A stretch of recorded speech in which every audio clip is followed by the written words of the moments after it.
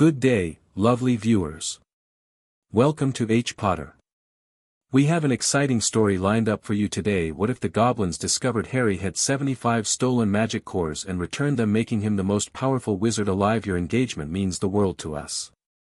Like, comment, and subscribe to help us grow and bring you more amazing content. Without wasting any time, let's start. Chapter 1, The Inheritance Revelation. Harry Potter slammed his fist against his bedroom wall, immediately regretting it as pain shot through his knuckles. 3 weeks at Privet Drive had already pushed him to the edge. Cedric's death replayed in his nightmares. The Ministry was smearing him in the papers. And his so-called friends had gone radio silent. Boy! Get down here! Uncle Vernon's bellow rattled the thin walls. Harry sighed, shoving his glasses up the bridge of his nose. What now? Probably more chores. Or maybe Vernon had found another daily profit that Hedwig had smuggled in. Either way, it meant trouble. Thundering down the stairs, Harry found Vernon standing in the hallway, purple-faced and trembling, holding a strange envelope between 2 fingers like it might bite. What, Vernon spat, is this? The envelope was unlike any Harry had seen before. Made of some metallic material that seemed to shift between silver and gold, it bore a wax seal with the Gringotts insignia, a magnificent G surrounded by interlocking runes. It's from the Wizard Bank, Harry said, reaching for it. Vernon yanked it back. Not another freakish letter in my house. Give it to me, Uncle Vernon. It's mine. Nothing's yours under my roof. Vernon growled, moving toward the fireplace. Harry lunged forward, but Vernon was quicker than his bulk suggested. He tossed the envelope into the flames with a triumphant sneer. But instead of burning, the envelope hovered above the flames. The metallic surface rippled like water, and the letter shot from the fireplace straight into Harry's outstretched hand with such force it nearly knocked him backward. The envelope grew warm in his palm. Tiny runes along its edge began to glow, and a gravelly voice emerged from the seal itself. Harry James Potter. Your presence is required at Gringotts Bank for a matter of highest urgency regarding your inheritance. Immediate attendance is mandatory. This message will repeat until acknowledged. Vernon's face had gone from purple to white. Petunia appeared in the doorway, her horse-like face twisted in horror. Make it stop, she hissed. Harry stared at the envelope. Inheritance? What inheritance? Sirius was still alive, and his parents' gold was already in his vault. I acknowledge the message, Harry said hesitantly. The envelope sealed itself shut, the runes faded, and it became just a peculiar piece of stationery again. You're not going, Vernon declared, finding his voice. More of your freakishness, they'll just send more, Harry interrupted. Probably goblins next time. In person. Asking questions about why I haven't responded. Knocking on doors. Talking to neighbors. Vernon and Petunia exchanged horrified glances. Fine, Vernon spat. Go. But don't expect us to drive you. Harry didn't. He'd already spotted the last line that had appeared on the envelope in glowing script, transportation arrives at sunset. Sunset came with a crack of apparition so precise it made the street lamps flicker. Harry, who'd been waiting on the curb with his wand hidden up his sleeve, found himself facing not the night bus, but a goblin in what appeared to be a finely tailored 3-piece suit. Mr. Potter. The goblin's voice was surprisingly deep. Grimclaw, Senior Transport Officer for Gringotts. Your hand, please. When Harry hesitated, the goblin's thin lips curved in what might have been a smile. The portkey requires skin contact, Mr. Potter. Unless you prefer apparition. Harry quickly extended his hand, remembering his last apparition experience with Dumbledore. The goblin placed a golden coin in his palm. It bore the same shifting runes as the envelope. 3, 2, the world compressed and spun. Harry felt the familiar hook behind his navel, but unlike the violent tug of most portkeys, this one felt controlled, almost gentle. When his feet touched ground again, he was standing in a marble chamber he'd never seen before in Gringotts. The room was circular, lit by floating orbs that cast dancing shadows across the walls.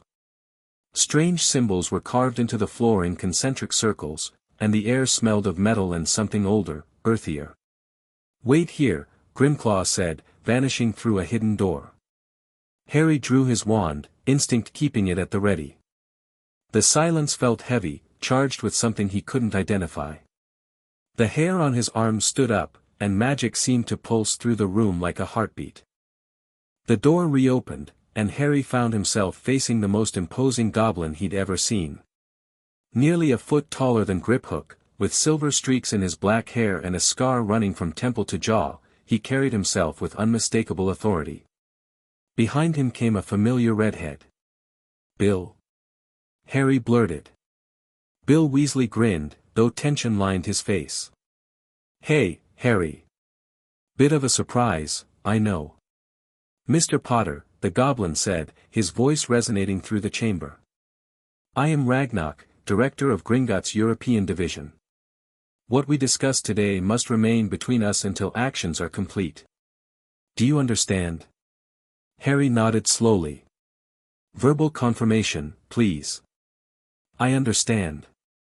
Ragnarok studied him for a long moment. "Curious. You already feel it, don't you? Even without knowing." "Feel what?" Instead of answering, Ragnarok gestured to the center of the room. The floor shifted, marble sliding away to reveal a basin filled with silver liquid that wasn't quite water and wasn't quite air. "William Weasley is here as a human witness and translator of goblin magic concepts. We discovered irregularities in your accounts during our centennial audit." "Irregularities?" Harry repeated. Bill stepped forward. "Harry, when's the last time you received a statement from Gringotts?" "I've never received a statement." The temperature in the room seemed to drop 10 degrees. Ragnarok's eyes narrowed to dangerous slits. "That confirms our suspicions," he said. "Mr. Potter, are you aware of what a magical core is?" Harry glanced at Bill, who nodded encouragingly. "It's the center of a wizard's magic, right? Like where our power comes from." "A simplified but adequate definition," Ragnarok said. "What if I told you that most wizards have one core, exceptionally powerful wizards might have two, and legendary wizards of history occasionally manifested three?" Harry shrugged. "I guess that makes sense." "And what if I told you," Ragnarok continued, his voice dropping, "that you were born with 78 cores?" The silence that followed was absolute. Harry stared, certain he'd misheard. "That's impossible," he finally managed. "Not impossible," Bill said quietly. "Just unprecedented. And currently, you only possess 3 active cores." Harry's mind raced. What happened to the others? Ragnarok waved his hand over the silver basin. The liquid rippled, then projected an image into the air, a glowing web of light with 3 bright spheres at its center and dozens of dim, tethered orbs floating at a distance. "They were extracted," Ragnarok said, the words falling like stones. 75 magical cores, removed from an infant and bound away from their rightful owner. "Stolen," Harry whispered, understanding dawning. "Someone stole my magic." "Yes." Ragnarok's teeth glinted. "The ultimate magical theft. And we found them, Mr. Potter. All 75 of your cores, identified through our audit magic. Gringotts wishes to return what is rightfully yours." Harry stared at the projection, at the pulsing lights that represented power that should have been his all along. His fingers tightened around his wand as anger surged through him. "Who took them?" he demanded. Bill and Ragnarok exchanged glances. "That's complex," Bill said carefully. "The cores were separated and distributed. Some were used in rituals. Others are stored in artifacts. Many are being used by individuals who may not know their origin." "Who took them?" Harry's voice hardened. The silver liquid swirled, forming a new image, a bearded figure placing a wand against an infant's forehead.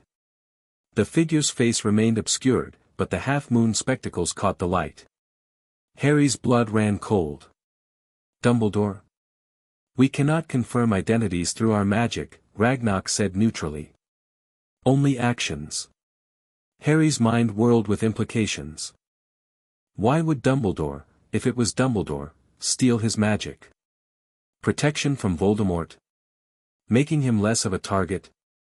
Or something darker? Can you really get them back? Ragnarok nodded once, sharply. We can, though the process is not without risk.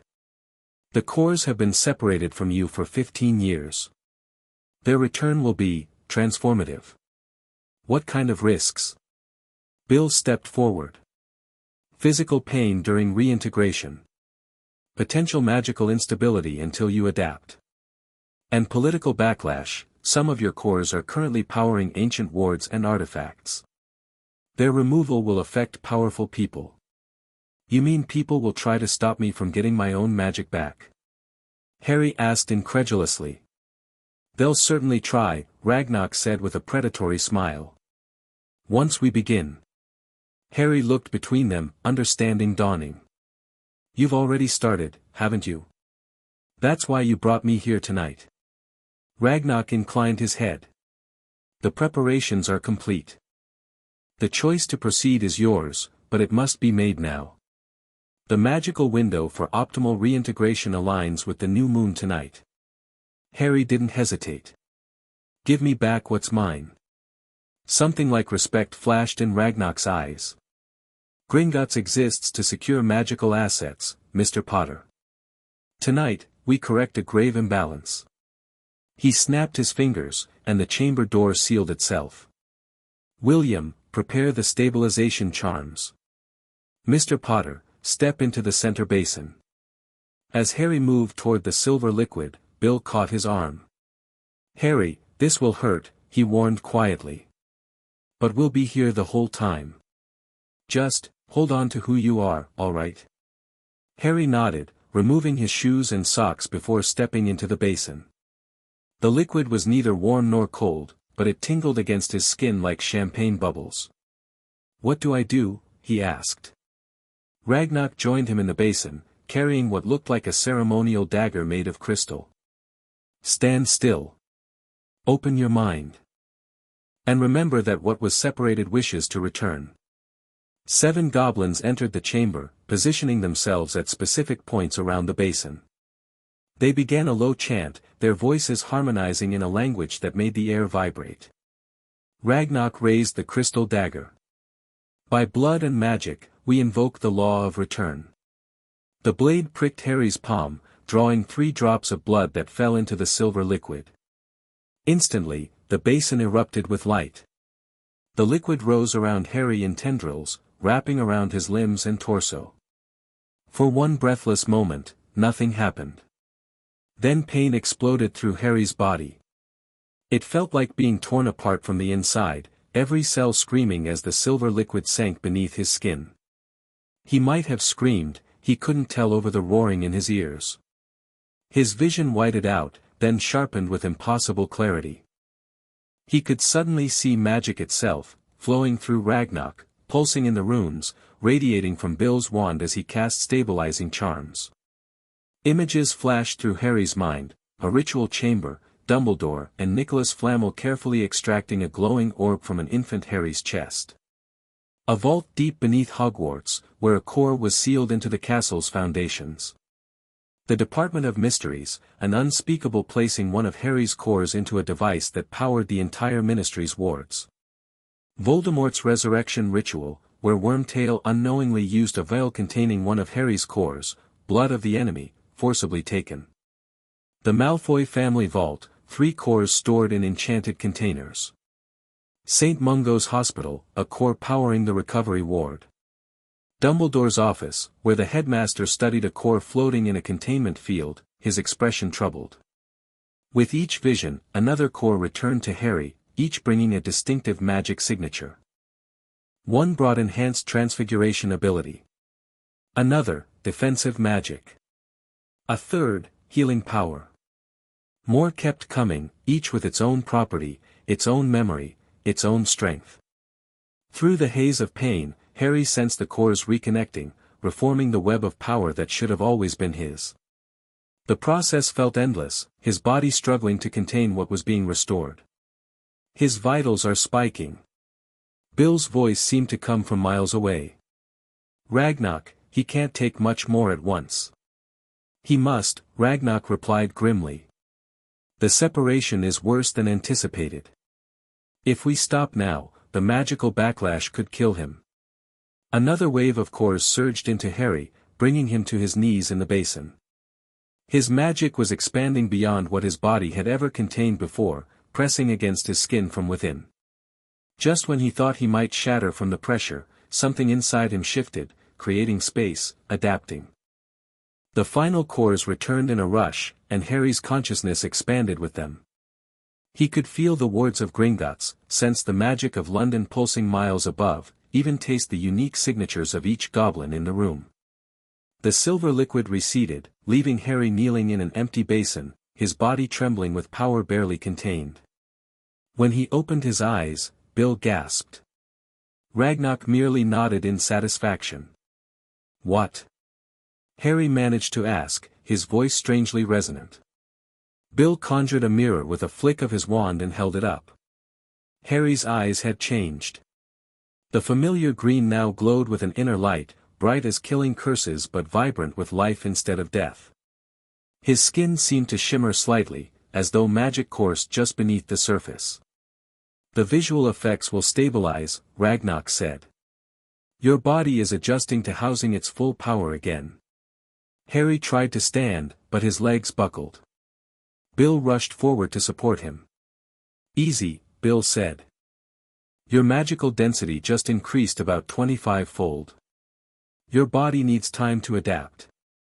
How long? Harry asked. Normally, years, Ragnarok answered. But your cores want to be together. I estimate days, perhaps weeks for basic stability. Harry looked down at his hands, where magic visibly coursed beneath his skin. I feel everything. Too much. The sensitivity will diminish as you acclimate, Ragnarok assured him. For now, we've prepared a warded chamber where you can safely recover. As if on cue, Harry's consciousness began to fade, his newly expanded magic overwhelming his mind's ability to process it all. The last thing he heard was Bill's voice, the hard part's just beginning, Harry. The magical world isn't ready for what you've become. Harry dreamed in magic. Colors he'd never seen before flowed through landscapes of pure energy. He soared through memories that weren't his, or perhaps were his, but from perspectives of his separated cores. He witnessed fragments of rituals, felt the touch of different wizards who had handled his stolen power. And through it all, a sense of wrongness from 15 years of separation battled with the rightness of reunion. He woke to find himself in a stone chamber, lying on a bed carved directly from crystal. The walls pulsed with containment wards, and silver threads of monitoring magic hovered above him. Welcome back, said a familiar voice. Harry turned to find Hermione sitting beside his bed, her eyes red-rimmed from crying but her smile relieved. Hermione? Harry's voice came out stronger than expected. What are you doing here? Bill contacted me, she explained, reaching for his hand but stopping just short of touching him. You've been unconscious for 2 days. The Goblins said you needed an anchor, someone whose magic you trusted completely. Harry's heart swelled with gratitude. Of course it would be Hermione. Always Hermione, standing by him when others disappeared. The Weasleys? He asked. Hermione's expression tightened. Bill swore a magical oath to the Goblins. He can't tell his family yet. And Ron? She hesitated. Dumbledore has the Weasleys under close watch this summer. At Dumbledore's name, Harry's newly enhanced magic surged reflexively. The monitoring threads above him flared red, and the crystal bed beneath him cracked. Harry! Hermione gasped. He closed his eyes, focusing on his breathing the way he did when resisting the imperious curse. Gradually, the wild magic receded. "Sorry," he murmured. "I saw things during the ritual. Dumbledore was involved in taking my cores." Hermione bit her lip. "The goblins showed me their evidence." "It's complicated, Harry. According to their records, the first extractions happened the night your parents died." "First extractions?" Harry repeated. "There were more. Over several years. The initial ones might have been for protection, your magical signature would have been too powerful, too traceable. But later." She trailed off uncomfortably. Harry tried to sit up, finding his body surprisingly responsive despite the magical overload. "Later what, Hermione?" "Some cores were used for what the goblins call greater workings. Major spells, enchantments that needed powerful magical batteries." Her eyes met his. "The wards around Privet Drive. Hogwarts reinforcements after the chamber incident. And..." She swallowed, "powering the blood protections that Dumbledore always said were keeping you safe." A bitter laugh escaped Harry. "So I was powering my own protection all along. With magic that was stolen from me. Magic that might have let me protect myself if I'd had it." Hermione didn't answer, but her silence was confirmation enough. "Who knows I'm here?" Harry asked, changing tack. "Just me and Bill among humans. The goblins have kept this completely secret, even from the Ministry." "But Harry..." Hermione leaned forward, her expression grave. "Things are happening. The Daily Prophet ran a story yesterday claiming you'd gone missing. Dumbledore arrived at Gringotts demanding information about unusual magic detected around your accounts. Let me guess, they didn't tell him anything. Goblins take bank privacy seriously. They said they'd informed their client directly of account matters, as required by treaty." A small smile touched her lips. Apparently, Dumbledore wasn't pleased. Harry tried to stand, and this time his legs supported him. The room spun briefly, then stabilized as his magic seemed to adjust, reinforcing his balance. "I need to see Ragnarok," he said. As if summoned by his words, the door opened to admit the Goblin director, followed by Bill Weasley. "Mr. Potter," Ragnarok acknowledged. "Your recovery exceeds expectations. The cores are stabilizing faster than we predicted," Bill added, casting diagnostic charms that produced complex patterns in the air. "Your magical pathways are adapting, creating new connections. It's fascinating." "What happens now?" Harry asked. "I can't stay hidden in Gringotts forever." Ragnarok's expression grew serious. "No, you cannot. Already, powerful factions are searching for you. The Ministry has issued an alert for an at-risk magical minor. Dumbledore has activated his order. And our wards have detected dark probes. The one who styles himself a lord is aware something has changed. Voldemort can sense this." Harry touched his scar reflexively, but found it didn't hurt despite thinking of the Dark Lord. "Your magical signature has fundamentally altered," Bill explained. "Any connection previously established would be affected." Hermione gasped. "The prophecy orb." "Harry, if your magical signature changed, the Department of Mysteries identification systems would no longer recognize it as yours," Ragnarok finished, looking impressed by Hermione's quick thinking. "Indeed, Miss Granger. The prophecy orb that could only be claimed by Potter or the Dark Lord now registers as unclaimed." Harry's mind raced with implications. "So Voldemort won't be trying to lure me to the Department of Mysteries anymore.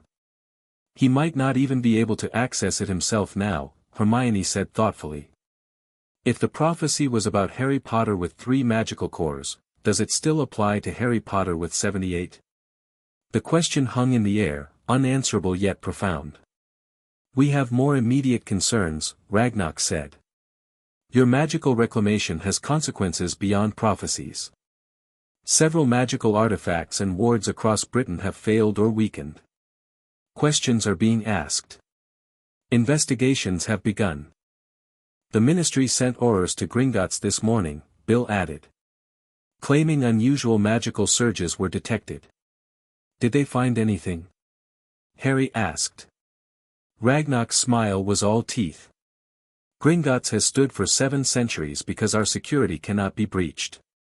However, you cannot remain here indefinitely without risking a diplomatic incident between the Goblin nation and Wizarding Britain. I need to leave, Harry concluded. But where can I go?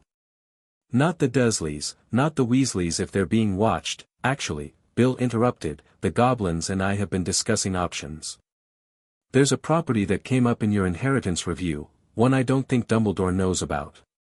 Hermione perked up. The cottage in Wales. From your grandmother's family? Harry stared at her. I have a cottage in Wales. You have several properties, Mr. Potter, Ragnar said. Most are known to your magical guardian. This one, however, passed to you through the maternal Evans line, not the Potter estate. It has remained unplottable and was only flagged during our comprehensive audit. Hope surged in Harry's chest. A place Dumbledore doesn't know about. Better than that, Bill said with a grin. A place already warded by old magic compatible with your own, since it came from your mother's family. Hermione found records suggesting your mother visited there the summer before her 7th year. Harry turned to Hermione, who blushed. I asked to see property records while you were unconscious. I thought we might need options. Always thinking ahead, Harry said warmly, feeling a rush of gratitude toward her. Ragnar cleared his throat. Before you depart, there are matters requiring immediate attention. First, your legal status. With your magical maturation accelerated by the core restoration, you qualify for early magical majority under Clause 7 of the Wizarding Maturity Statutes. Bill handed Harry a parchment. This declaration, if you sign it, establishes you as magically adult. It doesn't affect Muggle law, but in the wizarding world, you'd no longer require a guardian. Harry's hand hesitated over the parchment. What's the catch? Political, Hermione answered before Ragnar could. The Ministry will challenge it. Dumbledore will fight it. And it announces to everyone that something major has changed about your magic. But it also protects you, Bill added. No one can force you back to the Dursleys. No one can make medical or educational decisions for you. And most importantly, no one can legally bind your magic again.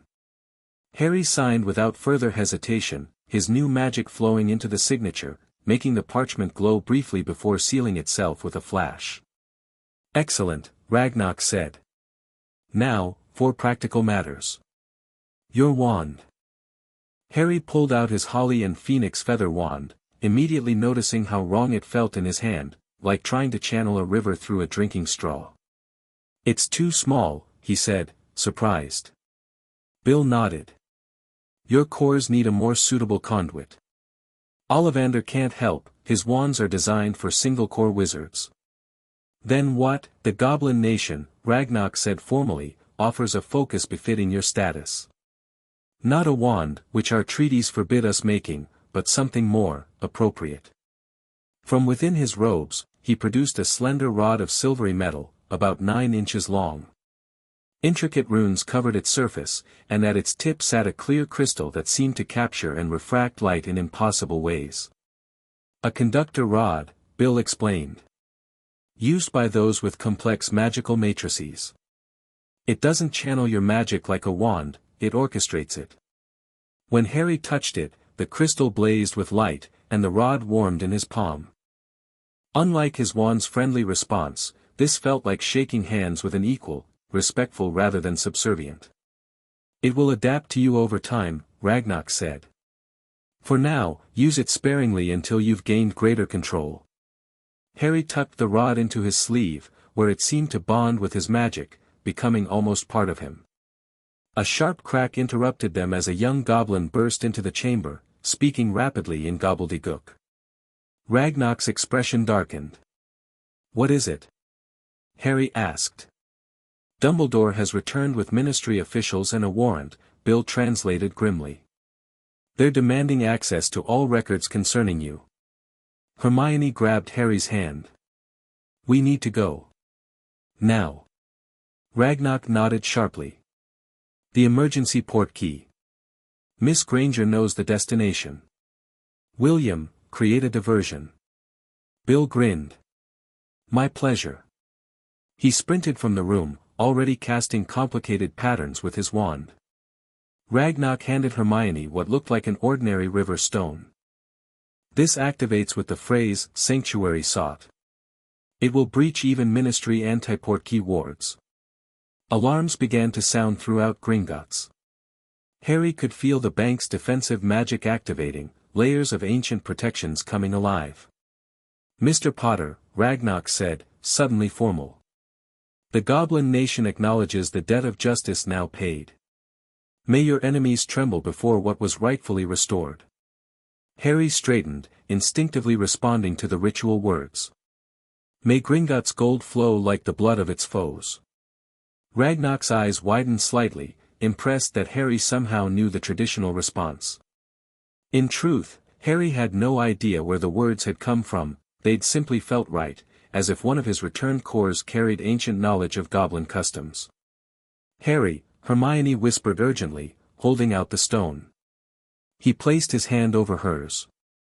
Their eyes met, and in that moment, Harry saw absolute trust in her gaze, despite everything that had changed. Sanctuary sought, they said together. The world dissolved in a swirl of magic, Gringotts vanishing as they were pulled across space to the unknown haven of his mother's legacy. The cottage materialized around them, or rather, they materialized inside it. Harry stumbled slightly as his feet hit solid ground, but his newly enhanced magic instinctively steadied him. The room they arrived in was small but cozy, with worn wooden floors and whitewashed walls. Dust covered every surface, but beneath it lay signs of a home once loved, faded cushions on a window seat, bookshelves filled with both magical and muggle titles, dried flowers hanging from ceiling beams. More striking than the physical space was the magic. The cottage hummed with protections that responded to Harry's presence, warming and strengthening as if recognizing him. It knows you're an Evans, Hermione said softly, watching the subtle glow that pulsed through the walls. The blood wards are acknowledging you. Harry moved through the space, trailing his fingers along surfaces. Images flickered in his mind, a young Lily Evans reading in the window seat, an older woman who must have been his grandmother tending herbs in a garden visible through the back window. I never knew any of this existed, he murmured. All those years at the Dursleys, and I had a home of my own. Hermione's expression darkened. Dumbledore must have known. Property records aren't that hard to find if you're looking. Maybe he didn't look, Harry suggested, though doubt colored his voice. Or maybe he thought the Dursleys' protection was more important. Or maybe he didn't want you having a connection to your mother's magical heritage, Hermione said quietly. Not if he was siphoning off your magic. Harry didn't respond, his attention caught by a shimmer in the air near the cottage door. Instinctively, he reached out with his magic, touching the disturbance. A projection appeared, a woman in her early 20s with familiar green eyes and dark red hair. Hello, Lily Evans Potter's image said. If you're seeing this, you're of Evans blood and have activated the cottage's recognition wards. I've left this message as a failsafe. There are things you should know about our family's magic. Harry froze, staring at his mother's face. She looked so young, not much older than he was now. First, the projection continued, Evans' magic has always been unusual. We're not purebloods, but our line has produced uniquely powerful witches for generations, always through the female line until me. Our magic tends toward multiple cores, I have 4, which Ollivander said was extraordinary. If you're seeing this, you likely have similar potential. Hermione gasped softly beside Harry. Second, this cottage contains a library hidden behind the kitchen pantry. The entrance reveals itself to Evans' blood. Inside, you'll find our family's magical research, particularly regarding multiple magical cores and their properties. The projection of Lily looked nervous suddenly. I'm recording this because I fear something is coming. James and I have gone into hiding.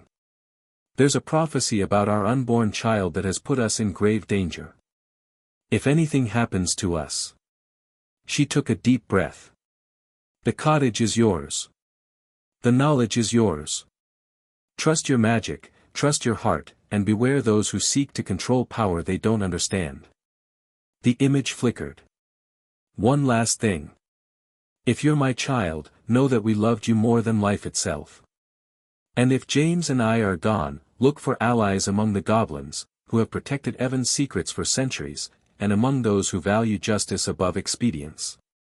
The projection faded, leaving Harry staring at empty air, his throat tight with emotion. "Harry," Hermione whispered, touching his arm gently. She knew. "Your mother knew something wasn't right." "She had multiple cores too," Harry said, his voice rough. "It's an Evans trait." "Which means?" "The 78 cores were natural," Hermione finished. "Not a fluke or accident. You were born with them, meant to have them." Harry moved toward the kitchen in a daze, finding the pantry door exactly where his mother's projection had indicated. When he placed his palm against the wood, it warmed beneath his touch, and the entire back wall shimmered before dissolving to reveal a hidden chamber. The room beyond was larger than should have been possible in the small cottage, magically expanded to hold floor-to-ceiling bookshelves, a massive wooden table covered in parchments, and glass cases containing what appeared to be family heirlooms. Everything was preserved as if time had never touched it. "This is incredible," Hermione breathed, her academic excitement momentarily overtaking the gravity of their situation. "Harry, these books, some of these titles haven't been seen in centuries." But Harry's attention was caught by something else, a pensieve sitting on a pedestal in the corner, with labeled memory vials arranged beside it. One vial, marked with his name and the date of his birth, glowed faintly as he approached. "She left memories," he said, reaching for the vial. Hermione caught his hand. "Harry, wait. We should secure the cottage first. Bill said he'd join us as soon as he could slip away from Gringotts, but until then, we're vulnerable." The practical reminder snapped Harry back to their precarious situation. "You're right. What do we need to do? The property already has blood wards tied to your family, but they've weakened over time." Hermione pulled out her wand. "With your new magical strength, you could reinforce them significantly." Harry reached for his conductor rod instead of his wand. The moment his fingers touched the silvery metal, he could feel the property's existing protections like a map in his mind. "I can see the weak points," he said, surprised. "It's like, the wards are talking to me." "That's extraordinary," Hermione said. "Most wizards need complicated diagnostic spells to assess ward structures." Harry moved to the cottage's front door, conductor rod extended. Instinctively, he pushed his magic through it, feeling for the ancient protections laid by generations of Evans witches. When he found them, he didn't cast spells so much as feed power directly into the existing framework, his 78 cores providing energy that made the entire property hum with renewed protection. The wards visibly manifested for a moment, a dome of interlocking shields shimmering gold and silver before fading from sight, though Harry could still feel them pulsing with his magic. "That was..." Hermione trailed off, eyes wide. "Harry, you just recharged centuries-old wards without a single incantation." Harry stared at the conductor rod in his hand, which glowed softly before returning to its silvery sheen. It felt natural. Like the wards recognized me. A crack of apparition outside the property made them both jump. Harry moved protectively in front of Hermione, conductor rod raised, only to relax when he saw Bill Weasley's distinctive red hair through the window. The wards rippled but allowed him passage. Harry had unconsciously keyed him in during the reinforcement. "You've been busy," Bill said as he entered, whistling at the magical residue still visible in the air. "I've never seen wards this dense outside of Gringotts itself." "Is everything okay at the bank?" Hermione asked anxiously. Bill's expression turned grim. "Depends what you mean by okay. Dumbledore and the Ministry left without finding anything, but not before threatening sanctions against the Goblin nation for harboring a minor without guardian consent. They can't do that, Hermione protested. The treaties get reinterpreted when powerful wizards are desperate, Bill said darkly. Fudge is panicking because the Unspeakables reported multiple magical artifacts suddenly failing throughout the Ministry. Dumbledore is, well, I've never seen him like that. Like what? Harry asked quietly. Bill seemed to choose his words carefully. Afraid, I think. When Ragnarok hinted that magical property might have been restored to its rightful owner, Dumbledore went white as a ghost. He kept saying something had to be stabilized before it was too late. He meant me, Harry said. He thinks I'll lose control of all this magic. Will you? Bill asked bluntly. Harry considered the question honestly, looking inward at the vast network of cores now integrated into his being. They weren't fighting him or overwhelming him anymore, they felt like they belonged, like parts of himself returned after a long absence. No, he said with certainty. This magic is mine. It always was. I just need to learn how to use it properly. Bill studied him for a long moment before nodding. Then let's make sure you get that chance. The Goblins sent supplies. He pulled a shrunken trunk from his pocket, enlarging it with a tap of his wand. Food, clothes, books on advanced magic, and communication mirrors linked to Gringotts. What about the trace? Hermione asked. Won't the Ministry detect magic here? Your declaration of magical majority took care of that, Bill assured Harry. Your trace was automatically removed when the document was filed. As for Hermione. He produced a thin silver bracelet. Goblin made. It'll mask your magical signature completely. As Hermione slipped on the bracelet, Harry turned to the window, looking out at the Welsh countryside surrounding the cottage. Somewhere out there, Dumbledore was searching for him. The Ministry was in chaos. And Voldemort. What will Voldemort do, he wondered aloud. If he can feel that my magic has changed? Adapt his plans, Bill said grimly. The question is whether he'll see you as a greater threat or a greater prize. Harry's fingers tightened around the conductor rod. Let him come. I'm not hiding anymore. Hermione exchanged worried glances with Bill. Harry, you need time to adjust to your magic. Rushing into confrontations now would be dangerous. I'm not suggesting we march to Malfoy Manor, Harry clarified. But I won't spend another summer isolated and in the dark. Not when I finally have the power to make a difference. Bill's expression was thoughtful. The Daily Prophet will announce your disappearance tomorrow. Dumbledore's already spinning it as a kidnapping, suggesting Death Eaters may be responsible. So perfect for him, Harry said bitterly. He gets to look concerned while searching for me, and if Voldemort does find me first, he's covered his political bases. We need to control the narrative, Hermione said suddenly. Luna's father, the Quibbler. He'd publish your side of the story. Harry's eyes lit up. Brilliant, Hermione. But not yet. First, I want to see what my mother left in that pensieve. Then we'll decide our next move. As if responding to his decision, the cottage wards pulsed with renewed strength, the Evans magic recognizing and supporting its heir.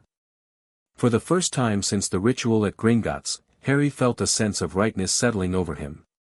The wizarding world isn't ready for what I've become, he echoed Bill's earlier words.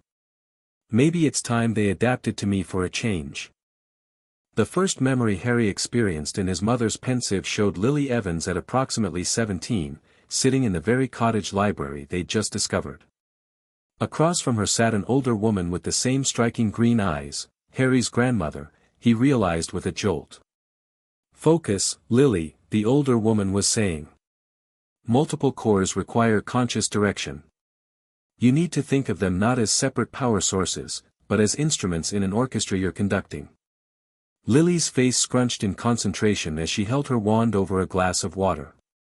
The liquid began to rise, forming shapes in the air, first a sphere, then a cube, then a complex crystalline structure. Better, her grandmother approved. You're coordinating your cores more smoothly. The fourth one still lags behind.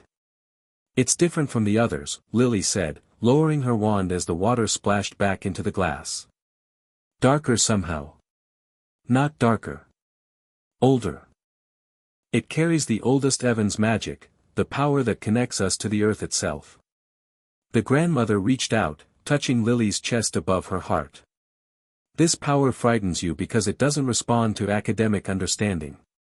It responds to emotion, to intent. Dumbledore says emotion makes magic unstable, Lily argued. The grandmother's expression hardened. Albus Dumbledore fears what he cannot categorize or control.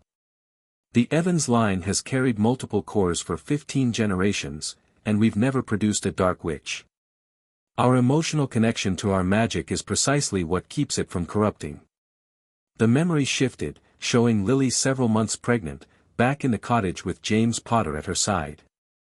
A goblin healer stood before them, conducting some kind of magical examination. Extraordinary, the goblin was saying. I've never seen readings like these. The child has multiple core formations already, far more than even your 4, Mrs. Potter. James looked stunned. Is that normal? Is the baby all right? More than all right, the goblin assured him. But unprecedented. I count at least 70 distinct magical cores forming. Your son will be the most naturally powerful wizard born in centuries. Lily's hands protectively cradled her belly. Will he be able to control so much magic? With proper guidance, yes. Evan's blood carries the ability to harmonize multiple cores. The goblin hesitated. However, such power will be noticed. There are those who would seek to use or contain it. James's expression darkened. Voldemort. Him, certainly, the goblin agreed. But others as well. Power attracts those who wish to wield it, regardless of their declared allegiances. The memory dissolved, reforming into a scene in a hospital room. Lily held newborn Harry in her arms while James stood guard at the door, tension evident in his posture. We need to leave, he said urgently. Dumbledore's on his way. Lily looked up sharply. You didn't tell him I was in labor. No, but he knows. Somehow, he always knows. James ran a hand through his hair in frustration. Lily, remember what the goblin said. We can't let anyone know how powerful Harry is until he's old enough to protect himself. Lily nodded, determination hardening her features. The concealment charm. We'll have to mask his magical signature. Will it hold against Dumbledore's detection spells? It has to. Lily pressed a kiss to baby Harry's forehead, exactly where his scar would one day be. I, Lily Evans Potter, veil my son's magic by right of blood and love. Let none sense his true nature until he claims his inheritance. A soft golden glow enveloped the infant before sinking into his skin. Just as it faded, the door opened to admit Albus Dumbledore, his blue eyes twinkling behind half-moon spectacles. My dear friends, he said warmly. Forgive the intrusion, but I felt the most curious magical surge. Is everything all right with young Harry? Just fine, headmaster, James said, too quickly. The healer says he's perfectly healthy. Dumbledore approached, his gaze intensely focused on the baby. May I? Before either parent could object, he had drawn his wand, casting a silent diagnostic spell over Harry. His eyebrows rose slightly. Interesting, he murmured. His magic seems contained. Almost suppressed. The birth was difficult, Lily improvised smoothly. The healer said his magic might be subdued for a few days as a result. I see. Dumbledore's tone was pleasant, but his eyes remained calculating. Well, I'm sure he'll grow into a fine wizard regardless. After all, with the prophecy hanging over him, every advantage will be needed. The memory faded, and Harry found himself pulled into the final scene, his parents' home in Godric's Hollow, just days before their deaths. Lily was frantically packing a bag while James paced the room. "We should have left weeks ago," Lily was saying. "Peter's been acting strange, and I don't trust that Fidelius charm." "Dumbledore assured us, Dumbledore has his own agenda, James. You've seen how he watches Harry, how he's always checking his magical development." Lily slammed a book into the bag. "The concealment charm is weakening. Yesterday, he levitated his toy broom without touching it. If Dumbledore realizes how powerful he truly is, you think Dumbledore would hurt our son?" James looked troubled. "Not hurt. Use." Lily zipped the bag closed. "The cottage in Wales is ready. The goblins have prepared the inheritance ritual in case." Her voice broke. "In case we don't make it. It will keep Harry's cores dormant until he's old enough to claim them safely. And if Voldemort finds us before we can leave?" Lily's face set in grim determination. "Then I'll use the last resort ritual. It will cost my life, but it will protect Harry and bind his cores so deeply that neither Dumbledore nor Voldemort can access them." James wrapped his arms around her. "It won't come to that. We'll leave tonight, after Harry wakes from his nap." "Promise me," Lily insisted. "Promise that no matter what happens, you'll make sure Harry knows the truth someday. That his power is his birthright, not a weapon for others to wield." "I promise," James whispered, holding her tight as the memory faded to darkness. Harry emerged from the pensive gasping, tears streaming down his face. Hermione was beside him instantly, steadying him as his legs threatened to buckle. "They knew," he choked out. "They were trying to protect me from Dumbledore as much as from Voldemort." Bill, who had been keeping watch by the window, turned with concern. "What did you see?" Harry explained the memories as Hermione guided him to a chair. With each revelation, Bill's expression grew darker. "The old manipulative bastard," he finally muttered. "All these years, preaching about love being your power, when he was the one who helped suppress it." "My mother's sacrifice wasn't just to save me from Voldemort," Harry said, the truth crystallizing. "It was to save my magic from being exploited. The night she died, she enacted that last resort ritual, binding my cores to protect them." "Which means," Hermione said slowly, "that Dumbledore's blood protection story was only partially true. The real protection was hiding your magical potential until you were ready." "But something went wrong," Harry continued. "Instead of staying dormant until I claimed them, my cores were discovered and extracted." His fists clenched. "By the very person my parents were trying to protect me from." Bill paced the room, cursebreaker instincts clearly working. "It makes sense. Dumbledore arrives at Godric's Hollow, finds you survived, and detects unusual magic. He recognizes Lily's binding ritual but realizes he might be able to access your cores despite it. And then parcels them out," Harry said bitterly. "Keeping some for himself, using others for his precious greater good." "We don't know his full motivation," Hermione cautioned. "The memories show he was interested in your power, but not necessarily that he intended harm." Harry stood abruptly, his magic flaring with his anger, making the cottage lights flicker. "He stole 75% of who I am, Hermione. How is that not harm?" "I'm not defending him," she said quietly. "I'm trying to understand the full picture. If we're going to counter him effectively, we need to know exactly what he was trying to accomplish." The logical point deflated some of Harry's anger. "You're right. Sorry." Bill cleared his throat. "There's another angle to consider. With Harry's cores returned, what's happening to all the magic they were powering?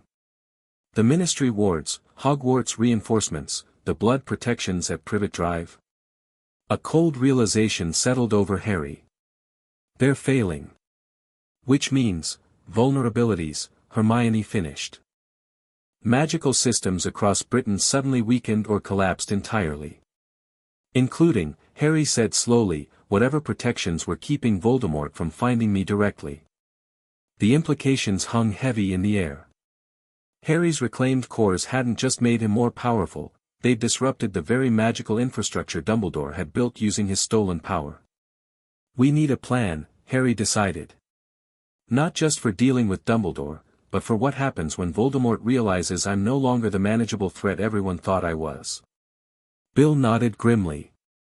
The goblins believe you have days, maybe a week before the major players locate you, even with these wards. Harry turned to the library shelves surrounding them. Then we have work to do. My mother preserved all this knowledge for a reason. It's time I learned exactly what an Evans wizard with 78 cores is capable of. As he spoke, his conductor rod warmed in his hand, and for a brief moment, Harry felt the cottage respond, the very foundations of the building resonating with his determination. He wasn't just the boy who lived anymore. He was something new, something unprecedented. And soon, the world would know it. Chapter 2, Power and Politics. Harry woke to sunlight streaming through unfamiliar curtains and the sound of quiet conversation from another room. For a moment, panic gripped him. Where was he? Then the events of the past few days rushed back. The goblins. The ritual.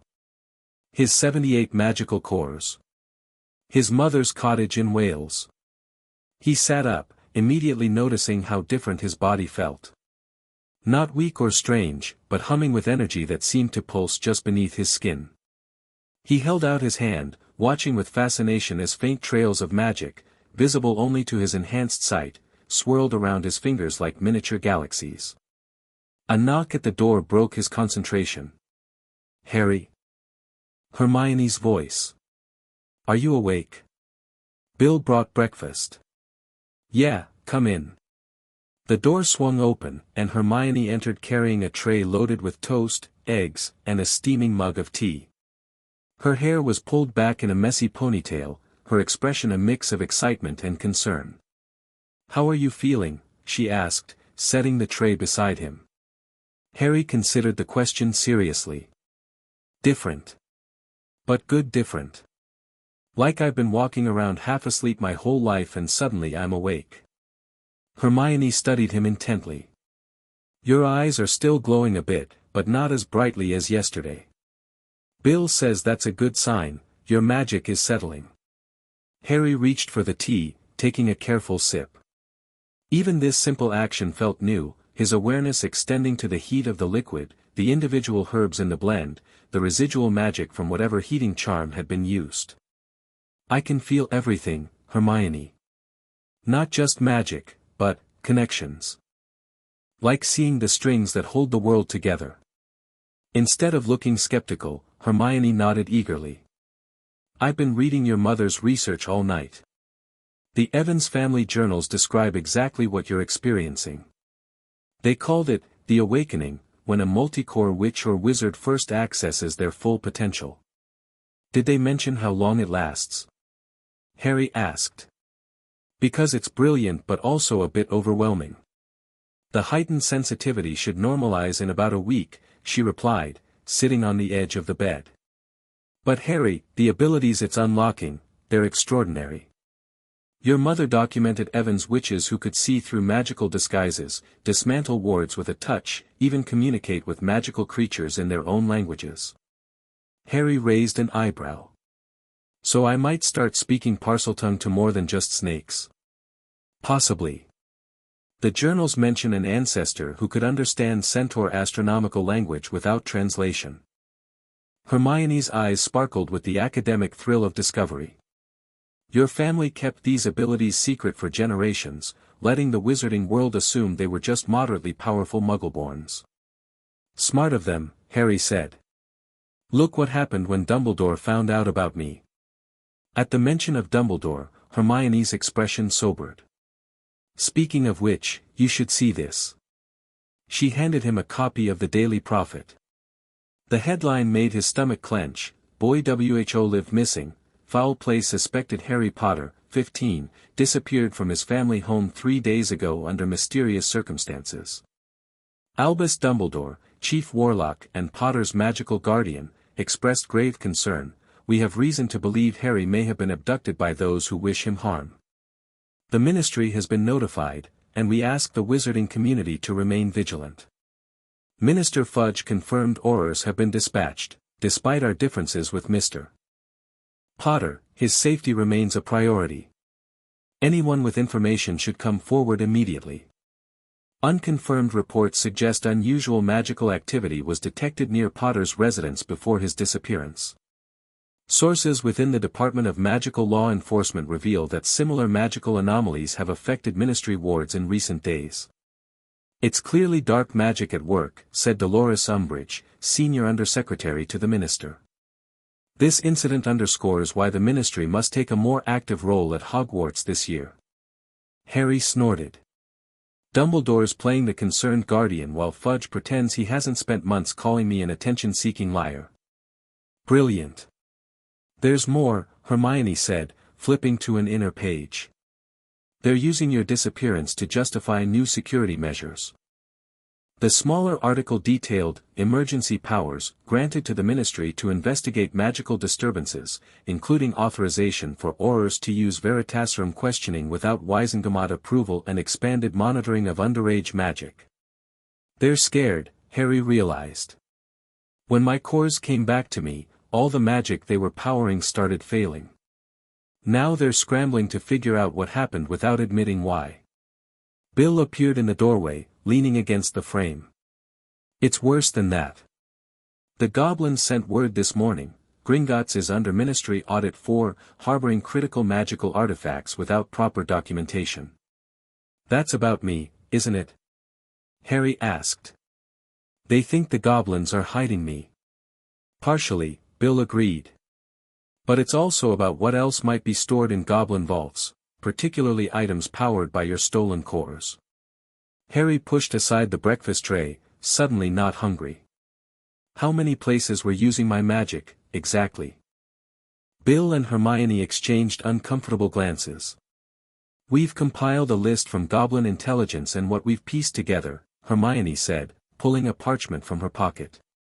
The major ones include the Ministry's security wards, the blood protections at Privet Drive, several artifacts in the Department of Mysteries, the Hogwarts defensive reinforcements, St. Mungo's healing chambers, and at least 7 private items held by Wizengamot members. Including Lucius Malfoy, Bill added grimly. The Goblins confirmed he has 3 of your cores stored in his family vault, though we don't know what he was using them for. Harry's magic reacted to his rising anger, the windows rattling slightly. So half the wizarding elite was literally running their lives on my stolen power, and now they're panicking because their magical batteries got pulled. That's one way to put it, Bill said. The good news is they don't know it's you specifically. They just know something fundamental has changed in Britain's magical infrastructure. They'll figure it out, Hermione warned. As soon as someone sees you with your new magical signature, they'll make the connection. Harry stood abruptly, moving to the window to look out at the misty Welsh countryside. Then we need a plan. I can't hide in this cottage forever, and honestly, I don't want to. What do you want to do? Hermione asked quietly. Harry turned, a determined glint in his still slightly glowing eyes. Learn to control this power properly. Then use it to finally end Voldemort, deal with Dumbledore's manipulations, and make sure no one ever steals magic from a child again. Bill whistled. Ambitious. But before you take on the whole wizarding world, you need to master the basics. Those 78 cores won't do you any good if they overwhelm you in a fight. Then teach me, Harry said simply. You're a cursebreaker. You understand complex magic better than most. I can teach you some, Bill agreed. But there are aspects of multiple cores I've never encountered. For that, you need specialized knowledge. Hermione perked up. The Evans Library has exercises specifically for multicore witches and wizards. I found training journals dating back 7 generations. That's a start, Bill nodded. But you might also need someone currently working with this kind of magic. Who? Harry asked skeptically. According to my mother's memories, Evans witches kept their multiple cores secret, and no one else has as many cores as I do. Not as many, no, Bill acknowledged. But there are other families with multi-core traits. Old families who might recognize what's happening to you and have techniques to help. Harry's eyes narrowed. You have someone specific in mind. The Greengrass family, Bill confirmed. Neutral in the last war. Ancient bloodline with ties to elemental magic. And according to Goblin records, they've produced multi-core witches and wizards for at least 10 generations. Daphne Greengrass? Hermione asked, surprised. The Slytherin in our year? Her father is Lord Greengrass, Bill explained. He's a client of Gringotts, and apparently, when news of the magical disturbances broke, he contacted his account manager specifically asking if it involved core magic. He knows something, Harry. Harry frowned. How can we trust them? They're Slytherins. Being Slytherin doesn't automatically make someone evil, Hermione chided gently. And the Greengrasses stayed neutral during the First War despite enormous pressure from both sides. The Goblins trust them, Bill added. That's rare enough to be significant. Harry considered this, absently running his fingers over the conductor rod he now kept constantly at his side. The silvery metal warmed slightly at his touch, as if offering reassurance. Fine, he decided. Contact them. But we meet on our terms, on ground we control. Bill grinned. Already arranged. Lord Greengrass agreed to a meeting tomorrow under Goblin mediation. Neutral territory with magical vows of non-aggression. Harry shook his head, impressed despite himself. You were pretty confident I'd agree. Not confident, Bill corrected. Just prepared. Now, shall we start your first lesson in multi-core control? Because from the way those books are hovering behind you, you need it. Harry spun around, startled to find 3 volumes from the nearby shelf floating in midair, apparently responding to his unconscious magic. With a thought, he tried to lower them gently back to their places, only to send them shooting across the room like missiles. Hermione ducked, and Bill caught one book with a quick levitation charm before it could smash through a window. Yeah, Harry admitted sheepishly. I think I need those lessons right away. The training room had once been the cottage's cellar, but Harry's mother had converted it into a magically reinforced practice space. The walls were lined with dampening runes that absorbed excess magic, preventing damage to the structure and hiding magical signatures from outside detection. First principle of multiple cores, Bill explained, standing in the center of the room, is that they're not just extra tanks of magic. Each core has its own personality, for lack of a better word. Its own affinity. Harry nodded, recalling how different each returning core had felt during the Gringotts ritual. Some felt calmer, others more volatile. Exactly. In most multi-core wizards, the cores develop natural harmony over time. But with 78 cores returned suddenly after 15 years of separation, they're all competing for attention, Harry finished, understanding dawning. That's why my magic keeps acting on its own. Different cores responding to different stimuli. Brilliant, Harry, Hermione said from where she sat cross-legged on the floor, surrounded by Evan's family journals. That matches what your great-great-grandmother wrote about core chorus theory. Bill rolled up his sleeves. The Evans approach seems to be visualizing your cores as instruments in an orchestra. You're the conductor, directing which sections play when. But before you conduct a symphony, I need to recognize each instrument, Harry said, the metaphor clicking. Get to know my cores individually. Let's start with something simple. Bill conjured a feather, letting it float to the floor. Levitate this using just one core. Not your main core, but one of the newly returned ones. Harry raised his conductor rod, then hesitated. How do I know which is which?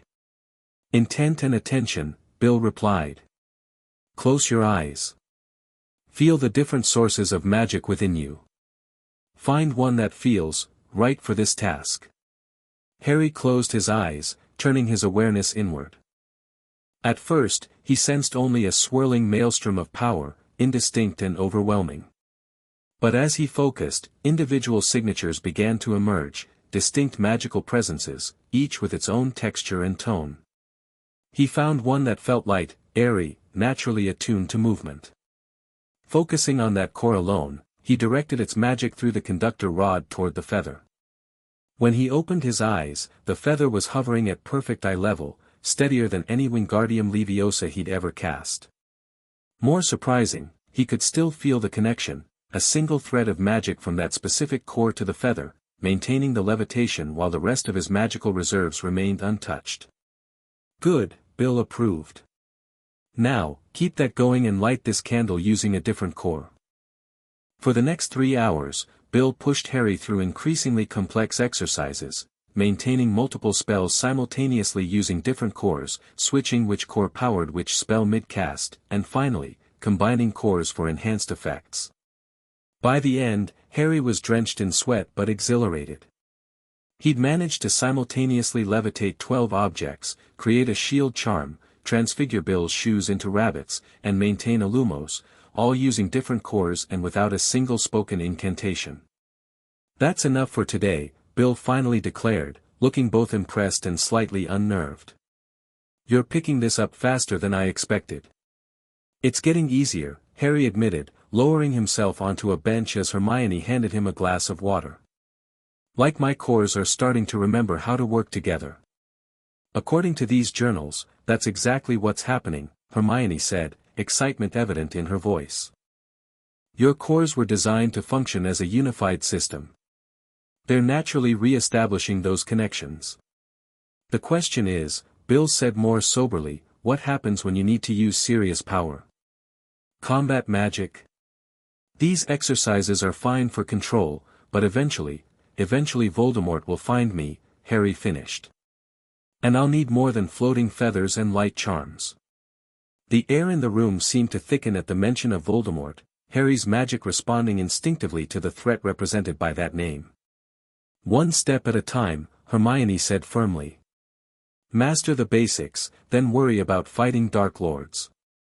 Before Harry could respond, a chime sounded throughout the cottage, the alarm they'd set to alert them to any magical communications. Bill drew his wand. "That'll be the goblin messenger. I'll check."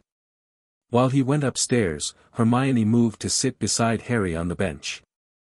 "How are you really feeling about all this?" she asked softly. "Not just the magic, but everything else, your parents, Dumbledore, what happens next?" Harry sighed, running a hand through his perpetually messy hair. "Honestly? Angry. Confused. But also, I don't know, relieved in a way.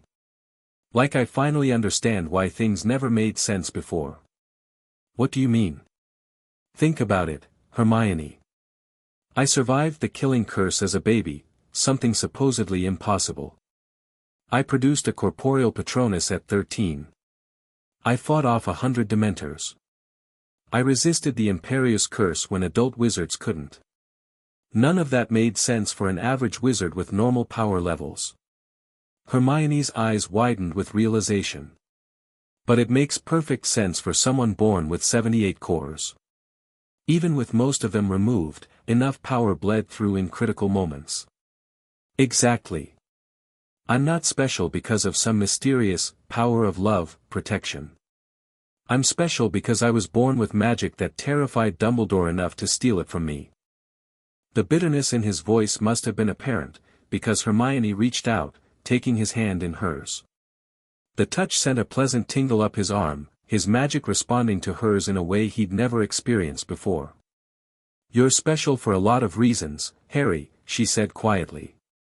"And while I'm furious about what was done to you, I'm just glad you're finally getting the chance to be who you were meant to be." Something shifted between them in that moment, a subtle change in the air, in the way their eyes met. Harry found himself acutely aware of Hermione's proximity, of the soft pressure of her hand in his, of the faint scent of parchment and lavender that always surrounded her. Before he could fully process these new feelings, Bill returned, looking grim. "We've got problems," he announced. "The Daily Prophet is running a special evening edition. Someone leaked information connecting your disappearance to the magical disturbances." He tossed down a newspaper. The headline made Harry's stomach drop, "Potter, victim or threat.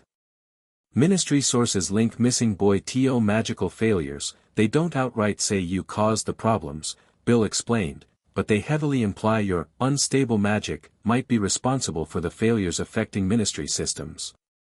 Hermione scanned the article rapidly. This is propaganda.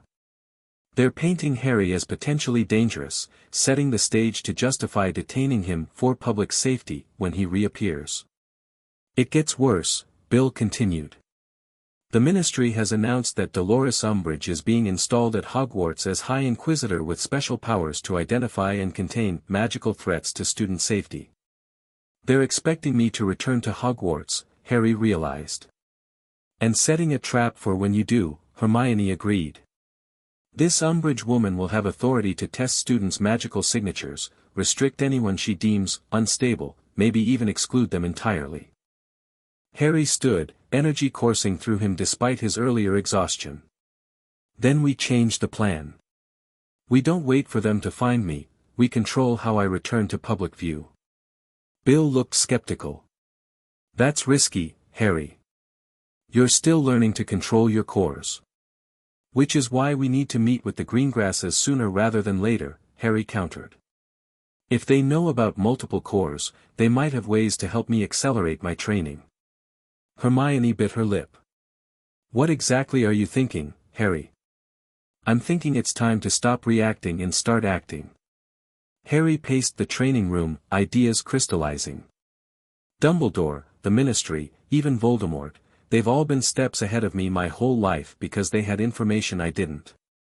Now I finally have knowledge and power they don't expect. It's time to use that advantage. To do what? Bill asked, though his tone suggested he was already intrigued. Harry's eyes, which had dimmed to almost normal during training, flared with renewed brilliance. To change the game entirely. Starting with the meeting tomorrow, we don't just ask the Greengrasses for help. We offer them an alliance. The goblin-mediated meeting location turned out to be a small stone circle hidden in a Welsh nature preserve.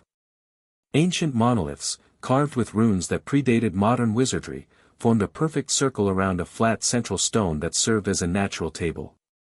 Harry, Hermione, and Bill arrived an hour early to secure the site and establish safety measures.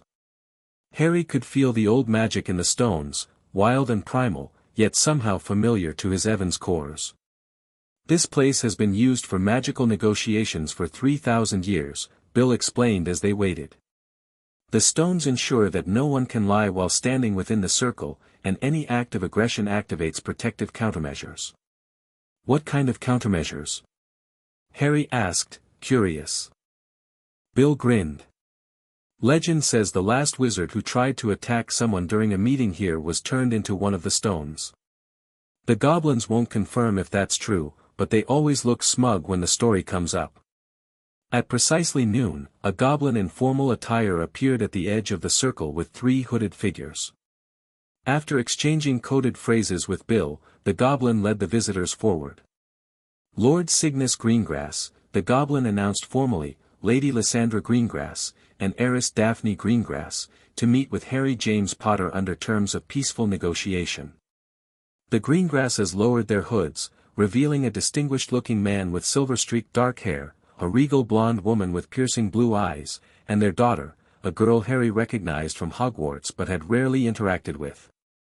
Daphne Greengrass had the same blonde hair as her mother, though her eyes were a more intense azure, currently fixed on Harry with undisguised fascination. Mr.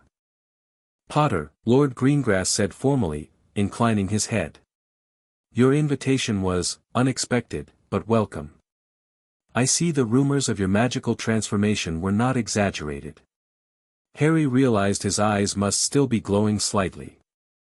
Thank you for coming, Lord Greengrass. I believe we have matters of mutual interest to discuss. The formal greeting seemed to satisfy some unspoken pureblood protocol, as the Greengrasses visibly relaxed and moved to take seats on stone benches within the circle. Before we begin, Lady Greengrass said, her voice cultured but warm, I believe traditional disclosure of intentions is appropriate, given the sacred ground we stand upon. Harry glanced at Bill, who nodded encouragingly. I'm here to seek knowledge about multiple magical cores and to propose a potential alliance beneficial to both our families. Lord Greengrass raised an eyebrow, seemingly impressed by Harry's direct approach. We come to assess the nature of recent magical disruptions, offer assistance if appropriate, and explore possibilities for cooperation in turbulent times. The stones around them hummed faintly, accepting their stated intentions. Now, Lord Greengrass continued, perhaps you could explain how a young wizard presumed to possess a single magical core suddenly manifests the magical signature of a multi-core practitioner more powerful than any recorded in Britain for centuries. Harry exchanged glances with Hermione and Bill, then launched into a concise explanation of what they'd discovered, the stolen cores, the goblin ritual that returned them, and his Evans heritage of multiple cores. As he spoke, Daphne Greengrass leaned forward with increasing interest, while her parents exchanged meaningful looks. 78 cores, Lady Greengrass finally said, sounding both impressed and concerned. The most in our family's recorded history was 12, and that which became legendary for her magical innovations. The theft itself is unconscionable, Lord Greengrass added, genuine outrage in his voice. To separate a magical being from their cores violates the most fundamental magical ethics. That Dumbledore was involved. He shook his head in disgust. You don't seem surprised, Hermione observed carefully. About Dumbledore's involvement? No. Lord Greengrass's expression hardened. The Greengrass family has maintained neutrality in wizarding conflicts for generations, Miss Granger, which affords us a unique perspective. We've observed Albus Dumbledore's manipulation of power dynamics for decades. He presents himself as a champion of the light while operating in moral gray areas that would shock his followers. Father has a collection of evidence, Daphne spoke for the first time, her voice cool and precise. Documented cases where Dumbledore's actions contradicted his public positions. Nothing overtly illegal, he's too clever for that, but ethically questionable, especially regarding powerful magical artifacts and abilities. Harry found himself reassessing the Slytherin girl he'd barely noticed at school. Her analytical assessment reminded him of Hermione, though with a more politically calculated edge. What I don't understand, Hermione said, is why. Why would Dumbledore steal Harry's cores in the first place? Lady Greengrass answered, her expression thoughtful. Control, most likely. A wizard born with 78 cores would be impossible to manipulate or direct. Such power would make you effectively independent of all existing magical authorities. Which would complicate prophecy fulfillment, Lord Greengrass added meaningfully. Harry stiffened. You know about the prophecy? Not its contents, Lord Greengrass clarified. But its existence is whispered in certain circles. Dumbledore has been positioning you since infancy, Mr. Potter. Whatever role he believes you must play, it apparently requires you to be powerful enough to face the Dark Lord, yet dependent enough to follow Dumbledore's script. The assessment was uncomfortably accurate, matching Harry's growing suspicions about his entire life under Dumbledore's distant guidance. How can you help me? Harry asked directly. I'm still learning to control this power, and time is limited before the Ministry or Voldemort finds me. The Greengrasses didn't flinch at Voldemort's name, a point in their favor, Harry thought. Daphne, Lady Greengrass said simply. Her daughter nodded, reaching into her robes to withdraw a small book bound in blue leather. Our family grimoire contains techniques specifically for multiple core management that aren't found in standard magical education.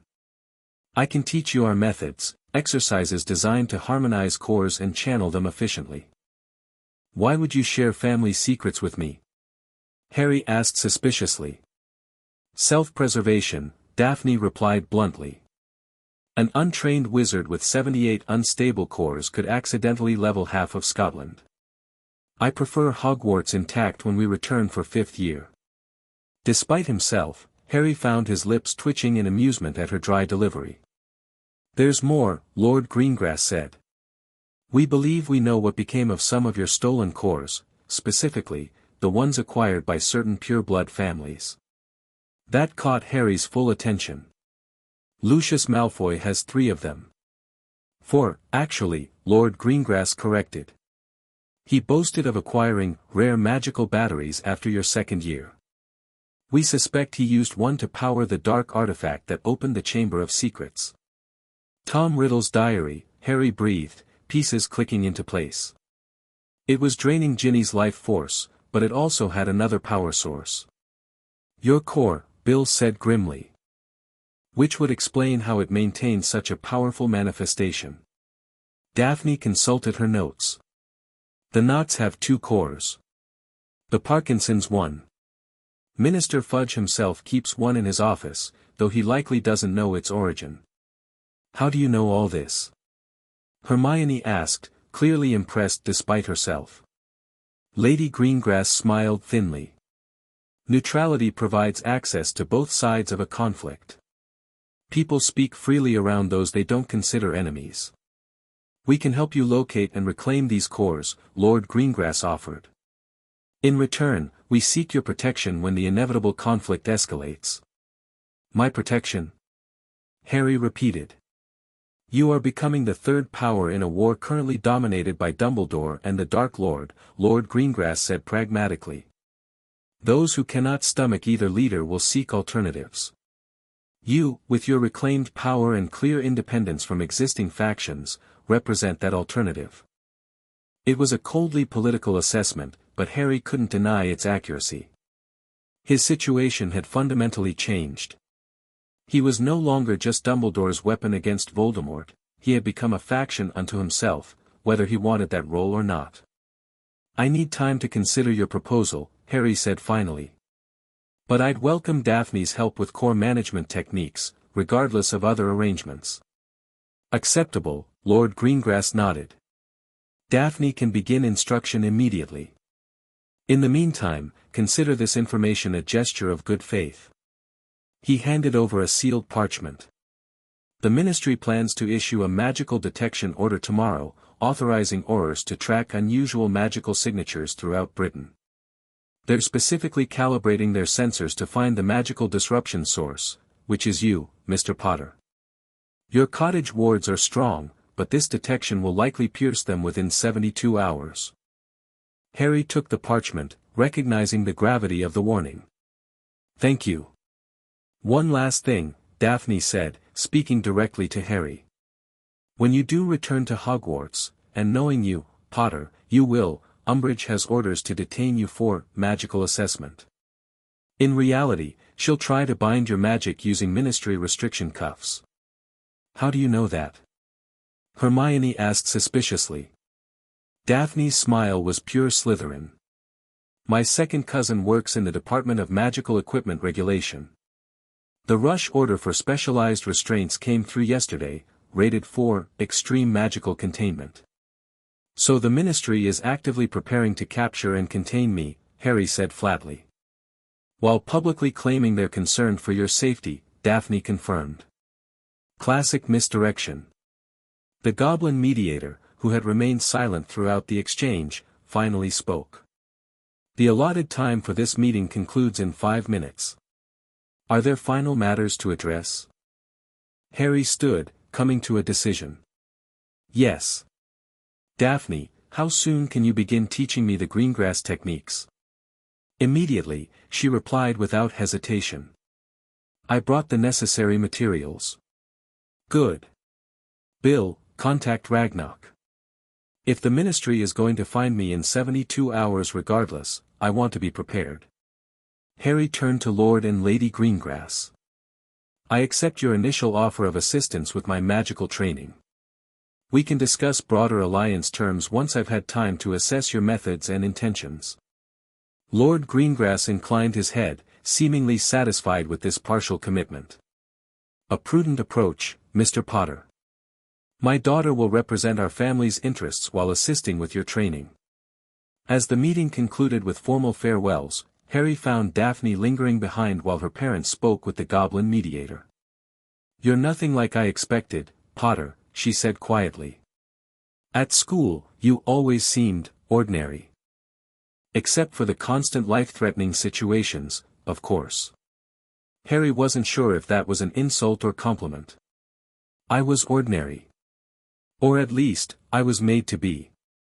Not anymore. Her gaze traveled over him assessingly. The magic coming off you now, it's like standing next to a dragon pretending to be a house cat. Is that why your family is really interested in an alliance? They think I'm dangerous. Daphne's expression turned serious. My family has survived centuries of magical conflicts by recognizing shifting power dynamics before others do. What's happening to you represents the biggest magical shift in generations. She paused. Also, anyone who's managed to annoy both Dumbledore and the Dark Lord simultaneously deserves at least some consideration as an ally. Despite everything, Harry found himself smiling at her dry humor. Fair enough. I'll see you back at the cottage, then. Daphne nodded. I hope you're a quick study, Potter.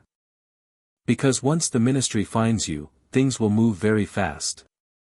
As Harry rejoined Hermione and Bill for the return journey, he couldn't shake the feeling that Daphne's warning was an understatement. The countdown had begun, and soon, he would face the consequences of reclaiming his stolen power. Daphne Greengrass proved to be a demanding but effective teacher. Unlike Bill's methodical approach focusing on individual core recognition, the Greengrass technique centered on rapid core harmonization through intensive magical pressure. You're thinking too linearly, she criticized during their third session in the cottage's training room. Multiple cores don't work in sequence, they function as a unified system. Stop trying to direct each core separately and focus on the collective intent. Harry, drenched in sweat from maintaining a complex shield charm that kept fragmenting, growled in frustration. That's what I'm trying to do. No, you're still thinking like a single-core wizard juggling multiple sources. Daphne circled him, her clinical assessment reminiscent of Professor McGonagall. Your Evans training taught core separation, useful for precision work. Our approach emphasizes core unification, essential for powerful applications. She drew her wand, conjuring a floating sphere of blue fire. Attack this with everything you have. Don't think about which cores to use, just pour your magic into the target. Harry raised his conductor rod, hesitating as he tried to follow her instructions. When he finally cast, the spell was powerful but unfocused, dissipating before reaching the target. Daphne sighed dramatically. You're overthinking. Here, without warning, she flicked her wand, sending a stinging hex directly at Hermione, who had been observing from the sidelines. Harry's reaction was purely instinctive. His magic surged through the conductor rod in a focused blast that not only intercepted Daphne's hex but created a shield around Hermione so powerful it made the air shimmer. That, Daphne said smugly, is unified core action. Your protective instinct bypassed your analytical mind and channeled your magic naturally. You could have warned me, Harry snapped, though his anger faded when he realized her strategy had worked. Hermione, looking slightly shaken but impressed, examined the shield still surrounding her. The magical density is remarkable. It's like being inside solid magic. Emotional catalysts create the strongest unified responses, Daphne explained unapologetically. Fear, anger, protective instinct, they bypass conscious limitations. Is that why multiple cores respond to emotional magic more effectively? Hermione asked, her academic curiosity overcoming her annoyance at being used as bait. Daphne nodded. Single-core wizards are taught to suppress emotion during spellcasting because it can make magic erratic. But for multiple-core practitioners, controlled emotional focus actually harmonizes the cores more effectively than pure intellectual direction. Harry considered this, recalling how his most powerful magic had always emerged in emotionally charged moments, facing the Dementors to save Sirius, confronting the Basilisk to rescue Ginny, even producing his first successful Patronus when he believed he could. So instead of suppressing emotion during spellcasting, he said slowly, I should be channeling it. Exactly, Daphne confirmed. Not wild, unchecked emotion, that's still dangerous. But focused emotional intent. The Greengrass method uses meditative techniques to cultivate specific emotional states linked to magical purposes. She opened her family's grimoire to a page filled with intricate diagrams showing swirling patterns of color. These are emotional magical mappings.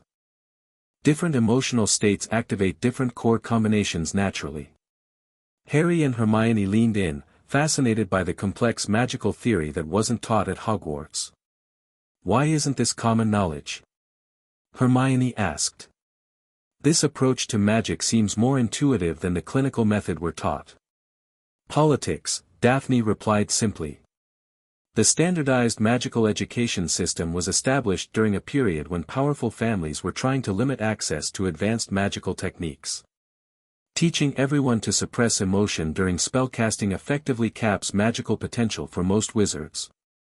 Except those from families who preserved alternative methods, Harry concluded, understanding dawning. Like the Greengrasses. And apparently the Evans line. Precisely. Daphne closed her grimoire. Now, let's continue. This time, focus on the feeling that drove you to protect Hermione, but direct it deliberately at the target.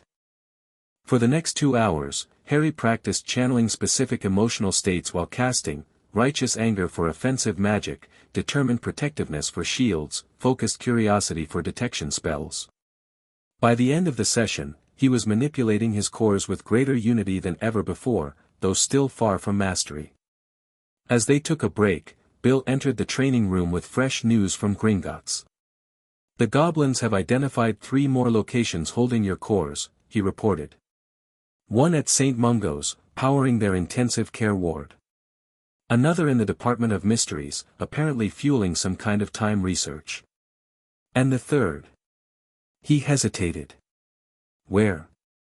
Harry prompted. Number 12, Grimmauld Place. Sirius's family home, currently serving as Order headquarters. Harry stiffened. Dumbledore is keeping one of my cores at Order headquarters. According to the Goblins, it's integrated into the house's Fidelius charm, Bill explained. Which explains why the protection has been unusually powerful despite the charm's age. Can we retrieve them? Hermione asked. Bill nodded cautiously. The Goblins believe so, but it's complicated. The St. Mungo's core would be easiest, a simple extraction ritual. The Department of Mysteries would require infiltration. As for Grimmauld Place. He looked directly at Harry. You'd need Sirius's cooperation, since he's the property owner. Harry ran a hand through his hair, thinking rapidly. I need to contact Sirius anyway. He must be worried sick with all the reports about my disappearance. It's risky, Hermione warned. Any communication could be monitored. And if Dumbledore realizes you're contacting Sirius, he'll know I'm alive and acting independently, Harry finished. But that's going to happen soon anyway. The Ministry's detection spells will find us within 2 days, according to Lord Greengrass. Which means we need to accelerate your training, Daphne interjected. And make decisions about your public reappearance. Once you're found, you'll have to either confront the Ministry directly or return to Hogwarts under their new restrictions. Harry paced the training room, his magic swirling visibly around him as he considered options. I'm not hiding anymore.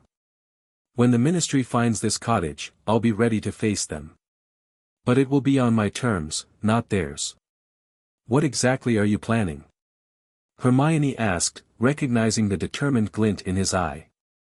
A demonstration, Harry replied simply. When the Aurors come, they'll expect to find a confused teenager they can contain and control. Instead, they'll meet someone with the power to demand answers about why my magic was stolen and who authorized it. Daphne raised an eyebrow. Bold strategy, Potter. But what if they send more than just Aurors? What if Dumbledore comes himself? I'm counting on it, Harry said grimly. It's time he and I had an honest conversation about what he's been doing with my cores for the past 14 years. The room fell silent as the implications of this confrontation settled over them. Finally, Bill spoke up. If you're determined to do this, we need to prepare properly. Magical demonstration, political leverage, physical security, everything must be considered. I'll contact Sirius tonight, Harry decided. Not just for the core at Grimmauld Place, but because I need to know where he stands in all this. He was my parents' best friend, he might know more about what Dumbledore was really doing. And I'll compile everything we've learned about your stolen cores, Hermione added. Concrete evidence of who took them and how they've been used. Daphne closed her grimoire with a snap. I'll inform my father of your decision. The Greengrass family has considerable political influence that could be useful when the Ministry tries to spin this situation. As they dispersed to prepare, Harry remained in the training room, drawing his conductor rod and focusing on the unified core technique Daphne had taught him. With deliberate intent, he channeled the complex emotions swirling within him, anger at the theft of his magic, determination to reclaim his autonomy, protectiveness toward those helping him. The magic that flowed through the conductor rod in response was unlike anything he'd previously experienced, not wild and erratic, but intensely focused, a perfect expression of his will. The silver rod glowed brilliantly, extending the magic into a shimmering staff of pure energy that illuminated the entire room.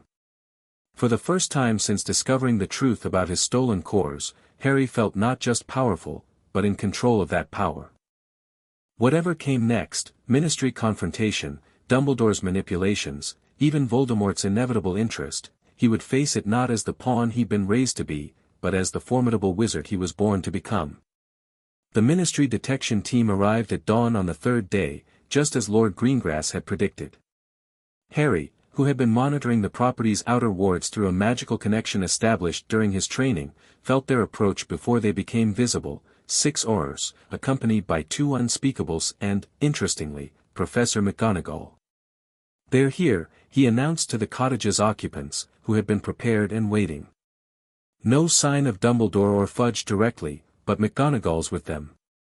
"McGonagall?" Hermione repeated, surprised. "That's unexpected." "Strategic," Daphne assessed.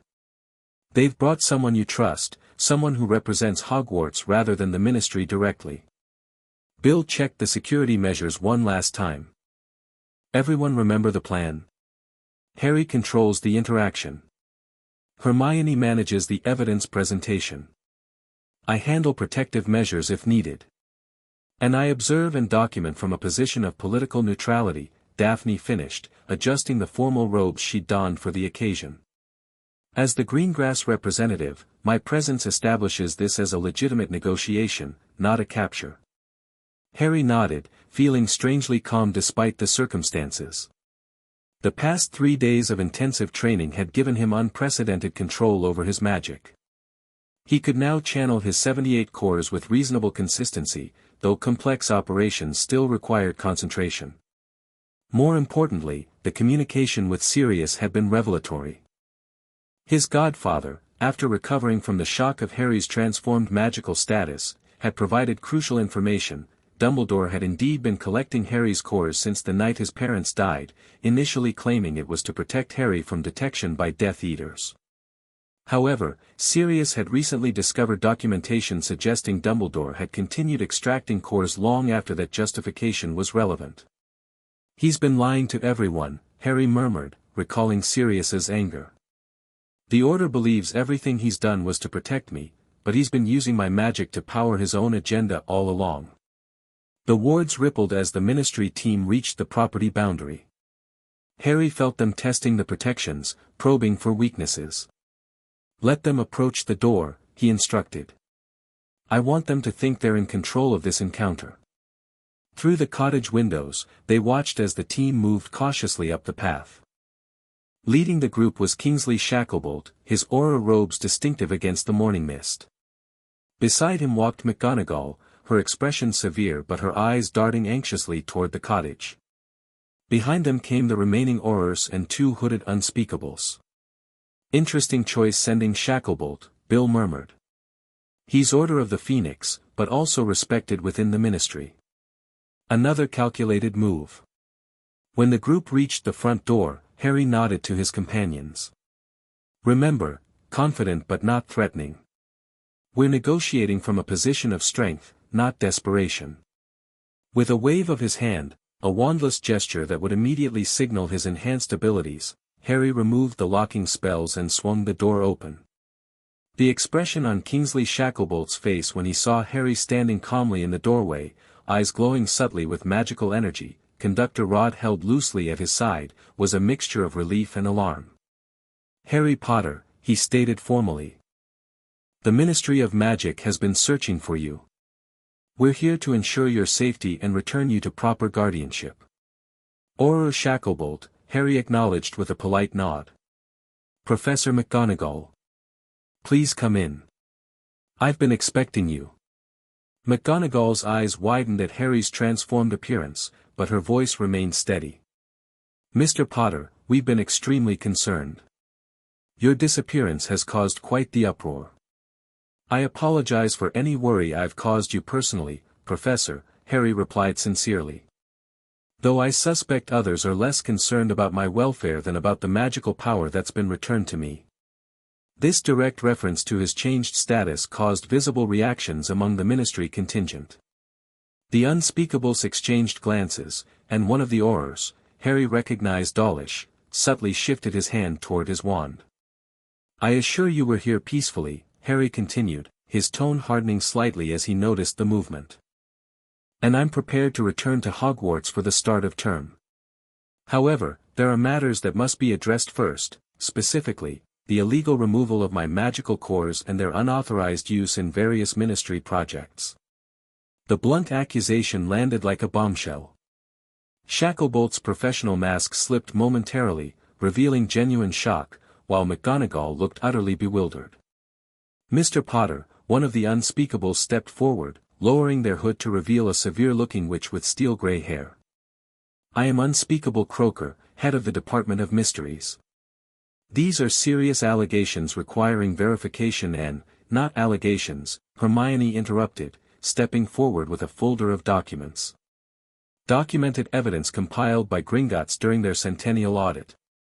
75 magical cores, illegally extracted from Harry Potter between 1981 and 1993, subsequently distributed to various magical institutions and individuals."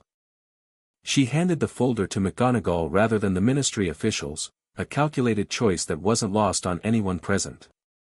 "Perhaps we should continue this discussion inside," Bill suggested smoothly. "Unless the Ministry prefers to conduct sensitive magical business on an open doorstep." After a moment's hesitation, Shacklebolt nodded. "Agreed. Dawlish, Roberts, secure the perimeter. The rest of you, with me." As the reduced group entered the cottage, Harry led them to the sitting room, where chairs had been arranged to subtly place him in a position of authority.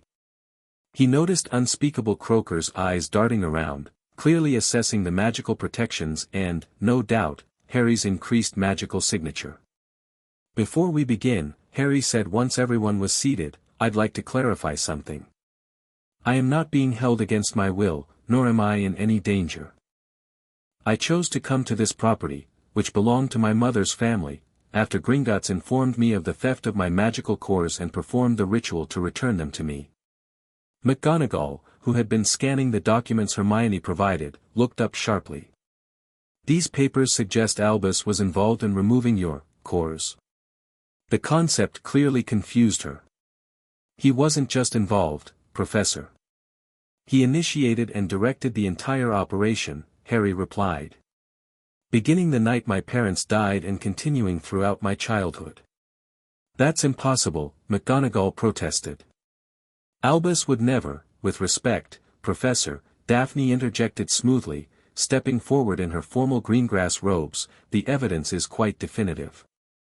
As a neutral party representing the Greengrass family's interests in this matter, I've reviewed the Goblin documentation personally. The magical signatures are unmistakable." McGonagall looked startled both by Daphne's presence and her articulate intervention. "Miss Greengrass? What are you doing here?" "Providing specialized training in multiple core management," Daphne replied. "The Greengrass family has extensive experience with multi-core magical systems, which Mr. Potter urgently required after the sudden return of his 75 stolen cores." Unspeakable Croaker leaned forward, suddenly more interested. "Multiple cores? Not just increased magical capacity?" Harry nodded. I was born with 78 distinct magical cores, an Evans family trait, apparently. Dumbledore removed all but 3, distributing them for various purposes. Including, Hermione added pointedly, powering the Time Research Chamber in the Department of Mysteries. Croaker's expression confirmed the accuracy of this information before she could control her reaction. The Ministry had no knowledge of the origins of these power sources, Shacklebolt said carefully. If what you're saying is true, it is, Harry interrupted firmly. And I'm prepared to demonstrate exactly how true it is. Without warning, Harry channeled his magic through the conductor rod, focusing on the emotional magical mapping techniques Daphne had taught him. The result was immediate and dramatic. A visible aura of pure magical energy surrounded him, and every magical object in the room began to resonate in response. The very air seemed to thicken with power, making it momentarily difficult for the others to breathe. Just as quickly, Harry contained the display, condensing the magical energy back into himself with practiced control. That, he said into the stunned silence that followed, was approximately 10% of my current capacity. Now imagine what might happen if I lost control of the other 90% because I hadn't received proper training in managing multiple cores. The implied threat wasn't subtle, but it achieved its purpose. Even Shacklebolt, trained to remain composed in magical crises, looked visibly shaken. What exactly do you want, Mr. Potter? Croaker asked, her clinical assessment returning despite her evident fascination. Several things, Harry replied calmly. First, I want formal recognition of my status as magically mature under Clause 7 of the Wizarding Maturity Statutes, which has already been filed with Gringotts. Second, I want a full accounting of where each of my cores was used and by whom. Third, I want the immediate cessation of all Ministry attempts to develop containment measures specifically designed for me. At this last point, Shacklebolt had the grace to look uncomfortable, confirming that the information about the magical restraints had been accurate. And finally, Harry continued, I want to return to Hogwarts without interference from Dolores Umbridge or any other Ministry official attempting to restrict or bind my magic. The Ministry has legitimate security concerns, Croaker argued. Your magical signature has changed dramatically, and the sudden withdrawal of power from critical systems has created dangerous instabilities. Instabilities caused by the illegal use of stolen magic, Hermione countered. Harry isn't responsible for the consequences of having his property returned to him. McGonagall, who had been silently reviewing the documents, finally looked up. Her expression had transformed from skepticism to growing horror. These authorization signatures, she said, voice uncharacteristically unsteady. Albus signed off on each extraction personally. And these dates, even after you know who had vanished, when there was no immediate threat to Mr. Potter's safety. The question, Bill interjected, is whether the Ministry will acknowledge these violations and work with Harry to resolve them lawfully, or attempt to compound the injustice by trying to contain him forcibly. Shacklebolt and Croaker exchanged glances, clearly conducting a silent assessment of their options. Finally, Shacklebolt spoke. I cannot make binding commitments on behalf of the entire Ministry without consultation. However, he raised a hand as Harry began to object. I can assure you that I personally will advocate for a full investigation into these allegations and recommend that your magical maturity be provisionally recognized pending formal review. Not good enough, Harry said flatly. I'm not subjecting myself to the review by the same institution that was using my stolen magic to power its operations. Perhaps, McGonagall suggested carefully, a compromise. Mr. Potter returns to Hogwarts under my personal protection as head of Gryffindor House. The Ministry conducts its investigation without attempting to restrain or examine Mr. Potter directly. And Albus. She hesitated, clearly struggling with the implications of the evidence before her. Albus will be required to provide a full explanation to the Board of Governors regarding these activities. Croaker considered this. The Department of Mysteries would require access to data regarding multiple core functioning. For research purposes only, with your explicit consent, of course. Harry looked to his supporters. Hermione gave a slight nod, while Daphne's expression suggested cautious approval. Bill remained neutral, leaving the decision entirely to Harry. "I'll agree to return to Hogwarts under Professor McGonagall's protection," Harry said finally.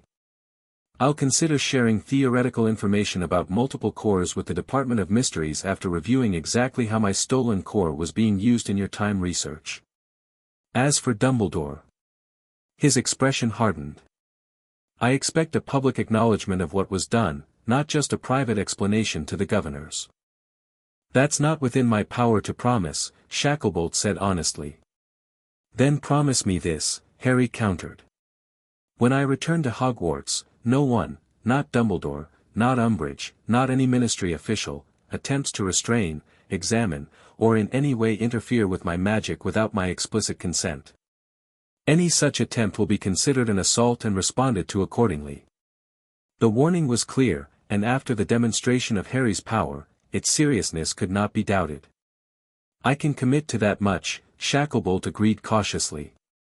"Though I should warn you that Dolores Umbridge answers directly to Minister Fudge, not to standard Auror protocols." "I'm aware," Harry said dryly. "Which is why Professor McGonagall's protection is essential." McGonagall straightened in her seat, her momentary uncertainty regarding Dumbledore replaced by her characteristic determination. "You have it, Mr. Potter. Whatever disagreements I may have with the headmaster about these revelations, my primary duty is to my students' welfare."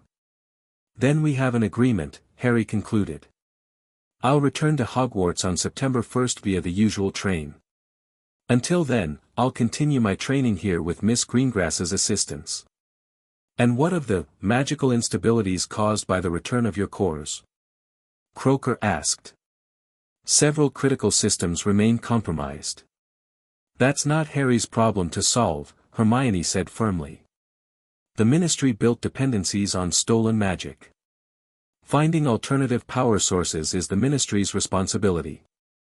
Before Croker could argue further, an alarm chimed throughout the cottage, the warning system they'd established for new magical arrivals.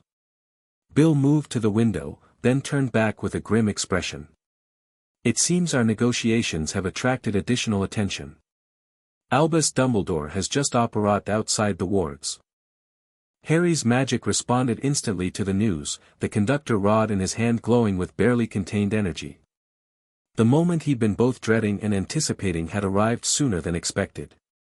"Well," he said, rising to his feet as his magical aura became visible once more, "it seems we'll be having that conversation about my cores sooner rather than later." As if on cue, a powerful magical pulse struck the cottage wards, not an attack, but a formal request for entry from a wizard whose signature Harry would recognize anywhere. Dumbledore had arrived, and the true confrontation was about to begin. The cottage wards rippled like water disturbed by a stone as Dumbledore stood at their boundary, his magic a palpable presence even from a distance. Harry could see him through the window, resplendent in midnight blue robes spangled with silver stars, his long white beard gleaming in the morning light. He looked exactly as he always had, yet Harry now saw him through entirely new eyes. "Should I adjust the wards to admit him?" Bill asked quietly. Harry considered for a moment. "Yes, but maintain the core restrictions. I want him to feel exactly what it's like to have his magic partially contained." Bill nodded, appreciating the poetic justice. With a complex wand movement, he modified the ward structure, creating a pathway that would allow Dumbledore physical entry while subtly dampening his magical capabilities. "Mr. Potter," McGonagall began hesitantly, "whatever disagreements exist, Albus is still the headmaster and a powerful ally against he who must not be named." "I'm aware, Professor," Harry replied evenly. "But that doesn't excuse what he did. I'm not planning to attack him, just to get honest answers for once." As Dumbledore approached the cottage door, Harry felt a strange amalgamation of emotions, anger and betrayal certainly, but also an odd sense of liberation. For the first time, he would face Dumbledore not as a manipulated child, but as a magical equal. The knock, when it came, was gentle and courteous, so typical of Dumbledore's carefully cultivated grandfatherly persona that Harry almost laughed at the absurdity of it. "Come in, headmaster," he called, not bothering to move from his position. The door opened to admit Albus Dumbledore, whose twinkling blue eyes swept the room before settling on Harry. For a fraction of a second, genuine shock registered on the old wizard's face, a rare crack in his usual serene mask, before being smoothed away. "Harry, my boy," Dumbledore said warmly, though his eyes remained calculating. "You've caused quite the concern. I'm relieved to find you safe, though in unexpected company." His gaze lingered momentarily on Daphne Greengrass before returning to Harry. "I see Minerva and Kingsley have located you successfully." "They have," Harry acknowledged. "We were just discussing the illegal removal of my magical cores and their unauthorized distribution for various purposes." The direct confrontation seemed to surprise Dumbledore, who clearly had expected to control the narrative of this encounter. His eyes flicked to the document still in McGonagall's hands, then back to Harry. "A complex situation, to be sure," Dumbledore said carefully. "One requiring nuanced explanation rather than hasty judgments." "Then explain," Harry said simply. "Explain why you stole 75 magical cores from me. Explain why you continued taking them long after Voldemort was gone. Explain why you used my magic to power everything from Ministry wards to the Hogwarts defenses without ever telling me." The room fell silent, all eyes on Dumbledore, who seemed to age visibly under the direct questioning. After a moment, he sighed deeply. "Perhaps we might speak privately, Harry. Some matters are not for all ears." "No," Harry replied firmly. "Everyone here has earned the right to hear the truth. Professor McGonagall as my head of house. Hermione as my closest friend who helped me recover from the ritual. Bill as the curse breaker who's been teaching me to control my restored magic. And Daphne as the representative of a family with experience in multiple cores who's been training me since the Ministry started hunting me." Dumbledore's eyes narrowed slightly at this explicit rejection of privacy, but he nodded, conjuring a comfortable armchair for himself and sitting with deceptive ease. "Very well. The truth, then." He steepled his fingers, organizing his thoughts. "When I arrived at Godric's Hollow that terrible night, I found you alive amidst the devastation, a miracle born of your mother's sacrifice. But what few know is that you were radiating magic so powerful it was visible to the naked eye, pulsing with energy that threatened to consume you entirely." "My unbound cores," Harry surmised. "After my mother's protection sealed them to hide them from Voldemort." Dumbledore's eyebrows rose fractionally, surprised by Harry's knowledge. "Yes, though I did not understand the full mechanism at the time. I detected multiple magical signatures within you, competing and clashing chaotically. Your infant body could not channel or control such power, it was killing you, Harry. So you removed some cores to save me?" Hermione asked skeptically. "Initially, yes," Dumbledore confirmed.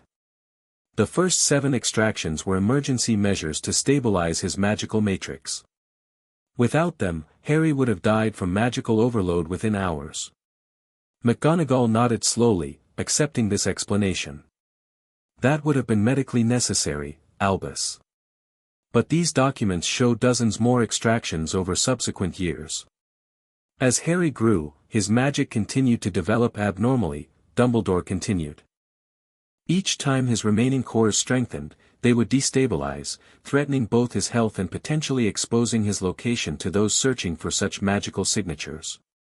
"Convenient," Daphne remarked coolly. "Yet the Evans family records show multiple core wizards and witches managing their magic from early childhood without such interventions." Dumbledore's gaze sharpened on Daphne. "You've accessed the Evans family records? Most impressive, Miss Greengrass. But those cases involved natural development from birth, not the traumatic magical event that affected Harry." "That explains the early extractions," Harry conceded, unwilling to be sidetracked. "What about the cores you continued removing even after I started at Hogwarts? What about the ones you distributed to the Ministry, to Malfoy, to power your own projects?" A flicker of genuine discomfort crossed Dumbledore's face. "The later extractions served multiple purposes. Some were indeed preventative, your magical outbursts were becoming more pronounced. Others were strategic. Strategic, Harry repeated flatly. Explain. Dumbledore sighed deeply. Harry, the prophecy concerning you and Voldemort specifies that you possess power the Dark Lord knows not. I believed, and still believe, that this refers not to raw magical strength, but to other qualities, love, sacrifice, choice. Had you developed with your full 78 cores intact, you would have become focused on magical power as your primary advantage. So you decided to handicap me? Harry's voice rose slightly. Keep me magically underpowered so I'd develop these other qualities instead. Not handicap, Dumbledore corrected gently. Guide. And it worked, Harry. Look at what you've accomplished with just 3 cores, facing Voldemort multiple times, saving the Philosopher's Stone, slaying a basilisk, producing a corporeal Patronus at 13. Your character developed precisely because you couldn't rely solely on overwhelming magical power. The explanation was so perfectly Dumbledorian, simultaneously logical, manipulative, and presumptuous, that Harry almost laughed. And the distribution of my cores to various projects, he pressed. Was that also for my character development? Here, Dumbledore had the grace to look genuinely remorseful. That was a more questionable decision. Your cores represented extraordinary magical batteries that could power protections and research that might ultimately help defeat Voldemort. The blood wards at Privet Drive, the enhanced defenses at Hogwarts, these directly protected you. And the core powering the Department of Mysteries time research? Unspeakable Croaker interjected, clearly disturbed by these revelations despite her clinical demeanor. Was that also for Mr. Potter's protection? Temporal magic research offered potential weapons against Voldemort, Dumbledore replied. As did many other projects supported by Harry's extracted cores. And you never thought to ask my permission? Harry demanded. Never considered that this was my magic, my birthright. You were a child, Harry, Dumbledore said softly. Burdened already with a prophecy and a Dark Lord's enmity. How could I add the responsibility of such decisions? The temptation such power would present? That wasn't your choice to make, Harry said, his voice quiet but firm. You appointed yourself my magical guardian, then systematically dismantled my magical heritage for your own plans. McGonagall, who had been silent during this exchange, finally spoke. Albus, did you authorize the transfer of Mr. Potter's cores to private individuals? To the Malfoys? Dumbledore's expression tightened. No. Some cores were misappropriated. When certain ministry officials learned of these magical batteries, they redistributed several without my knowledge or consent. Convenient, Daphne murmured again, just loudly enough to be heard. Regardless of intent, Shacklebolt interrupted pragmatically, the fact remains that Mr. Potter's magical property was taken without proper authorization and has now been returned to him. The resulting magical instabilities must be addressed. Indeed, Dumbledore agreed, seizing the opportunity to shift the conversation. Harry, while I understand your anger, the abrupt withdrawal of your cores from the systems they were supporting has created dangerous vulnerabilities. The blood wards at Privet Drive have collapsed completely. The Hogwarts' additional defenses are fluctuating unpredictably. And certain ministry security measures have failed entirely. That sounds like a you problem, not a me problem, Harry replied, borrowing Hermione's earlier phrasing.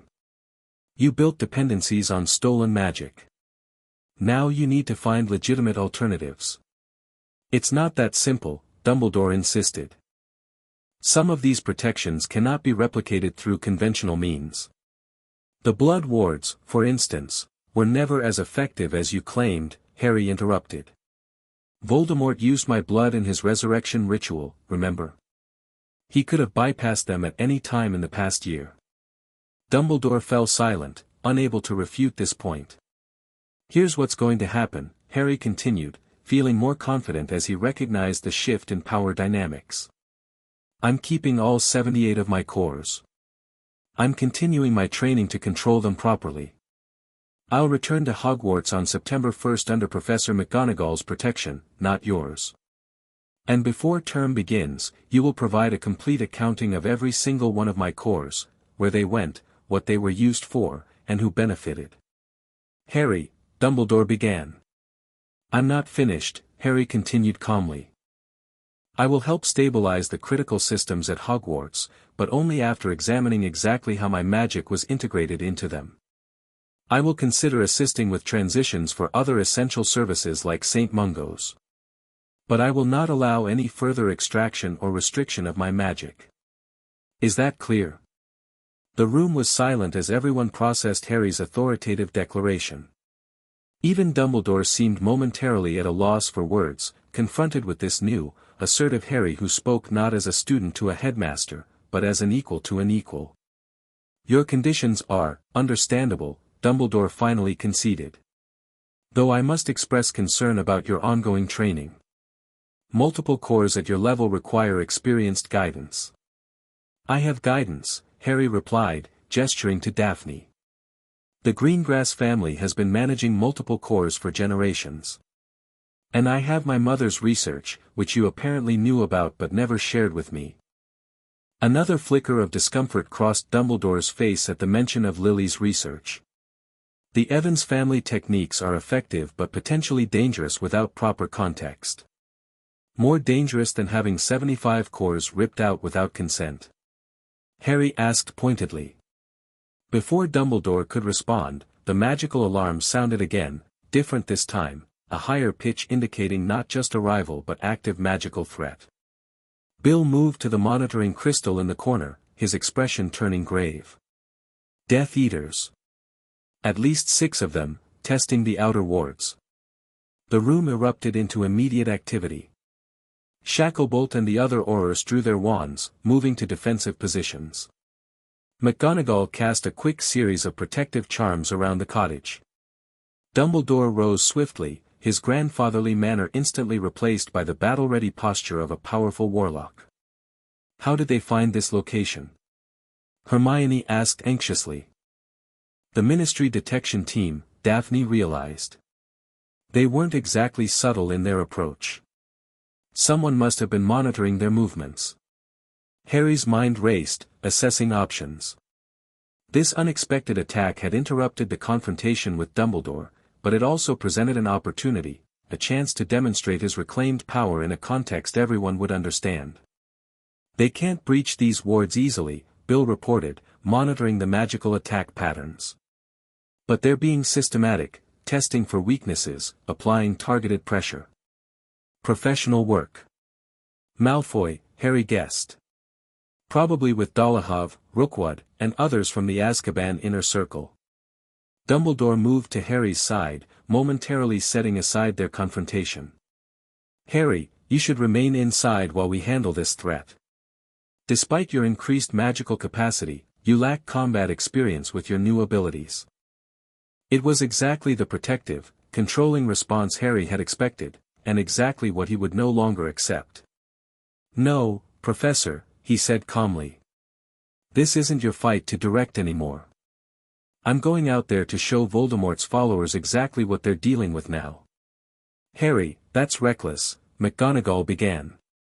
Actually, Daphne interrupted coolly, it's strategically sound. Potter needs to establish his new position in the magical hierarchy.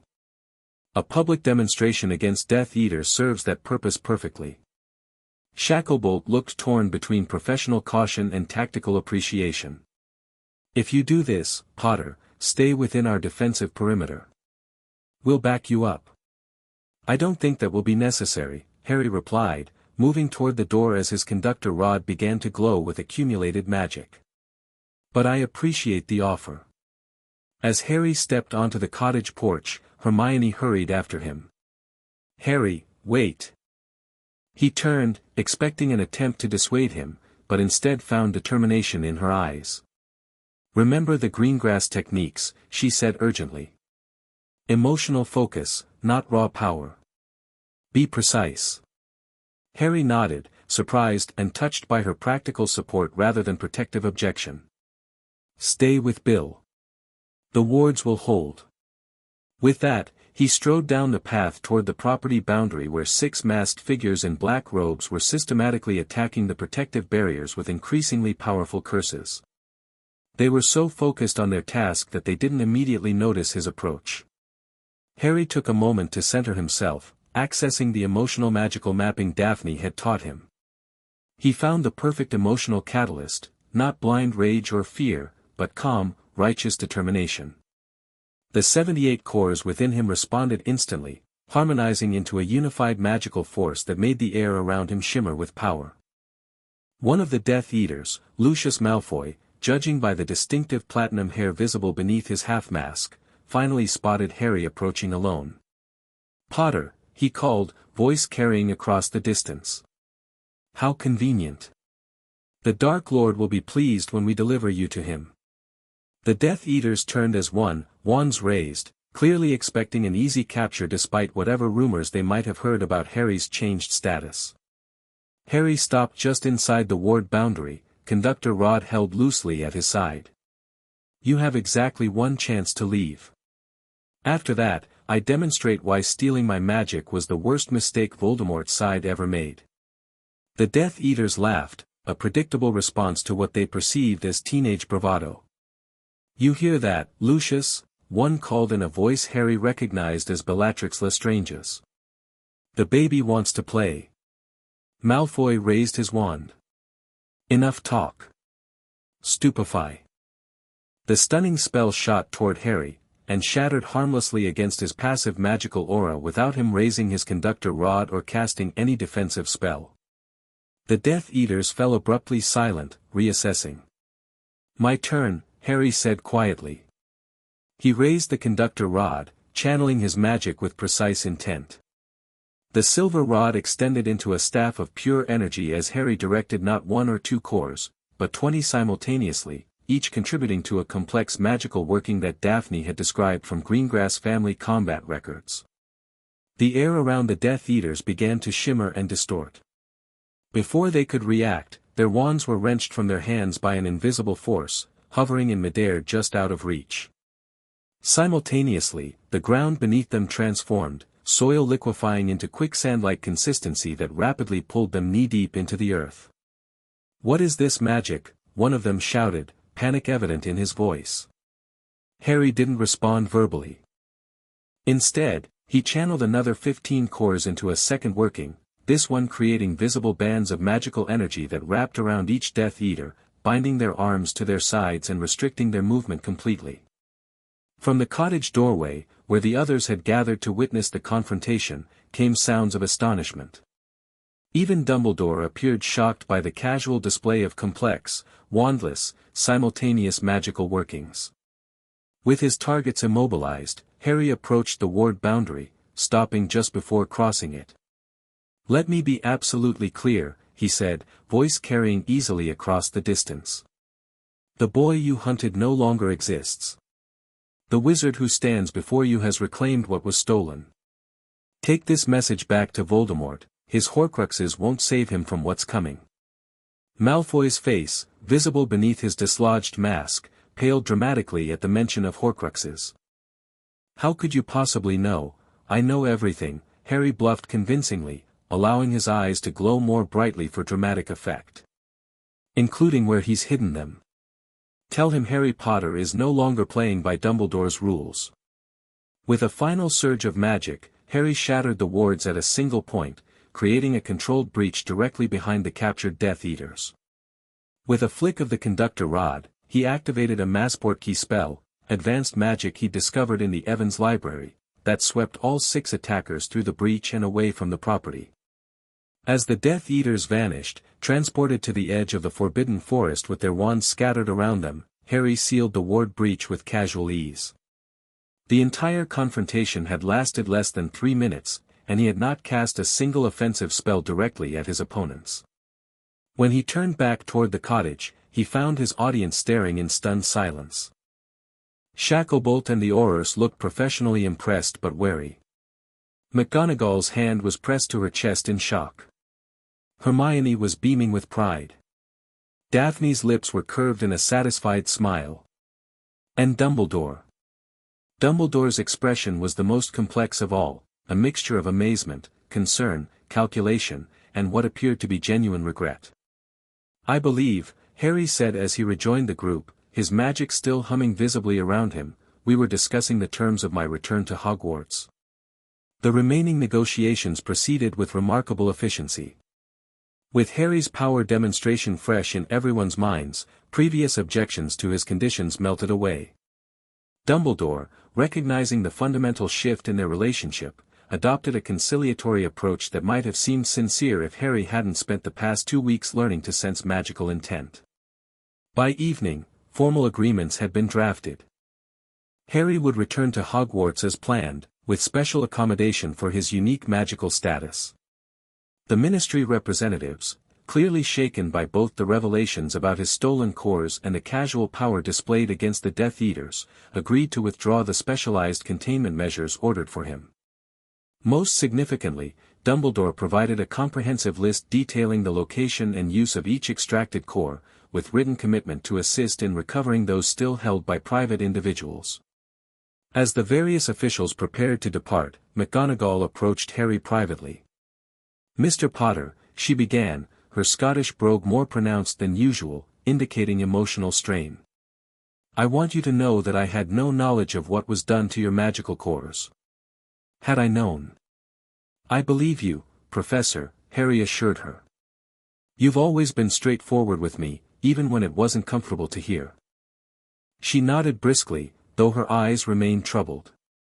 "Your mother would be proud of how you've handled this situation." Lily was always remarkably level-headed in a crisis. The mention of his mother touched Harry deeply. "Did you know she had multiple cores too?" "I suspected something unusual about her magic," McGonagall admitted. "She mastered complex transfigurations with extraordinary speed. But multiple cores weren't something discussed openly in magical education then, or now, for that matter." Another deliberate omission, Harry surmised. "Perhaps," McGonagall agreed cautiously. "I find myself questioning many things I've long taken for granted." She straightened, professional demeanor reasserting itself. "I will see you on September 1st, Mr. Potter. And I promise you my full support against any institutional overreach." After McGonagall departed with the Ministry contingent, only Dumbledore remained, clearly hoping for a final private word. "Harry," he began gently, "despite what you may think, everything I did was with your best interests at heart." "I believe you believe that," Harry replied evenly. "That's what makes it so disturbing." Dumbledore sighed heavily. "There are aspects of your destiny, of the connection between you and Voldemort, that you still don't fully understand. Things I've been attempting to protect you from. Like the fact that I was a Horcrux." Harry asked bluntly. Dumbledore physically recoiled, shock momentarily shattering his composed exterior. "How did you figure it out?" Harry finished. "When my cores were returned, I gained clarity about many things, including the foreign magic that had been attached to my scar since infancy. The goblins confirmed it during the restoration ritual. They removed the soul fragment then." It was one of the few times in his life Harry had seen Albus Dumbledore genuinely speechless. The headmaster stared at him, blue eyes wide with disbelief. That's impossible," he finally managed. "A Horcrux cannot be removed without destroying its container. The prophecy, your inevitable confrontation." "Perhaps your understanding of soul magic is incomplete," Harry suggested. "Or perhaps having 78 magical cores creates possibilities you hadn't considered. Either way, that particular problem has been solved." Dumbledore seemed to age visibly as implications cascaded through his mind. "If what you say is true, if the soul fragment is truly gone, then the prophecy's fulfillment may take an entirely different form than I anticipated." "I'm counting on it," Harry confirmed. "Which is why I'll continue training my restored magic. Which is why I'll be pursuing the remaining Horcruxes independently. And which is why our relationship going forward will be based on mutual respect and full disclosure, not manipulation and secrecy." After a long moment, Dumbledore nodded slowly. You've grown into a remarkable young man, Harry. Perhaps more remarkable than even I envisioned. I will adapt my approach accordingly. Good, Harry said simply. I'll see you at Hogwarts, headmaster. As Dumbledore finally departed, disapparating from beyond the property boundary, Harry felt a profound sense of closure mixed with new beginning. For the first time in his life, he had confronted Dumbledore as an equal and established boundaries that the powerful wizard had been forced to respect. Hermione joined him on the porch as they watched Dumbledore's distant figure disappear. You were brilliant, she said quietly. With the Death Eaters and with Dumbledore. I couldn't have done any of it without you, Harry replied honestly. You've been here every step of the way, helping me understand what was happening, keeping me grounded. Hermione blushed slightly. That's what friends do. Is that all we are? Harry asked, the question emerging before he could reconsider it. Friends? Her eyes widened, and for a moment Harry feared he'd misread the growing connection between them, the way their magic seemed to harmonize when they worked together, the increasingly frequent moments of meaningful eye contact, the subtle touches that lingered longer than strictly necessary. Then Hermione smiled, a soft, genuine expression that made his recently harmonized cores flutter in unison. I think, she said carefully, that we're figuring that out. And I'm very interested in continuing that exploration. Before Harry could respond, Bill called from inside the cottage. Harry, Hermione. The goblins sent an urgent message. They hurried inside to find Bill holding a glowing crystal communication device. Daphne stood nearby, her expression unusually grim. What's happened? Harry asked. Ragnarok reports unusual magical activity at multiple sites where your cores were previously held, Bill explained. Particularly at the Department of Mysteries. What kind of activity? Attempts to create artificial replacements for your cores, Daphne elaborated. Using dark magic to generate power sources with similar properties. Hermione paled. That's incredibly dangerous. Artificial magical cores are notoriously unstable. That's not all, Bill continued. The goblins have detected temporal distortions around these experiments, as if someone is attempting to access the time magic your core was previously powering, but without the proper stabilization. The unspeakables, Harry realized. Croaker seemed especially interested in how my cores worked. And desperate to replace the power source you reclaimed, Hermione added worriedly. If they're rushing experimental temporal magic. We need to investigate immediately, Harry decided. If they're meddling with time magic using unstable power sources, the consequences could be catastrophic. There's more, Bill said gravely. Ragnarok believes these experiments may be connected to a goblin prophecy about the wizard of fragmented magic whose restoration heralds time's unraveling. They've kept this prophecy secret for centuries, but with recent events. Another prophecy about me? Harry asked incredulously. As if one wasn't enough. This one predates the one Dumbledore knows, Bill explained. And it specifically mentions magical cores being reunited. Harry ran a hand through his hair in frustration. So now I'm not just supposed to defeat Voldemort, but also prevent some kind of temporal disaster. On the bright side, Daphne remarked with characteristic dryness, you have 78 magical cores to work with.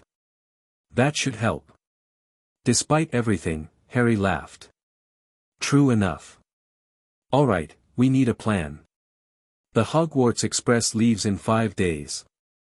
Before then, we need to investigate these Department of Mysteries experiments and see if we can stabilize whatever they're meddling with. And prepare for your very public return to the wizarding world, Hermione reminded him. After today's confrontation with Death Eaters, word will spread quickly about your changed status. Harry nodded, determination setting in. The past 2 weeks had transformed him from a pawn in others' games to a powerful player in his own right. Whatever challenges lay ahead, Voldemort, the Ministry, Dumbledore's lingering manipulations, or this new temporal threat, he would face them with his full magical birthright and loyal allies at his side. Let them talk, he said simply. The wizarding world is about to discover what happens when Harry Potter finally has all the power he was meant to possess. As if responding to his resolve, the conductor rod in his hand pulsed with silver light, his 78 cores harmonizing in perfect unity for the first time since their restoration. The magic that had been stolen from him had returned, and with it, the chance to rewrite his destiny entirely. Chapter 3, The Final Confrontation. The gleaming scarlet engine of the Hogwarts Express belched steam across platform 9 3/4, momentarily obscuring the crowd of students and parents gathered for the September 1st departure. When the vapor cleared, a path had mysteriously opened through the throng, and Harry Potter strode through it. Gone was the uncertain, skinny boy who typically rushed onto the platform at the last minute. In his place walked a young man with purpose in his stride and barely contained power shimmering beneath his skin. His eyes, though no longer actively glowing, held an unnatural brightness that drew stares from everyone he passed. Hermione walked beside him, chin raised defiantly against the whispers that followed them. Behind came Daphne Greengrass, whose presence alongside Harry sparked even more frantic speculation. Bill Weasley brought up the rear, scanning the crowd with the vigilance of a professional cursebreaker. "They're all staring," Harry muttered, adjusting the conductor rod holstered at his wrist. "What did you expect?" Daphne replied coolly. "The Daily Prophet's been running theories about your magical transformation for days. Half these people think you've gone dark, the other half think you're some kind of chosen one, and everyone's terrified." "Let them stare," Hermione said firmly. "They've been believing Ministry propaganda all summer. It's time they saw the truth." The crowd parted further as they approached the train, parents pulling younger children aside while older students pretended not to gawk. Harry spotted familiar faces, Dean Thomas offering a hesitant wave, Neville looking simultaneously afraid and awestruck, Ginny Weasley pushing through the crowd toward them. "Harry!" Ginny called, breaking the strange silence that had followed their progress. She rushed forward, stopping just short of hugging him. "You look different." "That's one way to put it," Harry said with a slight smile. "How's your family?" Confused, Ginny admitted. "Dad's been working overtime at the Ministry because of all the magical disruptions. Mum's worried sick about you." "Ron's." She hesitated. "Still believing what Dumbledore tells him?" Harry guessed. Ginny grimaced. "He's saving you a seat anyway.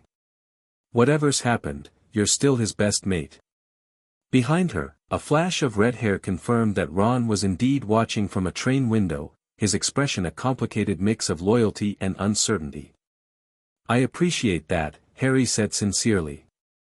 "Though my seating arrangements might be a bit different this year." As if to emphasize this point, Daphne stepped forward. "We should board, Potter. Our compartment is in the middle carriage, most defensible position." Ginny's eyes widened at Daphne's familiar tone. "You're sitting with Slytherins now." "I'm sitting with allies," Harry corrected gently. "A lot has changed, Ginny." Before she could respond, a commotion near the platform entrance drew everyone's attention. Lucius Malfoy had arrived with Draco, flanked by two men who, despite their civilian clothes, carried themselves like Aurors. "Ministry security detail," Bill murmured, moving closer to Harry. Fudge must have assigned protection for his political allies. Harry watched as Lucius deliberately caught his eye across the platform. The elder Malfoy's face betrayed nothing, but the slight stiffening of his posture told Harry all he needed to know. Lucius remembered their encounter at the cottage, and more importantly, he delivered Harry's message to Voldemort. "Your fan club's arrived," Daphne remarked as Draco noticed Harry and nudged his companions.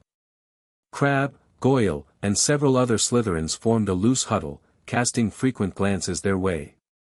"We should board," Hermione suggested. "Before this becomes more of a spectacle." Harry nodded, but before they could move toward the train, another familiar figure approached, Neville Longbottom, clutching a strange plant and looking nervous but determined. "Harry," he said, voice steadier than his expression. That is, Gran saw you at the Ministry last week. She said you were different. That you might be." He lowered his voice, the one from the prophecy, after all. Harry stared at Neville, surprised.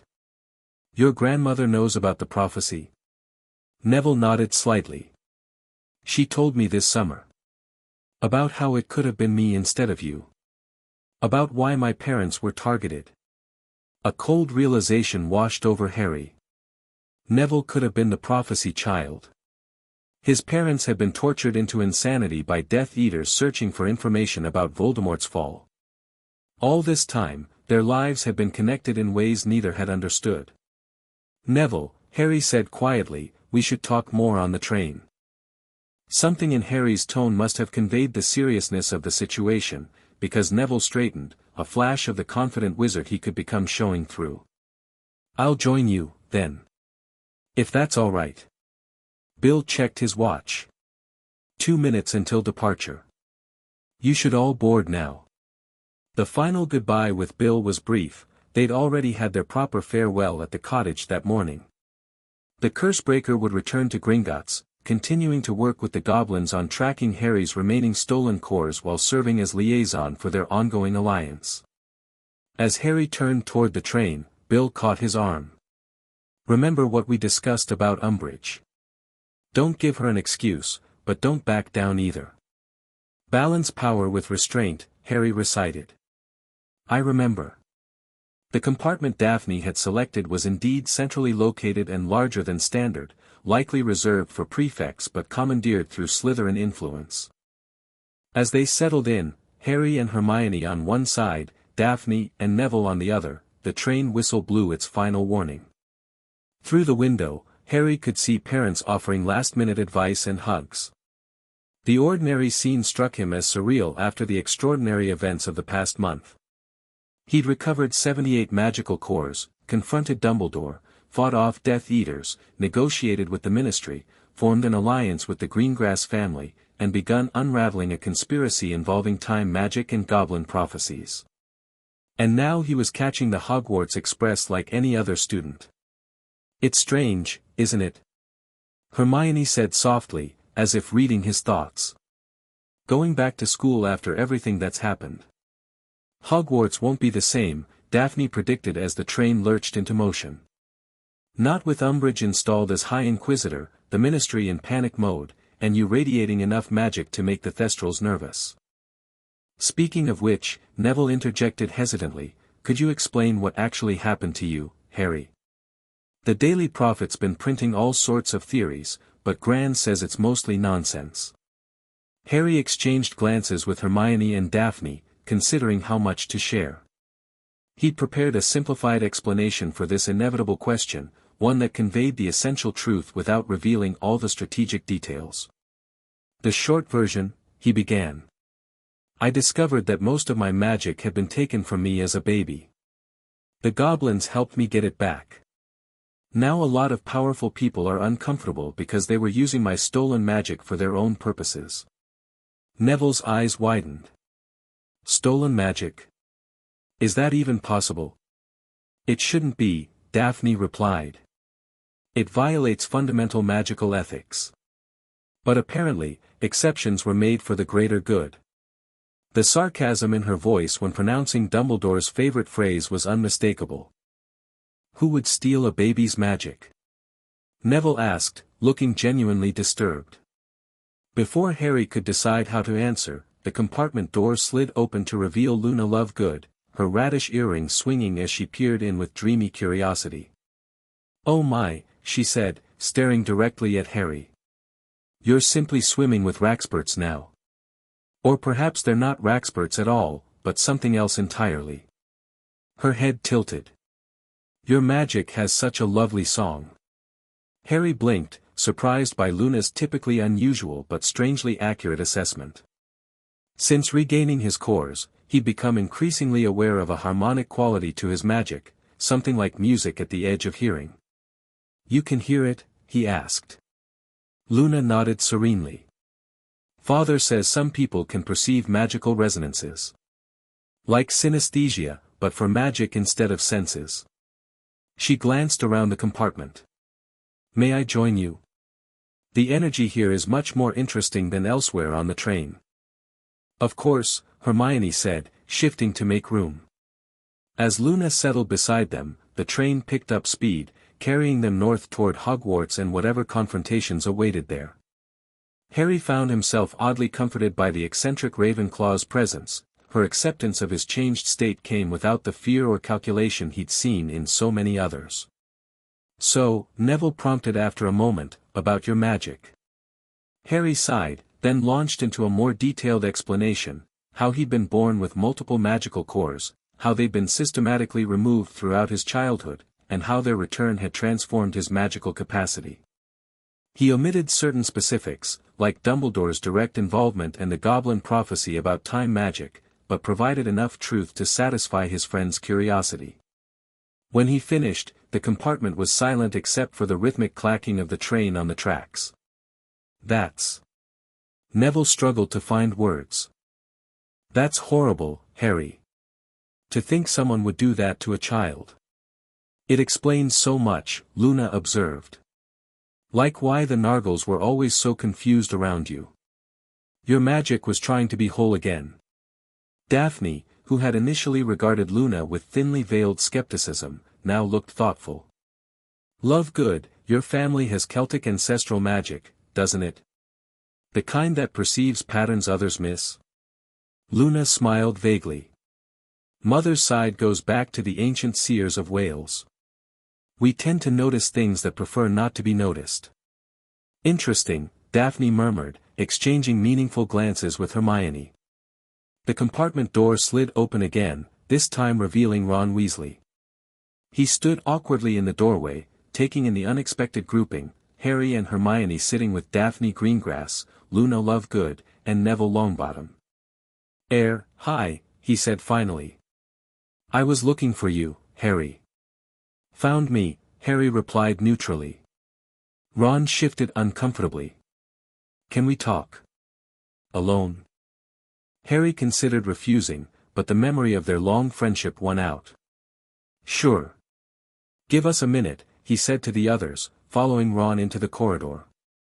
They found an empty stretch of hallway near the end of the carriage. Ron leaned against the window, clearly struggling with what to say. "You look different," he finally managed. "I am different," Harry confirmed. "Bill told me some of it. About your magic being stolen and returned."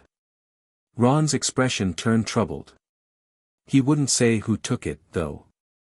Just that it was someone we trusted." Harry studied his oldest friend, wondering how much Ron could handle hearing. "It's complicated, Ron. A lot of people were involved, including some your family respects." Understanding dawned in Ron's eyes. "Dumbledore? But he wouldn't." "He did," Harry said firmly. "I've seen the evidence. I've confronted him directly. He admits it, though he justifies it as necessary for some greater purpose." Ron paled. "Bloody hell. No wonder Mum and Dad have been arguing behind closed doors. Dad came home from the ministry last week looking like someone died." "Your family isn't responsible for Dumbledore's actions," Harry assured him. "And Bill has been incredibly helpful through all this." "Yeah, he mentioned that too." Ron glanced back toward the compartment. "He didn't mention you'd be hanging out with Slytherins, though." Harry sighed. "Daphne's family has expertise with the kind of magic I'm dealing with. They've been allies when I needed them." "Right," Ron said, doubt evident in his voice. "Look, Harry, I know things got weird last year with the tournament and everything. But we're still mates, right? Whatever's happening with your magic, whatever Dumbledore did, that doesn't change us, does it?" The question was so fundamentally Ron, direct, emotionally honest, slightly insecure, that Harry felt a surge of affection for his friend despite their recent distance. "We're still mates," Harry confirmed. "But things are going to be different at Hogwarts this year. I'm not the same person I was, Ron. I can't pretend to be, even to make others comfortable." "I get that," Ron said, though his expression suggested he didn't entirely. "Just, don't forget who your real friends are, yeah." People who stood by you before you got all powerful and interesting to Slytherins. Harry almost laughed at Ron's typically blunt assessment. I won't forget. But I might need you to be open-minded about who else I work with now. This isn't about house rivalries anymore, it's about survival. Ron nodded slowly. Fair enough. Though Mum will have kittens when she hears you're hanging out with greengrasses. Dad says they're political chameleons, never commit to either side of any conflict. Maybe that's exactly what I need right now, Harry suggested. People who make decisions based on evidence rather than loyalty to Dumbledore or fear of Voldemort. Ron flinched at the name but recovered quickly. Just be careful, mate. And save me a spot at the Gryffindor table tonight. For old time's sake. Deal, Harry agreed, feeling a small piece of normalcy return amid all the changes. They parted with an awkward half-hug, Ron returning to whatever compartment held the remaining Weasleys while Harry headed back to his new circle of allies. As he slid the compartment door open, he found them in deep discussion. Definitely connected to the Department of Mysteries, Daphne was saying. Father's sources say the Unspeakables have been working around the clock since the power disruptions began. What are you talking about? Harry asked, settling beside Hermione. Luna was just telling us something interesting, Hermione explained. Her father received reports of unusual temporal anomalies near the Ministry last week, clocks running backward, people experiencing the same conversation twice, that sort of thing. Symptoms of destabilized time magic, Daphne added grimly. Exactly what we feared might happen when your core was removed from whatever experiment they were powering.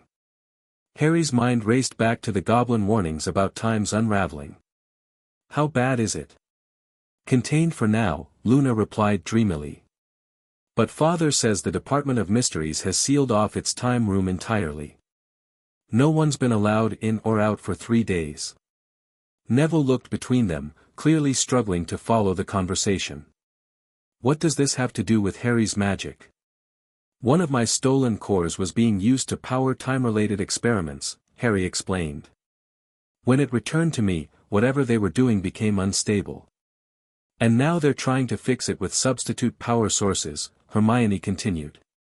But artificial magical cores are notoriously volatile, especially for temporal applications. Could it be dangerous? Neville asked. Daphne's expression turned grim. Theoretical magical research suggests a catastrophic temporal collapse could affect all of Britain, possibly beyond. At minimum, we'd see localized time distortions. At worst, entire regions could be thrown into different time streams. Luna nodded serenely. That's why Daddy's preparing a special edition about time-turner accidents and paradox avoidance strategies. The compartment fell silent as they absorbed this information. Harry had been so focused on Voldemort and his reclaimed cores that he hadn't fully considered the wider implications of the magical systems his stolen power had been supporting. We need to investigate this as soon as possible, he decided. Whatever's happening in the Department of Mysteries might be as urgent as Voldemort himself.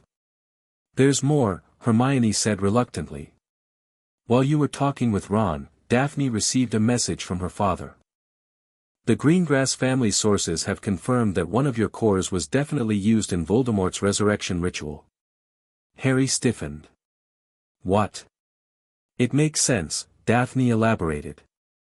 The traditional resurrection ritual calls for bone of the father, flesh of the servant, blood of the enemy.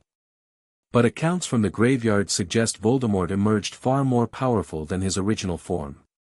The addition of one of your cores would explain the magical enhancement. Which means, Hermione concluded, there's a direct magical connection between you and Voldemort beyond the original Scar link. Your core is literally powering part of his resurrected form. The implications hit Harry like a physical blow. That's why he's been so quiet all summer. He must have felt the disruption when my cores returned to me. He's probably been trying to understand what happened and how it affects him. Or planning how to use the connection against you, Daphne suggested pragmatically. Or both, Neville added unexpectedly. Gran always says you know whose most dangerous quality was his tactical patience. The train suddenly decelerated, brakes screeching as it slowed far too early for their arrival at Hogsmeade. Lights flickered throughout the carriage, and a strange chill permeated the air. "We can't be there yet," Hermione said, checking her watch. "We're only halfway." The train jerked to a complete stop, throwing Luna forward into Neville's lap. Outside their window, dense fog pressed against the glass, obscuring the countryside that should have been visible. Dementors, Harry realized, feeling the familiar cold despair seeping into the edges of his consciousness. But something was different this time. Rather than overwhelming him with hopelessness, the Dementor presence triggered a protective response from his cores. He could feel them activating defensively, creating layers of magical shielding around his mind and emotions. "There must be dozens of them," Neville gasped, his face pale. Harry stood, conductor rod sliding from its holster into his hand. "Stay here. I'll handle this." "Harry, wait." Hermione grabbed his arm. This could be a trap. Why would Dementors attack the train unless someone sent them specifically for me, Harry finished. "I know. But that doesn't change what needs to be done." Daphne drew her wand. "I'll come with you." Greengrasses are particularly resistant to emotional manipulation. "Me too," Luna said brightly, standing beside them. Dementors are just confused spirits, after all. Perhaps they need direction. Neville hesitated only briefly before joining them.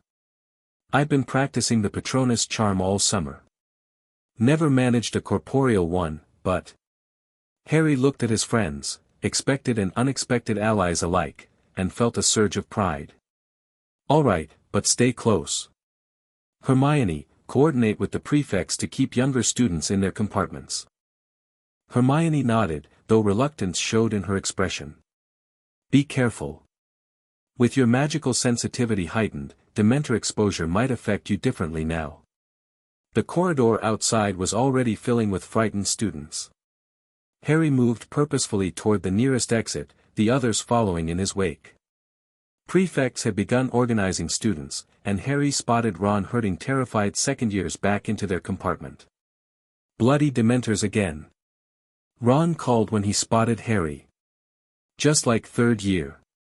"Not exactly," Harry replied grimly. "These aren't ministry-sanctioned. Someone sent them." He reached the exit door and pushed it open, stepping onto the small platform between carriages.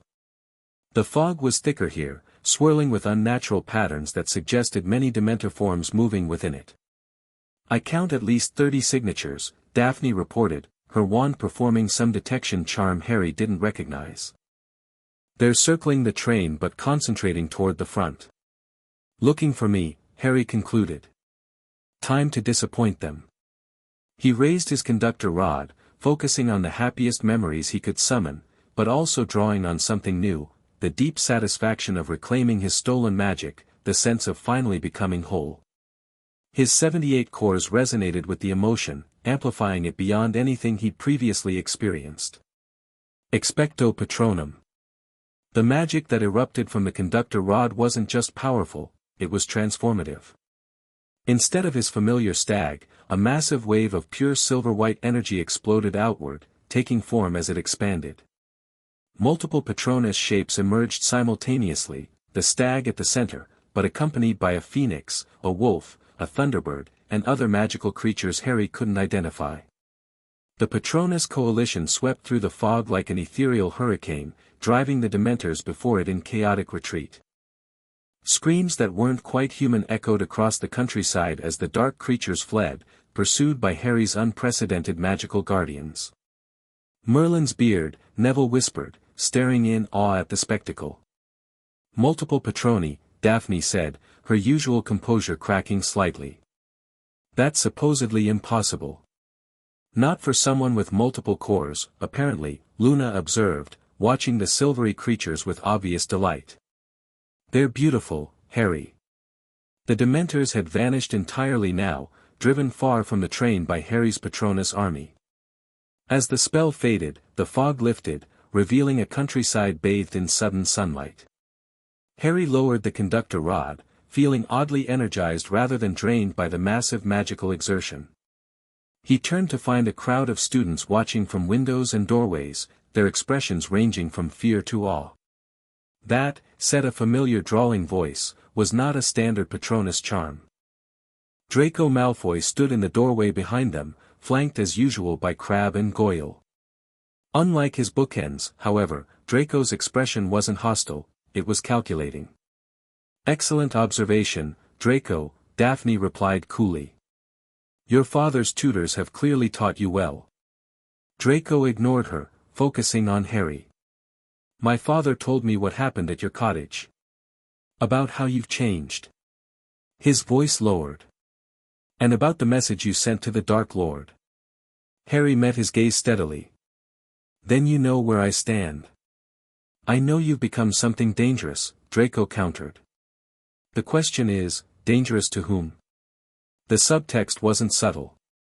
Draco was probing, trying to determine whether Harry's new power meant he was a greater threat to Voldemort or a potential threat to those like the Malfoys who had aligned themselves with the Dark Lord. "I'm dangerous to anyone who tries to control, contain, or corrupt magic for their own power," Harry replied deliberately. "Make of that what you will." Something shifted in Draco's expression, not quite respect, but perhaps a reassessment. "Interesting times ahead at Hogwarts, then." He glanced at Daphne. "The Greengrasses have chosen their alignment." "The Greengrass family supports magical balance and ethical power use," she replied formally. "Currently, Potter best represents those interests." Draco nodded slightly, as if confirming a suspicion. "My father suggested I should watch you carefully this year, Potter. I think for once, we might agree on something." With that cryptic remark, he retreated, taking his confused minions with him. "What was that about?" Neville asked as they re-entered their compartment. "Politics," Daphne explained. "Draco's testing the wind, trying to determine whether his family's current allegiance remains beneficial." "You think Malfoy might switch sides?" Harry asked incredulously. "Not out of moral conviction," Daphne clarified. "But self-preservation is a powerful motivator for families like the Malfoys. If they believe Voldemort might lose because of your new power, they'll position themselves accordingly." Harry considered this as the train resumed its journey, picking up speed to make up for lost time. The Dementor attack had been a test, whether from Voldemort, the Ministry, or even Dumbledore remained unclear. But his response had been public and unmistakable. By the time they reached Hogwarts, every student on the train would have heard about Harry Potter's impossible multiple patroni. The message had been sent: he was not the same wizard who had left Hogwarts last June. Whether friend or foe, the wizarding world would need to adjust to the new reality he represented. The Great Hall hummed with even more excited chatter than usual for a welcome feast. Students who had witnessed Harry's Patronus display on the train had spread the story to every house, and those who hadn't were demanding details. The result was a constant buzz of speculation that even Professor McGonagall's stern glances couldn't fully suppress. Harry sat at the Gryffindor table as promised, with Ron and Hermione flanking him while Neville, Ginny, and the Weasley twins filled the surrounding seats. The buffer of friendly faces provided some protection from the obvious staring, but couldn't eliminate it entirely. "They'll get used to it," Hermione assured him quietly. "Remember how everyone stared when you were named Triwizard Champion? That died down eventually." After they all wore Potter Stinks badges, Harry reminded her dryly. Fred leaned across the table. "Speaking of badges, George and I are thinking of making new ones. Potter, probably not going to kill you. Catchy, right? Or maybe, Potter's Patronus Army, coming soon to a nightmare near you," George suggested with a grin. Despite himself, Harry laughed. The twins' irreverence was exactly what he needed amid the tension. "Glad to see some things never change," he said, genuine appreciation in his voice. "Oh, we're evolved entrepreneurs now," Fred corrected. "But our core business model remains making light of terrifying situations." Harry's attention shifted to the staff table, where several notable changes were apparent. Dumbledore sat in his usual central position, resplendent in purple robes, but his typical pre-feast jovial expression was replaced by something more reserved.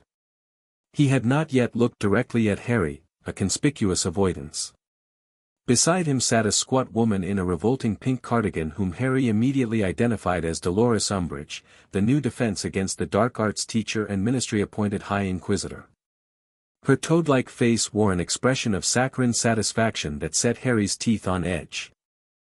Most interestingly, a new face occupied the seat usually reserved for visiting dignitaries, an austere, silver-haired witch in formal research robes that Harry recognized from their confrontation at the cottage. "Unspeakable Croaker is here," he murmured to Hermione. "Why would the head of the Department of Mysteries attend the welcome feast?"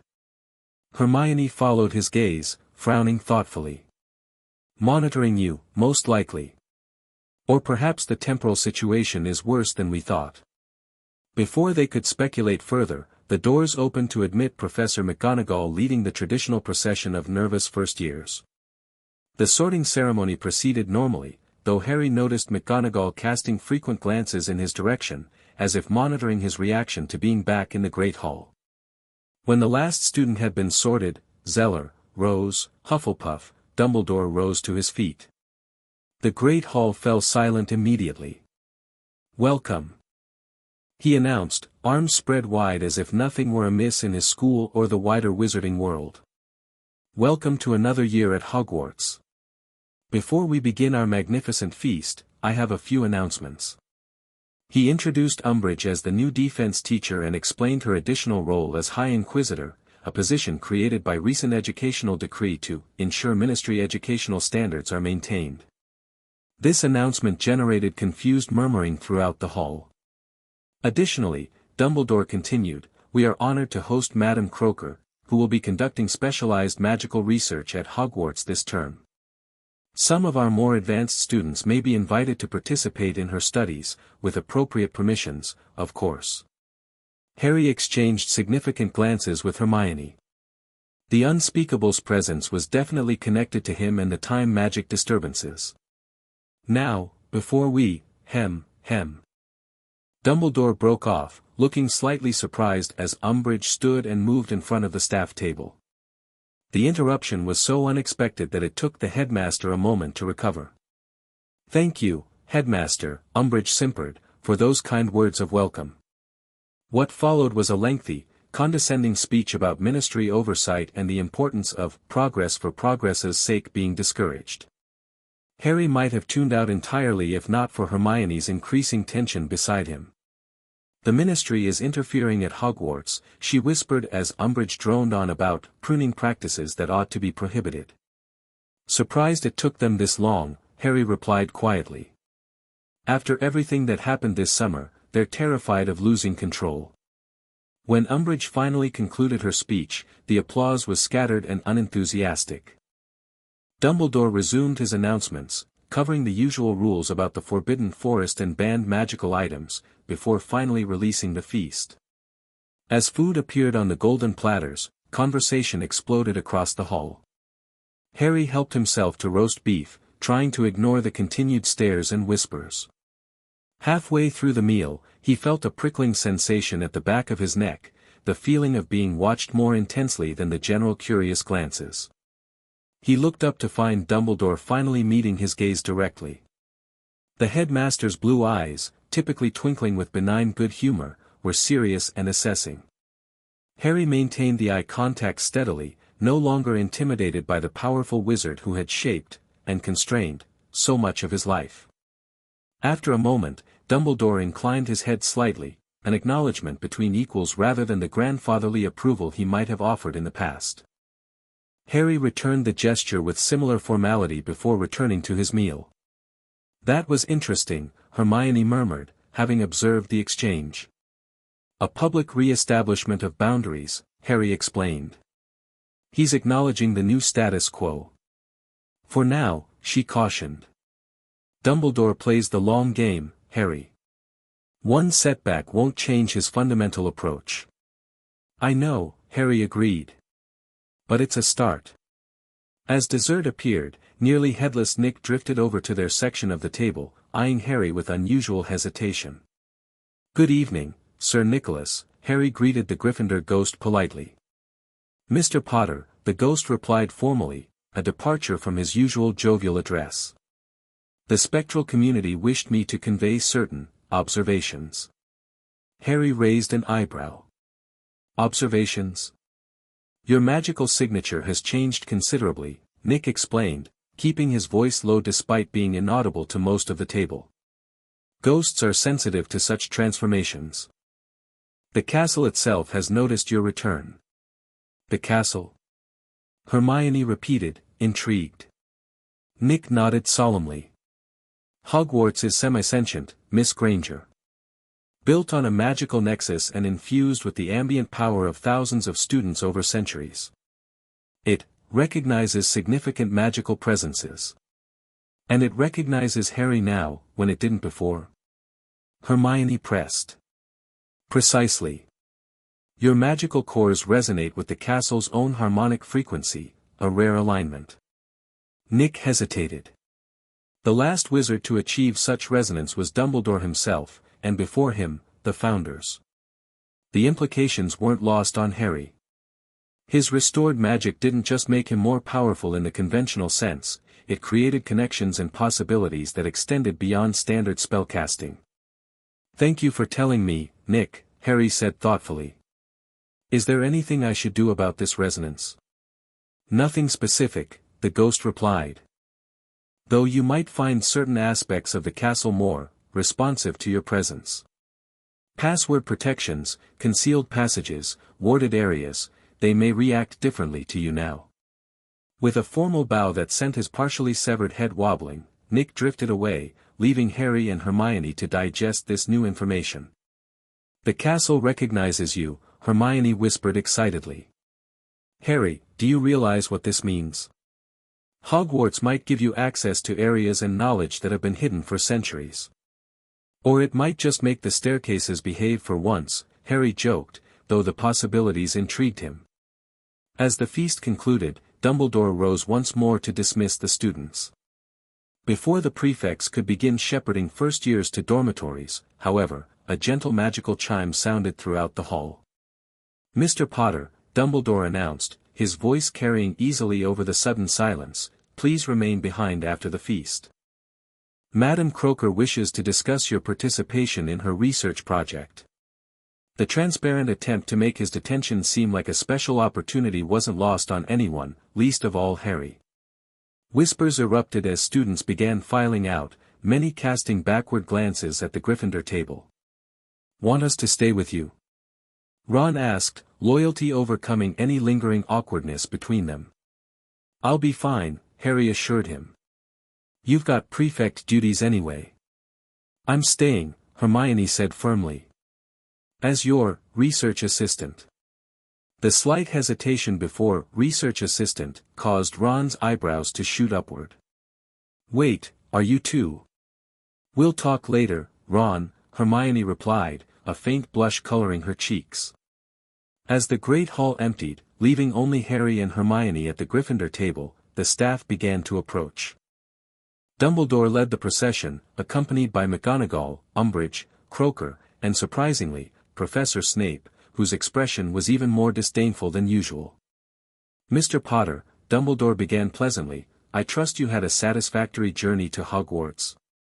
Apart from the unfortunate Dementor incident, of course."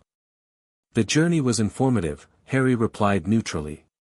"Though I'm curious who ordered Dementors to attack the train." "The Ministry certainly did not authorize any Dementor deployment," Umbridge interjected immediately, her girlish voice at odds with her hard expression. "The incident is being investigated." "I'm sure," Harry said dryly. "Just like the Dementors that attacked me in Little Whinging last year were investigated." Umbridge's smile tightened. "Your history of claiming unauthorized Dementor encounters is well documented, Mr. Potter. As is your tendency toward exaggeration. Perhaps we could focus on the matter at hand," Croker suggested smoothly, stepping forward.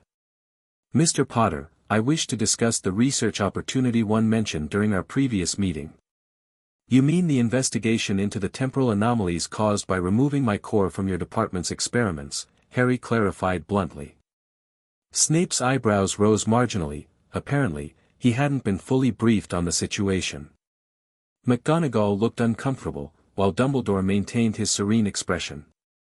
"Direct as ever, Mr. Potter," Croaker acknowledged. "Yes, we are experiencing certain instabilities in our temporal research division. Your unique insight into multiple magical cores could prove invaluable in resolving these issues. And prevent potential catastrophic timeline collapse," Harry added. "Let's not downplay the stakes." Umbridge gave an affected little laugh. "Really, this melodramatic tendency is precisely why the Ministry has concerns about Mr. Potter's mental state. Timeline collapse, indeed.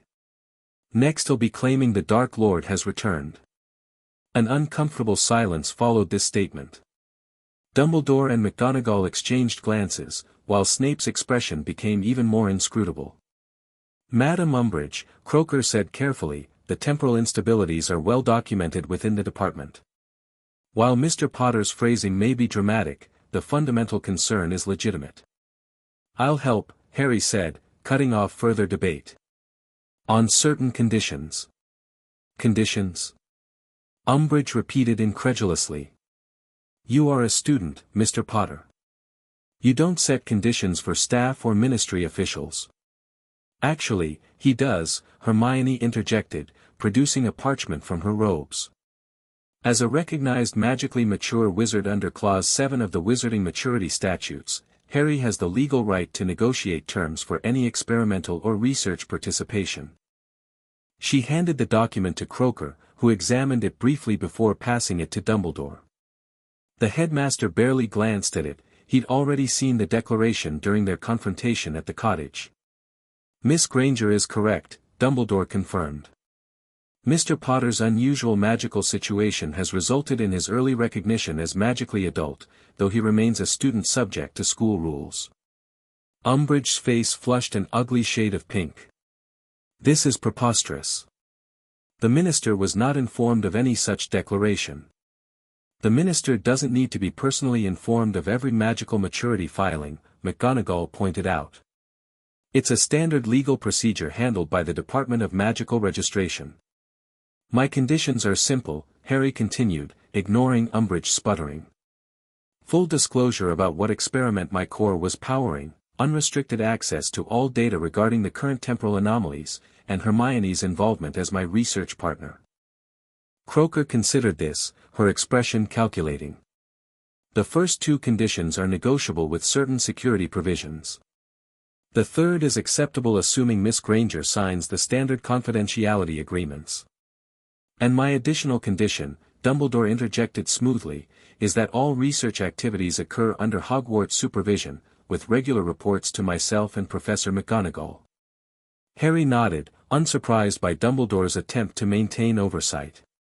"Agreed, provided those reports are shared with me simultaneously." "This is highly irregular," Snape finally spoke, his dark eyes fixed on Harry with unconcealed suspicion. "Potter has no formal training in temporal mechanics or experimental magical theory. His involvement seems more likely to exacerbate problems than resolve them." "On the contrary, Professor," Hermione countered confidently, "Harry's unique experience with his reconnected cores provides practical insight that theoretical researchers lack. The department's experimental failures demonstrate the limitations of purely academic approaches to this problem." Snape's expression suggested he'd bitten into something sour, but he offered no further objection. "Very well," Croaker concluded. "We'll begin tomorrow evening after classes. The headmaster has provided a secure research space in the East Wing, 3rd floor. The same floor that housed Fluffy in our first year," Harry noted with a hint of irony. "How appropriate." Dumbledore's eyes twinkled briefly. "The castle does seem to have a sense of humor regarding your educational journey, Harry." With the research arrangement settled, the meeting began to disperse. Umbridge, clearly frustrated by her inability to assert greater control, departed with a final sickeningly sweet warning: "Do remember, Mr. Potter, that regardless of any special accommodations, you remain subject to educational decrees and proper discipline." The ministry takes a very serious view of disruptive influences in educational environments. Once she had waddled away, McGonagall approached Harry directly. "Potter, a word about your class schedule. Given your changed circumstances, certain adjustments may be appropriate." "What kind of adjustments?" Harry asked cautiously. "Advanced placement in Transfiguration and Charms, at minimum," she replied. "Professor Flitwick and I have discussed the matter and believe the standard fifth-year curriculum would be insufficient for your current abilities." Harry blinked, surprised by the practical consideration. "That would be helpful, Professor." "Thank you." McGonagall nodded briskly. "We'll arrange assessment sessions to determine appropriate placement. Now, I suggest you and Miss Granger return to Gryffindor Tower. The password is Mimbulus Mimbletonia." As they turned to leave, Dumbledore called out one final comment. "Harry, do remember our agreement regarding magical demonstrations. Discretion remains advisable, particularly in the current political climate."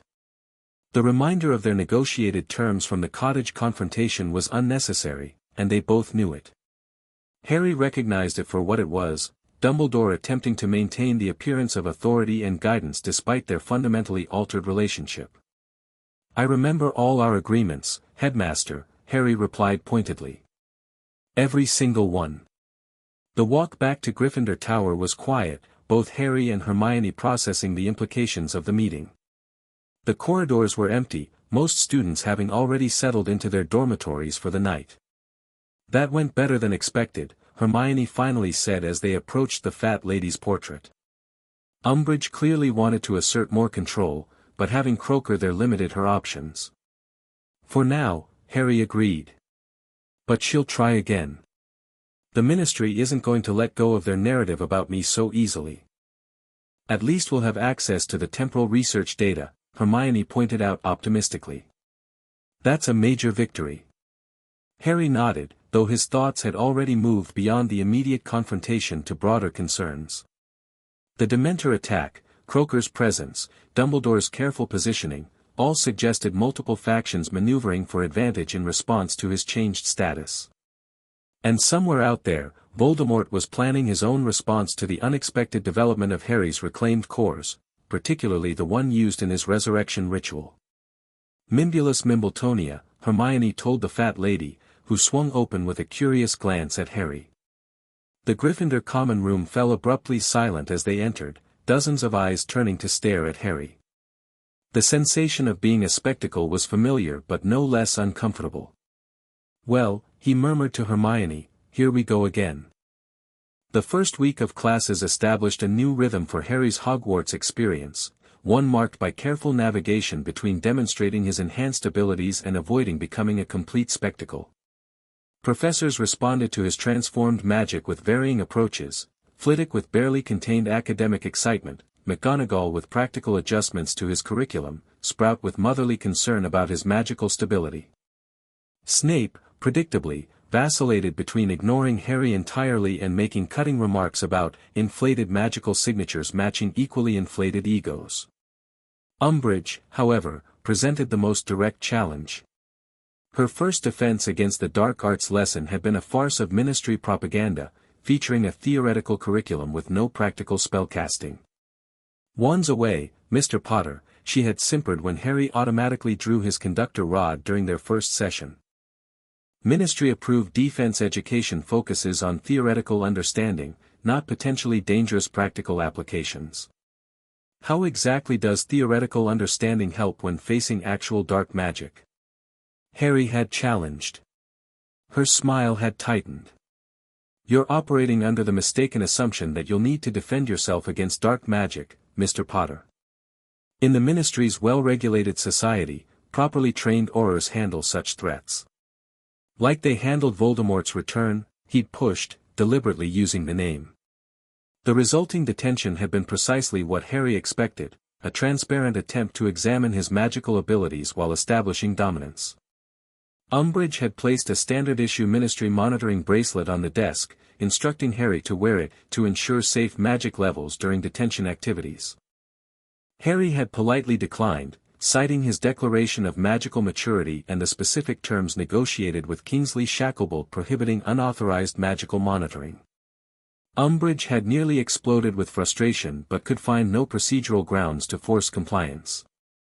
Instead, she had assigned mind-numbing lines copied from ministry educational pamphlets, watching him with poorly concealed resentment throughout the session. Meanwhile, the research sessions with Croaker had proven more immediately productive. The unspeakable had reluctantly disclosed the nature of the department's temporal experiments. They had been using Harry's stolen core to power a prototype temporal observation chamber that allowed researchers to view specific historical events without the limitations of time turners. Your core provided the perfect combination of power and stability, Croaker explained during their second session. When it was suddenly withdrawn, the chamber's containment fields collapsed, causing localized temporal distortions. Why not just shut down the project? Hermione asked, reviewing the complex arithmetic equations documenting the experiment's parameters. Because the chamber had already been activated for a long-term observation sequence, Croaker replied grimly. Terminating mid-observation creates unpredictable temporal echo effects. We need to complete the sequence and shut down properly, or risk permanent damage to the time stream. Harry, examining the magical architecture of the chamber through diagrams, recognized components that resonated with his own magical signature. You built this specifically around my core's properties, didn't you? Not initially, Croaker admitted. The project began decades ago using conventional power sources.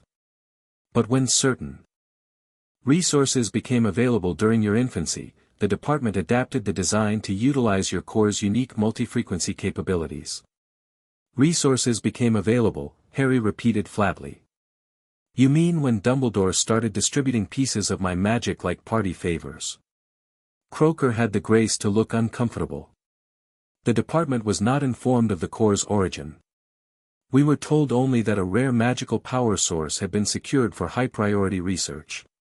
Despite his skepticism about this claimed ignorance, Harry focused on the practical problem.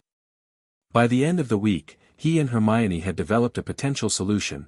Harry could temporarily reconnect with the chamber's systems, providing controlled access to his original core's specific frequency while maintaining his autonomy. It's risky, Hermione cautioned when they presented the proposal to Croaker.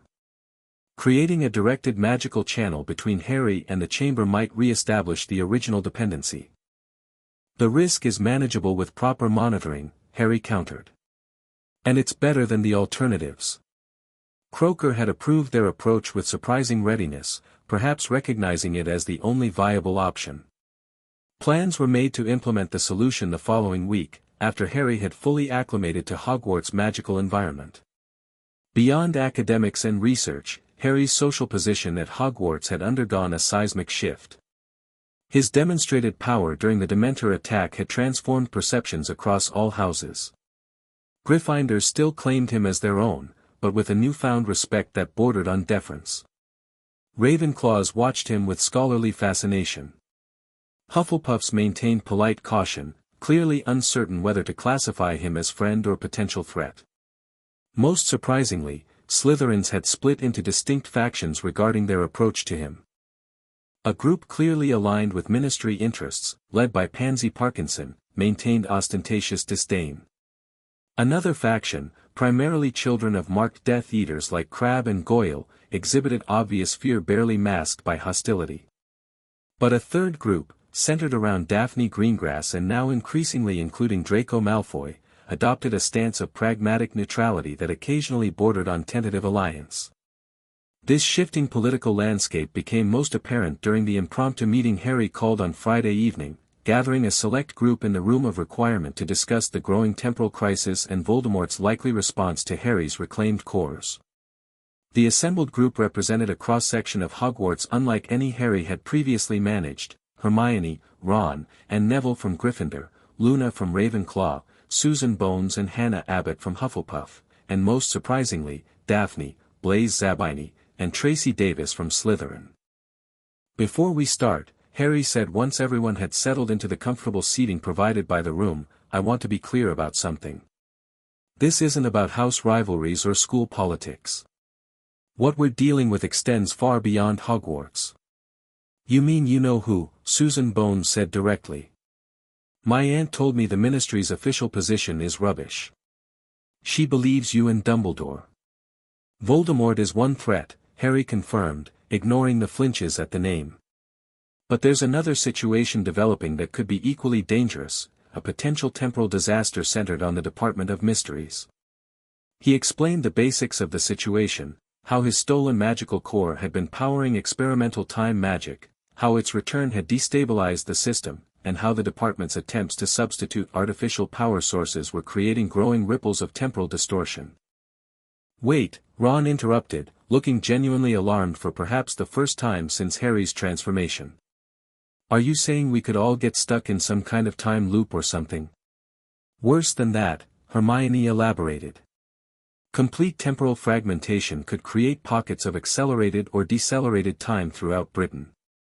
Imagine aging years while walking from one room to another, or being frozen in a single moment while decades pass around you. That's... Neville swallowed hard. That's actually scarier than you know who. It would certainly complicate fighting him, Blaise Zabini noted dryly.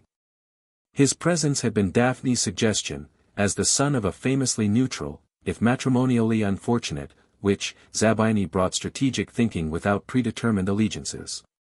The department is working on containment measures, Harry continued. Hermione and I have developed a potential solution involving a controlled connection to my original core's magical signature. Which brings us to why we've gathered you all, Hermione took over smoothly. We need a reliable group of students who can recognize temporal anomalies if they begin manifesting at Hogwarts, and who can respond appropriately while Harry is focused on the containment process. Why us specifically? Tracy Davis asked, her typically quiet demeanor giving way to practical curiosity. Each of you has specific skills or connections we need, Harry explained. Susan's aunt leads the DMLE and can mobilize emergency response if needed. Luna's sensitivity to magical phenomena might provide early warning of temporal distortions. Neville, Ron, and Hannah have proven reliability in crisis situations. And us Slytherins? Blaise prompted when Harry paused. Political balance, Daphne answered before Harry could. Any effective response needs representation across traditional power structures. Potter is building a coalition, not just a resistance group. Harry nodded, grateful for her articulation of what had been a somewhat instinctive decision on his part. Exactly.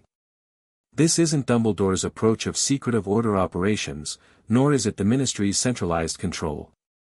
We need distributed capability with multiple points of access to different power structures. Smart, Blaise acknowledged with newfound respect. Though I notice Draco's absence despite his recent re-evaluation of his position. Too many direct connections to both Voldemort and the Ministry, Harry explained. He's potentially useful, but not for this specific group. The discussion that followed was remarkably productive, each person contributing perspectives from their house and family backgrounds. Luna suggested detection methods for temporal anomalies based on her father's research. Susan outlined emergency protocols her aunt had developed for magical disasters. Blaise and Daphne mapped political implications and potential alliance structures. By the end of the session, they had established a monitoring rotation, communication protocols, and response strategies. More significantly, they had formed a functioning cross-house coalition united by shared concern rather than house-based loyalties. As the meeting concluded and people began to disperse, Hermione held Harry back with a gentle touch on his arm. That was impressive leadership, she said once they were alone in the room. You managed to unite people across traditional boundaries without relying on either your personal authority or Dumbledore's institutional power. Harry shrugged, though her praise warmed him. It just seemed logical. No single approach is going to work for the challenges we're facing. That's exactly why it's impressive, she insisted. You're not just thinking about magical power anymore, you're thinking about political and social structures. I had a good teacher, he said, smiling at her. You've been talking about these kinds of connections for years. Hermione blushed slightly. I suppose I have. Though I never expected to see Slytherins and Gryffindors working together so smoothly. The room had transformed around them as the others left, shifting from a meeting space to a cozier setting with a comfortable sofa before a warm fireplace. Harry recognized this as the room's response to their unspoken desire for a moment of privacy, another example of Hogwarts responding differently to his reclaimed magical signature. "We should probably head back before curfew," Hermione said, though she made no move to leave. "Probably," Harry agreed, equally stationary. For a moment, they simply looked at each other, the air between them charged with more than just magic. Since his cores had returned, Harry had become increasingly aware of a different kind of energy between them, something that had always been present but now seemed amplified by his heightened magical sensitivity. "Hermione," he began hesitantly, "there's something I've been wanting to—" A sharp crack interrupted him as a house elf appeared in the center of the room, looking panicked. "Harry Potter, sir," the elf squeaked. "Professor McGonagall sends urgent message. Strange magic is happening in the Great Hall. Clocks running backward and food appearing from yesterday's breakfast." Harry and Hermione exchanged alarmed glances. The temporal anomalies had reached Hogwarts sooner than expected. "Tell Professor McGonagall we're coming right away," Harry instructed, already moving toward the door. As they raced through the corridors, the evidence of temporal distortion became increasingly apparent. Portraits showed their subjects in positions from hours earlier. A suit of armor repeatedly raised and lowered its axe in an endless loop. Most disturbingly, they passed a group of second-years walking backward, unaware of their reversed movement. "It's spreading faster than Croaker predicted," Hermione gasped as they approached the Great Hall. The artificial power sources must have failed completely. The scene inside the Great Hall confirmed their worst fears. The enchanted ceiling cycled rapidly through day and night. Food appeared and disappeared on tables. Students and staff moved in unsynchronized time patterns, some accelerated, others slowed, some caught in repeating loops of the same few seconds. Professor McGonagall spotted them from where she stood with Dumbledore and Croaker near the staff table, all three casting complex containment spells that seemed to be having minimal effect. "Potter!" McGonagall called. "The distortions are emanating from the Department of Mysteries, but manifesting here because of Hogwarts' magical concentration." Croaker looked genuinely frightened, an alarming sight in a typically composed unspeakable. "The chamber has entered critical destabilization. We've lost all control at the department end. We need to implement our solution now," Harry decided. "Not next week, right now." "Here?" Hermione questioned. "We plan to do it in the controlled environment of the research room." "No time," Harry replied, drawing his conductor rod. "The Great Hall has the strongest magical architecture in the castle. If I'm going to establish a stabilizing connection to the chamber, this is the place to do it." Dumbledore approached, his own magic visibly working to contain the temporal fluctuations around them. "Harry, what you're proposing is extremely dangerous. Without proper preparations, we don't have a choice," Harry cut him off. "Every minute we delay makes the distortions worse. You know I'm right." For a moment, Dumbledore seemed ready to object further. Then, with a gravity Harry had rarely seen him display, he nodded.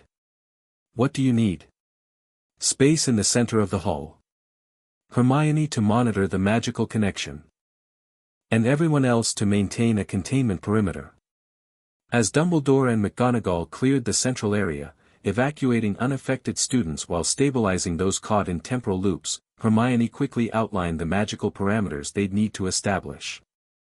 "You'll need to create a resonant frequency match with your original core signature," she reminded Harry. "Not your full current magical output, that would overwhelm the chamber. Just the specific harmonic that matches what they extracted." "I remember," Harry assured her, moving to the center of the hall. "Monitor the connection. If it starts drawing more than the specific core frequency, I'll break it immediately," she promised, drawing her wand. Harry closed his eyes, reaching inward to the complex network of his 78 cores. Over the past weeks, he'd become increasingly adept at identifying their individual signatures and properties. The challenge now was to isolate the precise frequency pattern that would match the core powering the department's temporal chamber without allowing it to draw on his full magical reserve. Around him, the temporal distortions intensified. Students caught in loops began to show signs of magical stress, their images blurring slightly as reality struggled to maintain consistency. The enchanted ceiling cycled through seasons now, not just days. Somewhere, a student screamed as they experienced rapid aging followed by youth in disconcerting alternation. "Harry, now!" Hermione called urgently. He raised the conductor rod, channeling his magic with precise control. Rather than pushing power outward as he typically would, he established a resonant field, creating a magical beacon tuned to the exact frequency the temporal chamber would recognize. For a moment, nothing happened. Then, like a hook catching behind his navel but aimed at his magic rather than his body, he felt the connection establish. The department's chamber had locked onto his signal, drawing the specific power frequency it needed to stabilize. The effect was immediate. Throughout the Great Hall, temporal anomalies began to slow and normalize. The ceiling stabilized on the correct current night sky. Students caught in loops gradually synchronized back to normal time flow. "It's working," Croker called, monitoring the results through some specialized unspeakable device. "The chamber is re-establishing normal temporal alignment." Harry maintained his position, focusing entirely on providing the stable magical frequency while preventing the connection from drawing on his other cores. The strain was considerable, not physically painful, but magically taxing in a way he hadn't experienced since regaining his full power. "How long do I need to maintain this?" he called to Croker. "Until the chamber completes its observation sequence and can be properly shut down," the unspeakable replied. "My colleagues at the department are initiating emergency protocols now. Perhaps another 10 minutes. 10 minutes of perfect magical frequency control while maintaining the connection was no small challenge, but Harry found a rhythm, settling into the magical resonance. Hermione circled him, casting monitoring charms and occasionally adjusting the connection's parameters with delicate wand work. Around them, Hogwarts gradually returned to normal. Students who had been affected were being examined by Madame Pomfrey, while professors restored proper temporal alignment to affected objects and areas.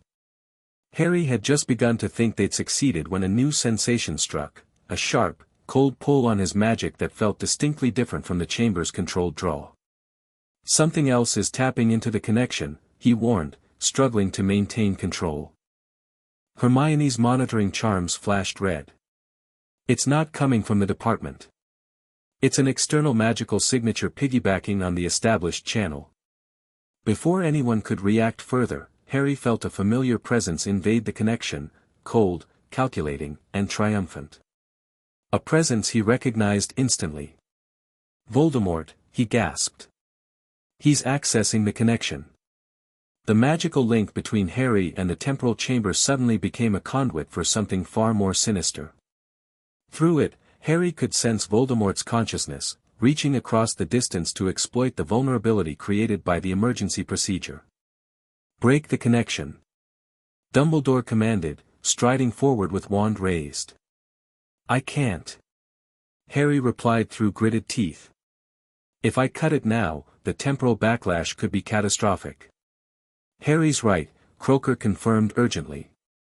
"The chamber must complete its shutdown sequence first." For several excruciating minutes, Harry maintained the connection while actively resisting Voldemort's attempt to corrupt it. He could feel the Dark Lord's magic probing, searching for weaknesses, particularly focusing on the core signature that matched the one used in his resurrection ritual. "He's trying to establish a permanent link through the matching core," Harry explained tightly, sweat beading on his forehead despite the magical rather than physical nature of the strain. "Using the temporal connection as a bridge. Can you block him?" Hermione asked, her wand moving in complex patterns as she attempted to reinforce Harry's defenses. "Not completely," Harry admitted. "But I can limit what he accesses." In a flash of insight, Harry realized he could turn this invasion attempt to his advantage.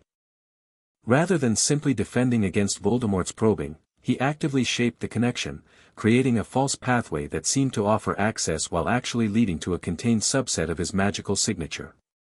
Through this controlled channel, Harry began to receive impressions from Voldemort's mind, not the painful, overwhelming visions he'd experienced in the past, but strategic information about the Dark Lord's current situation and intentions. Images flashed through his consciousness, a manor house he recognized as Malfoy Manor, serving as Voldemort's headquarters. Death Eaters gathered around a table, planning raids.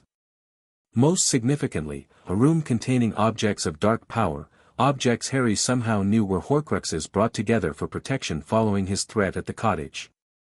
5 minutes to complete shutdown, Croaker announced, monitoring the temporal alignment.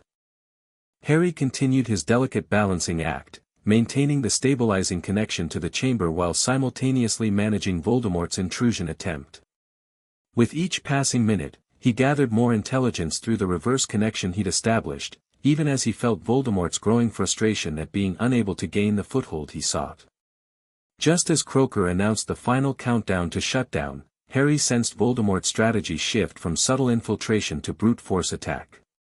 A surge of dark magic hammered the connection, attempting to overwhelm Harry's controls and establish a permanent link before the temporal channel closed. Harry staggered under the magical assault but held firm, countering with a precisely calculated response. Rather than matching power with power, he used the techniques Daphne had taught him, employing emotional focus to harmonize his cores in unified defense. The resulting magical clash was invisible to most observers but felt throughout the castle. Windows rattled. Candles flared. The enchanted ceiling momentarily showed two night skies superimposed, the actual stars above Hogwarts and a different pattern visible from wherever Voldemort was currently located. Shutdown complete. Croaker finally announced. Potter, you can terminate the connection. With a final effort, Harry severed the link to the temporal chamber, simultaneously closing the pathway Voldemort had been exploiting. The backlash sent him to his knees, conductor rod still gripped tightly in his hand as his magic recoiled from the abrupt disconnection. Hermione was at his side instantly. Harry. Are you all right? He nodded, breathing heavily despite the non-physical nature of the exertion. He was trying to establish a permanent connection. Using the temporal channel as a bridge. Did he succeed? Dumbledore asked sharply, joining them. No, Harry confirmed, rising unsteadily to his feet. But I learned something critical. I know where he's keeping his Horcruxes, at least the ones he's gathered for protection. Dumbledore's expression shifted from concern to intense focus. You saw this through the connection. I created a reverse channel when he tried to infiltrate my magic, Harry explained. Instead of just blocking him, I made him think he was gaining access to limited information while actually opening a window into his own operations. Brilliant, Hermione breathed. You turned his attack into an intelligence-gathering opportunity. Dumbledore studied Harry with new appreciation. Most impressive, Harry. Though I must caution against underestimating Voldemort's own perceptive abilities. He may have allowed you to see certain information deliberately. Possibly, Harry acknowledged. But some of what I saw was definitely unintentional. He's keeping at least 3 Horcruxes at Malfoy Manor now, moved there recently because of his concern about my threat to destroy them. This information clearly surprised even Dumbledore. This is extremely valuable intelligence. We should discuss it further in a more private setting. The Great Hall had largely returned to normal, though signs of the temporal disturbance lingered in subtly unsynchronized movements of some objects and slight echoes in certain sounds. Students were being escorted back to their dormitories by prefects, while staff continued restoration efforts. The immediate temporal crisis appears resolved, Croaker reported, examining her monitoring device. The chamber has been successfully shut down and all observed temporal anomalies are receding. Mr. Potter's solution was unorthodox but effective. And the risk of recurrence? McGonagall asked practically. Minimal, now that the chamber is properly deactivated, Croaker assured her. Though we'll need to maintain monitoring protocols for residual effects. As the crisis response wound down, Harry found himself increasingly aware of the magical intelligence he'd gathered during the connection. Beyond the Horcrux locations, he'd gained insights into Voldemort's current strategic thinking, particularly his growing concern about Harry's reclaimed magical power. Most significantly, Harry had confirmed his suspicion about the core used in Voldemort's resurrection ritual. The Dark Lord had indeed incorporated one of Harry's stolen cores into the process, creating a fundamental magical link between them, one that had replaced the original Horcrux connection destroyed during the Goblin ritual. This new understanding would prove crucial in the coming confrontation, a confrontation that now seemed inevitable given Voldemort's failed attempt to establish magical dominance through the temporal connection. "You should rest," Hermione urged as they finally left the Great Hall. "That kind of magical exertion needs recovery time." Harry nodded, though his mind was racing with implications and plans. "Tomorrow we need to meet with our group. The timeline has accelerated. Voldemort knows I've identified his Horcruxes, which means he'll either move them again or accelerate his plans. One problem at a time," Hermione insisted, guiding him toward Gryffindor Tower. "First, recovery. Then strategy." As they walked, Harry felt Hogwarts itself responding to his passage, torches brightening, stairs aligning conveniently, portraits offering encouraging words. The castle's semisentience, as nearly headless Nick had described it, seemed to have recognized his role in averting the temporal disaster. More significant than the castle's reaction, however, was the shift Harry sensed in himself. The confrontation with Voldemort through the magical connection had crystallized something in his understanding of his reclaimed power. This wasn't just about personal restoration or correcting an injustice done to him as an infant. His 78 cores represented a fundamental challenge to the existing magical order, to Voldemort's pursuit of immortality through fragmentation, to Dumbledore's orchestration of power through manipulation, to the Ministry's attempt to control through regulation. As he and Hermione reached the portrait hole, Harry paused, feeling the weight of this realization. "What is it?" Hermione asked, recognizing his expression. "I understand now," he said quietly. "Why everyone's so afraid of what I've become. It's not just about raw power. It's about what that power represents." Hermione waited, giving him space to articulate the insight. "My magic was divided and distributed to maintain the status quo," Harry continued.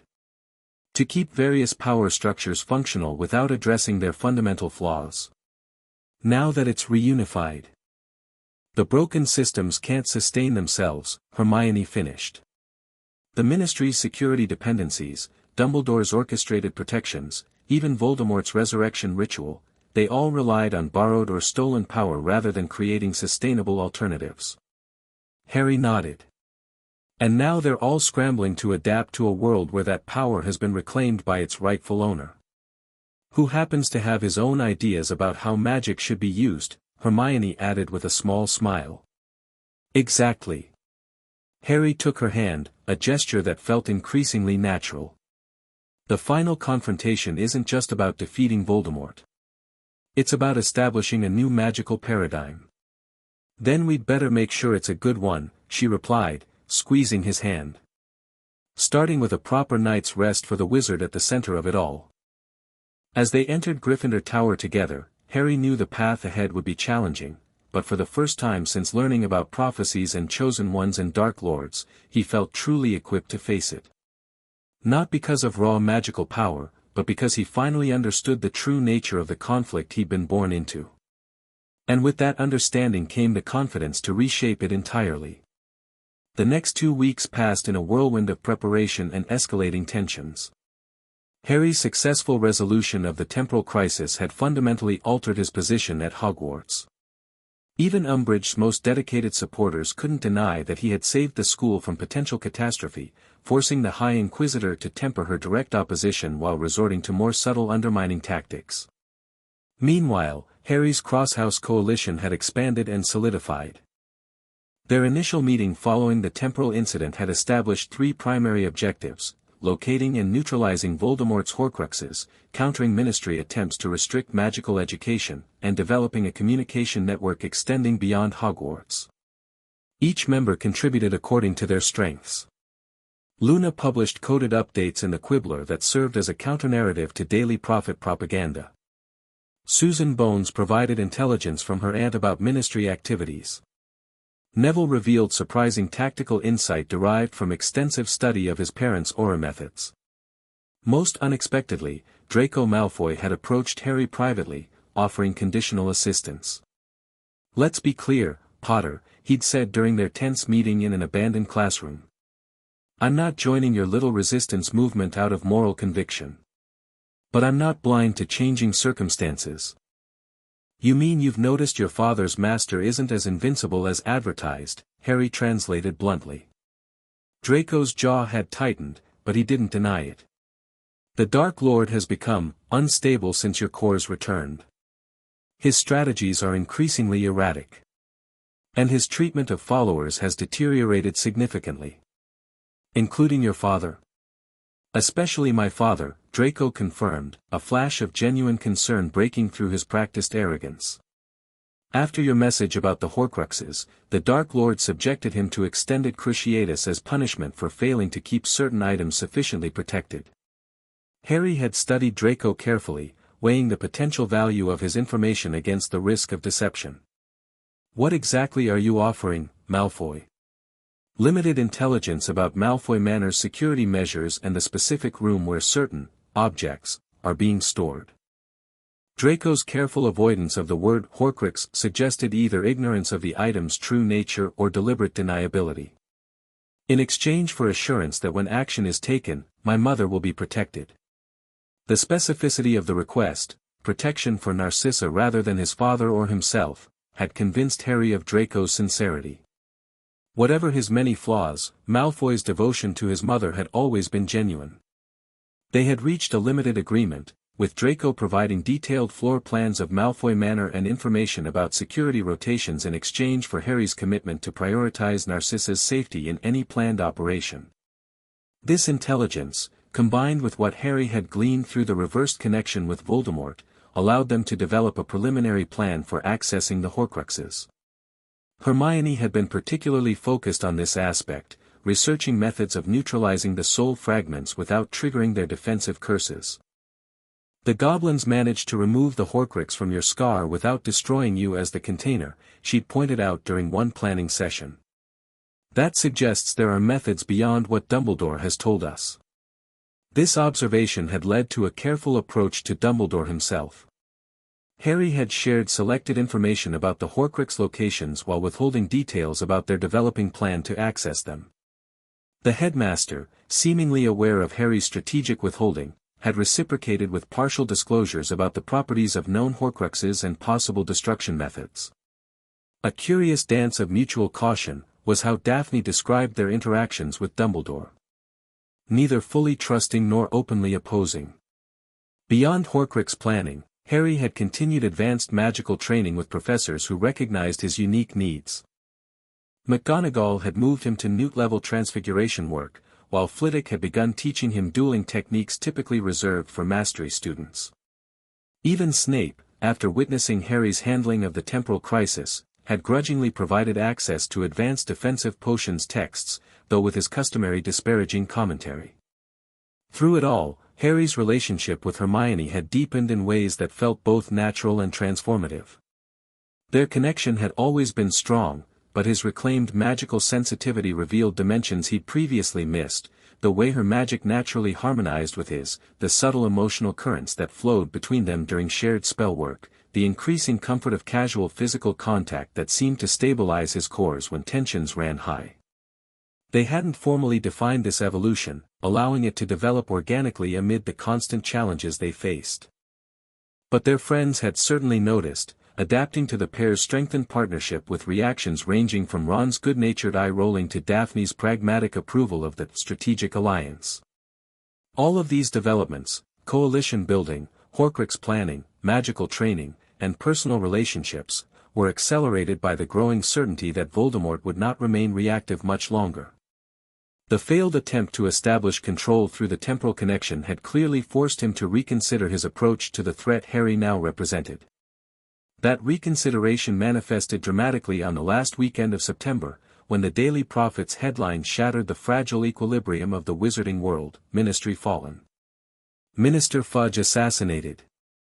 You know who claims responsibility, declares magical revolution. The Great Hall had fallen silent as students read the shocking news, then erupted into panic that took staff nearly an hour to contain. Dumbledore had immediately called an emergency meeting of all professors, while prefects were instructed to keep students in their common rooms until further notice.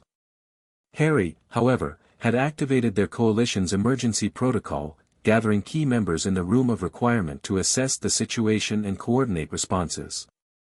"It's happening faster than we anticipated," he told the assembled group, which now included representatives from all four houses. "Voldemort has abandoned subtlety entirely.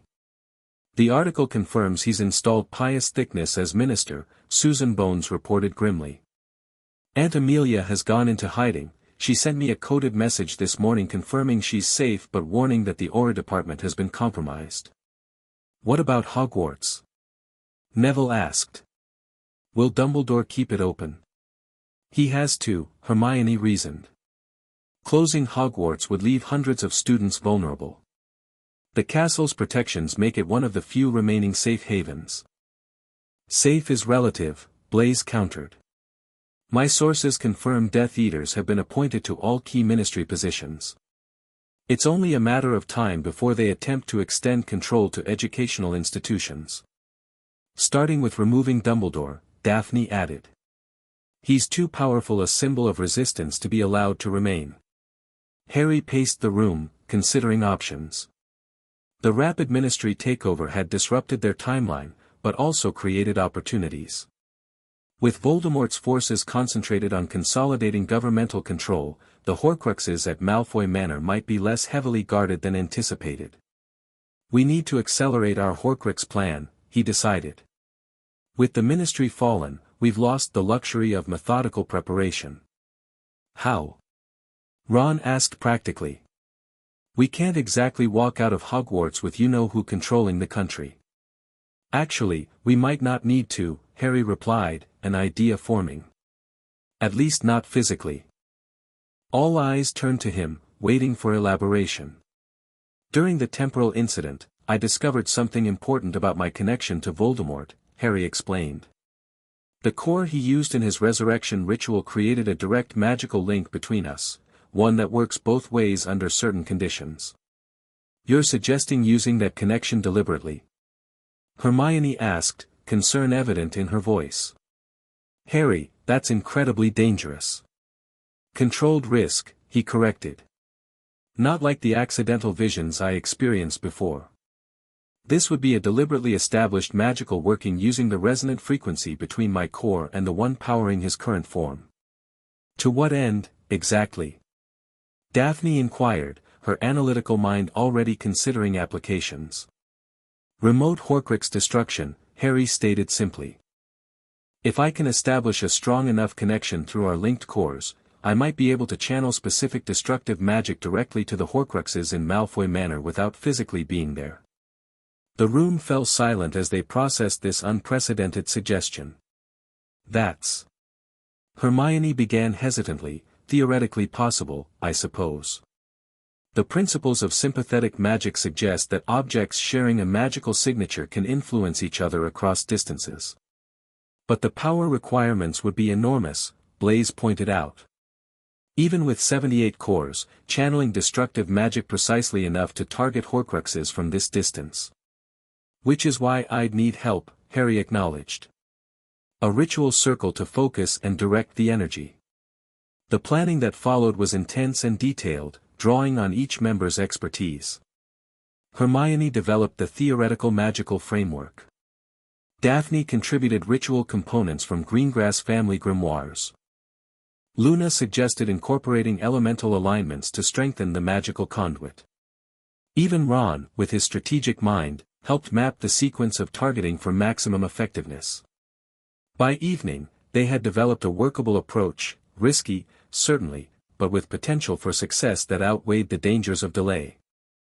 The ritual would require 7 participants forming a directed magical circuit, with Harry as the primary conduit leveraging his unique connection to both the Horcruxes and Voldemort himself.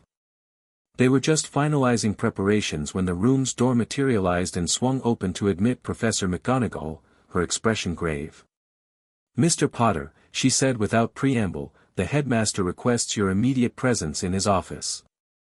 The situation has escalated." "What's happened?" Harry asked, already moving toward the door. "The new ministry has issued an educational decree removing Professor Dumbledore and appointing Dolores Umbridge as headmistress," McGonagall replied, disgust evident in her voice. "Aurors, or what remains of the legitimate Auror force, are en route to enforce the transition." "When?" Hermione asked urgently. "They'll arrive by midnight," McGonagall confirmed. "Dumbledore is making arrangements to leave before then, but wishes to speak with you first, Potter." Harry exchanged significant glances with the coalition members.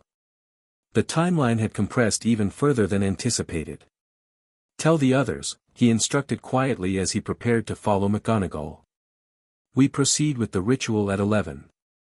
That gives us just over 2 hours to prepare." Hermione caught his arm. "Be careful with Dumbledore. He'll have his own plans for how to respond to this crisis." "I know," Harry assured her. "But this time, we're not following his script." The walk to Dumbledore's office was tense, with McGonagall briefing Harry on the rapidly deteriorating situation beyond Hogwarts walls. Death Eaters had taken control of key magical transportation nodes. The wireless network had been commandeered for propaganda broadcasts. Arrests of known Order members and Ministry loyalists had begun within hours of Fudge's assassination. "It's a well-executed coup," McGonagall acknowledged grimly. "They must have been planning it for months, with supporters already positioned throughout the Ministry infrastructure." "And Hogwarts?" Harry asked. "Will the staff resist Umbridge's appointment?" "To the extent possible without endangering students," she confirmed. "But our options are limited. Open defiance would likely result in Death Eaters being stationed within the castle itself." The gargoyle guarding Dumbledore's office moved aside without requiring a password, suggesting the headmaster was expecting them. As they ascended the spiral staircase, Harry centered himself, organizing his thoughts and preparing for what would likely be a nuanced battle of wills and strategies. Dumbledore was not alone when they entered. To Harry's surprise, the office contained several familiar faces: Remus Lupin, Kingsley Shacklebolt, looking haggard, as if he'd narrowly escaped capture, and most welcomely, Sirius Black. "Harry!" Sirius embraced him immediately. "Thank Merlin you're safe." "Sirius," Harry returned the hug with genuine emotion. "How did you get here?" "It's not safe for you to travel with Death Eaters controlling transportation." "Fawkes," Sirius explained, gesturing to Dumbledore's Phoenix companion perched regally on its stand. "Dumbledore sent him to transport key Order members for this emergency council." "I apologize for the abrupt summons, Harry," Dumbledore said, rising from behind his desk. "But circumstances have accelerated rather dramatically, as I'm sure Professor McGonagall has informed you." Harry nodded, taking the offered seat while quickly assessing the room's dynamics. The gathered Order members appeared battle-worn and tense. Clearly, the Ministry takeover had caught them somewhat unprepared despite their ongoing vigilance. "The Death Eaters moved with unexpected coordination," Kingsley reported, continuing what appeared to be an in-progress briefing. "Simultaneous strikes against key Ministry officials. Fudge was killed by Voldemort personally, according to witnesses who managed to escape.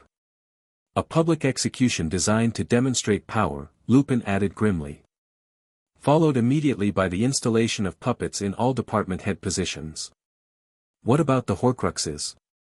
Harry asked directly, seeing no benefit in pretending ignorance of the Order's priorities. Dumbledore's eyebrows rose slightly at Harry's directness, but he answered without hesitation. "Our efforts to locate them have been complicated by recent events. Several Order members tasked with tracking potential Horcrux locations have been forced into hiding." "And the ones at Malfoy Manor?" Harry pressed. This time, Dumbledore's surprise was more evident. "You have confirmed their location, then?" "3 of them, yes," Harry replied. Held in a specially warded chamber on the manor's east wing, 3rd floor. Recently moved there for consolidated protection. Sirius whistled softly. How did you get that intelligence? Multiple sources, Harry said, not elaborating on Draco's involvement or his own magical connection through Voldemort. More importantly, I have a plan to neutralize them tonight, before Umbridge takes control of Hogwarts. The assembled Order members exchanged glances, clearly not expecting this level of initiative from a student, even one with Harry's unique status and abilities. Harry, Dumbledore began carefully, Horcrux destruction requires specific methods and precautions. The objects are heavily protected by dark magic that can injure or kill inexperienced handlers. I'm aware, Harry replied evenly. I've developed an approach that doesn't require physical contact with the Horcruxes. A targeted magical working using the connection between my reclaimed core and the one Voldemort used in his resurrection ritual. Dumbledore's expression shifted from mild concern to intense focus. You've confirmed that connection, then? And believe you can weaponize it? Not weaponize, Harry corrected. Channel. Direct. My goal isn't to attack Voldemort himself through the connection, that would be predictable and defensible. Instead, I'll use it as a conduit for targeted destruction of the Horcruxes he's gathered. The magical theory is sound, McGonagall interjected, surprising Harry with her support. Mr.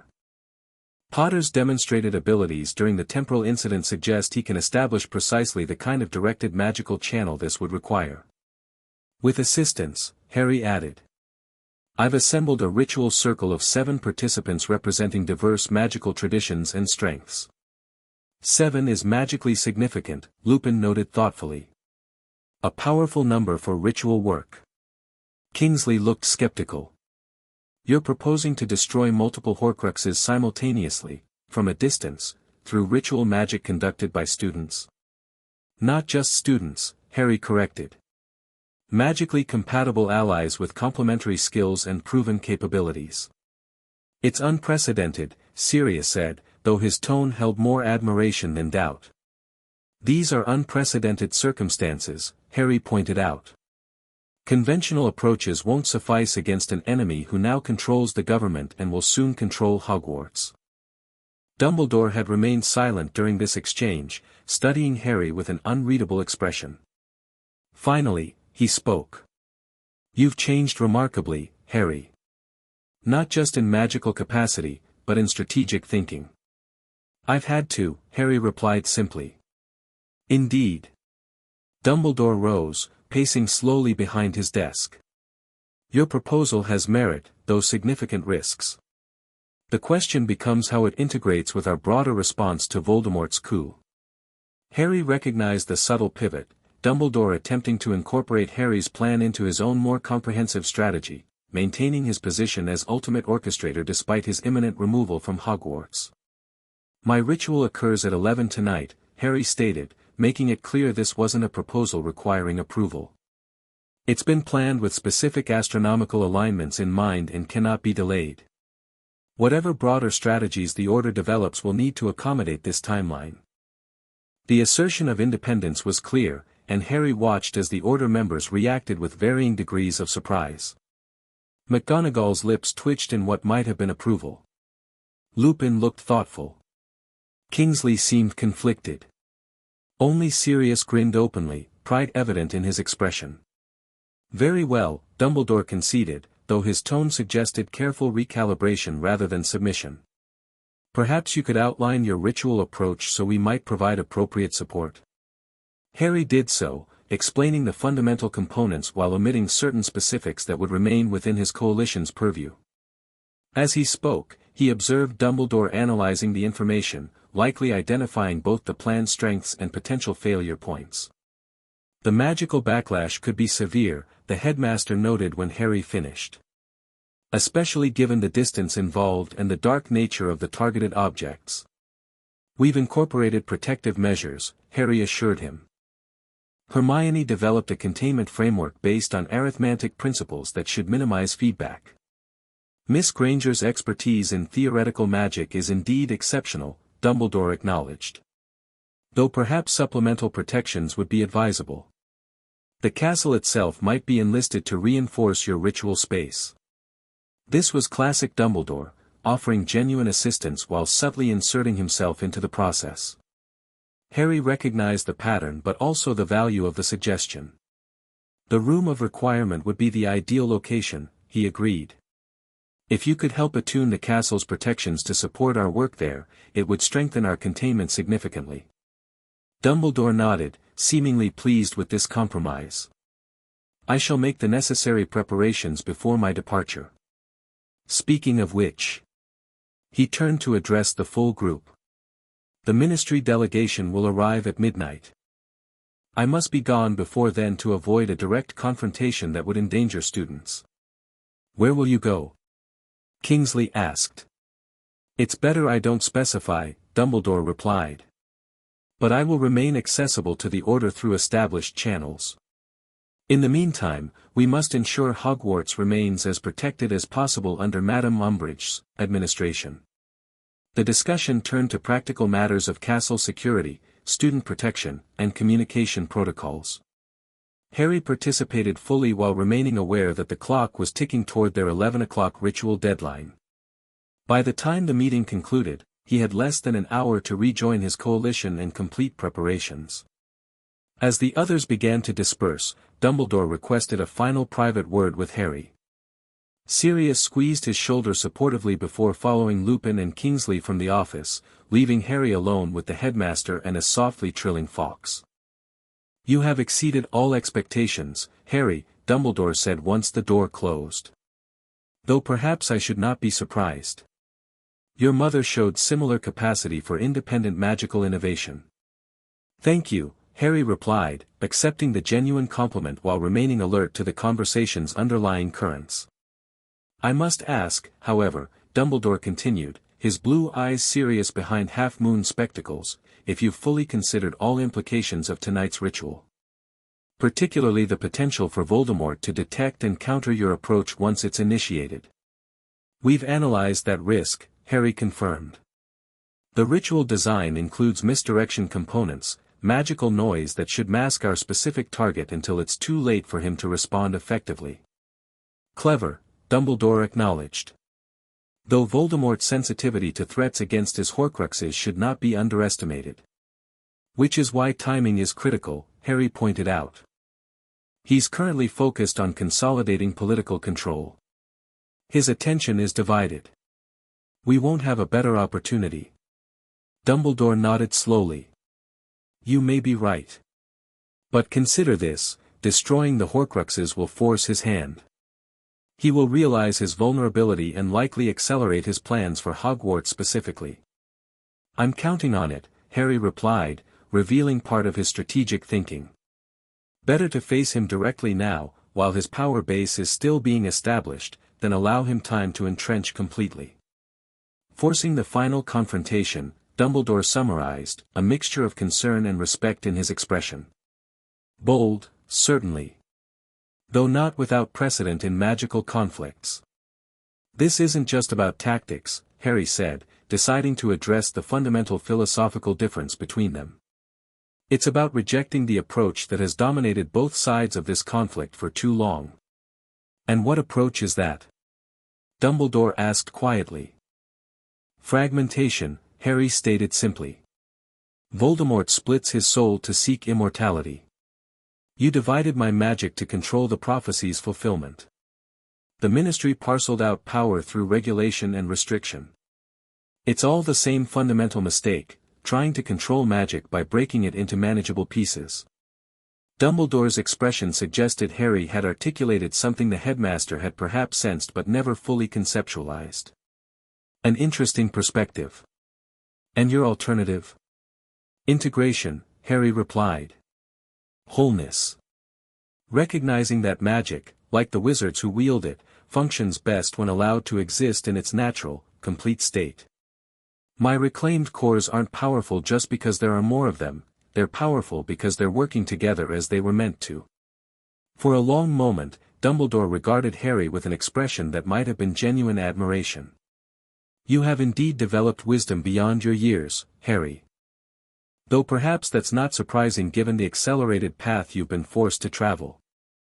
Not all of it was forced, Harry pointed out. Some was deliberately constructed. Dumbledore acknowledged this with a slight incline of his head. My methods have not always been what they should have been. In seeking to protect, I sometimes constrained. In attempting to guide, I occasionally controlled. These are failures I must accept. I'm not interested in blame at this point, Harry said honestly. Just in moving forward with clear understanding between us. And what understanding would that be? That I respect your experience and knowledge, Harry stated, but my path forward is my own to determine. I'll listen to advice, consider alternatives, and collaborate where our goals align. But I won't be directed or managed, even for my supposed protection. A reasonable position, Dumbledore agreed, surprisingly readily. And one I can accept, given the remarkable maturity you've demonstrated. My role, perhaps, is evolving from guardian to ally, a transition I should have anticipated given your unique circumstances. Whether this acceptance was genuine or strategic remained to be seen, but Harry appreciated the diplomatic acknowledgement. With time pressing, he rose to leave, aware that his ritual circle would be waiting. One final thought, Harry, Dumbledore said as Harry reached the door. Integration, as you call it, may indeed be the path forward. But remember that true integration sometimes requires letting go of what no longer serves the whole, even parts of ourselves we've long identified with. The cryptic statement carried multiple possible interpretations, and Harry filed it away for later consideration as he bid the headmaster farewell.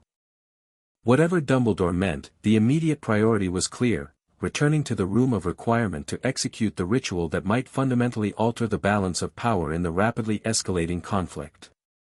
As Harry descended the spiral staircase for what might be the last time during Dumbledore's headmastership, he felt the weight of the evening's twin transitions, Dumbledore's departure from Hogwarts and Harry's progression from protected asset to independent magical force.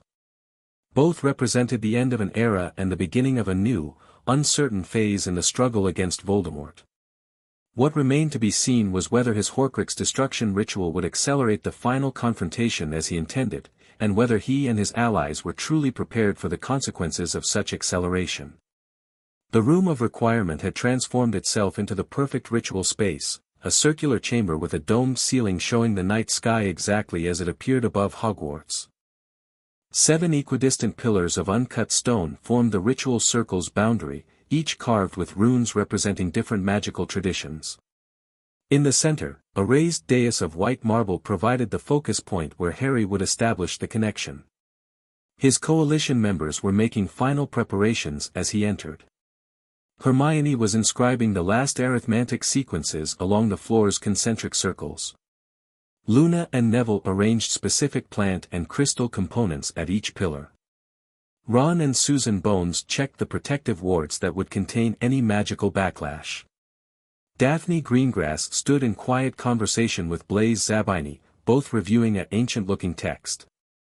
"You're cutting it close," Hermione observed as Harry joined them, though her relieved expression belied the criticism. "Everything okay with Dumbledore?" "As expected," Harry replied. "He's accepted our plan while trying to incorporate it into his broader strategy. He's also helping attune the castle's protections to support our ritual." "Useful," Daphne acknowledged. "Though I still don't trust his long-term intentions." "One crisis at a time," Harry reminded her. "Are we ready?"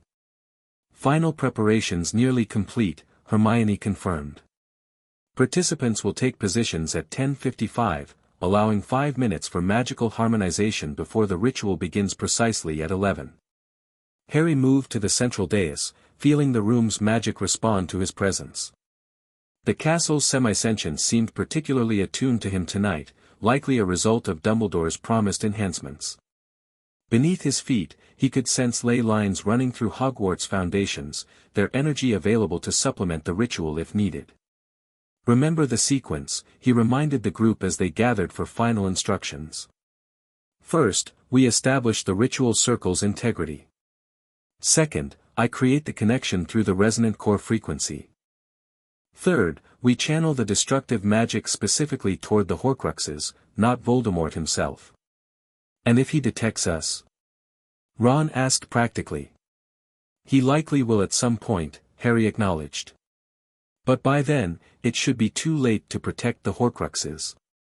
If he attempts to counterattack through the connection, our defensive measures should hold long enough to complete the destruction sequence. And afterwards? Susan Bones asked. Won't he retaliate immediately? Almost certainly, Harry confirmed. Which is why everyone not directly involved in the ritual has been briefed on defensive protocols. The DA members are positioned throughout the castle as an early warning system. The remaining staff have been subtly alerted to potential threats. What he didn't add was his personal belief that Voldemort would likely come directly for him once he realized what had happened. The destruction of multiple Horcruxes would represent an unprecedented threat to the Dark Lord's immortality plans, one that would demand immediate, personal response. In many ways, Harry was counting on this reaction. The ideal scenario would bring Voldemort to Hogwarts before he had fully consolidated his ministry takeover, forcing a confrontation while the Dark Lord was still adjusting to the new political landscape. It's time, Hermione announced, checking her watch. Everyone to positions.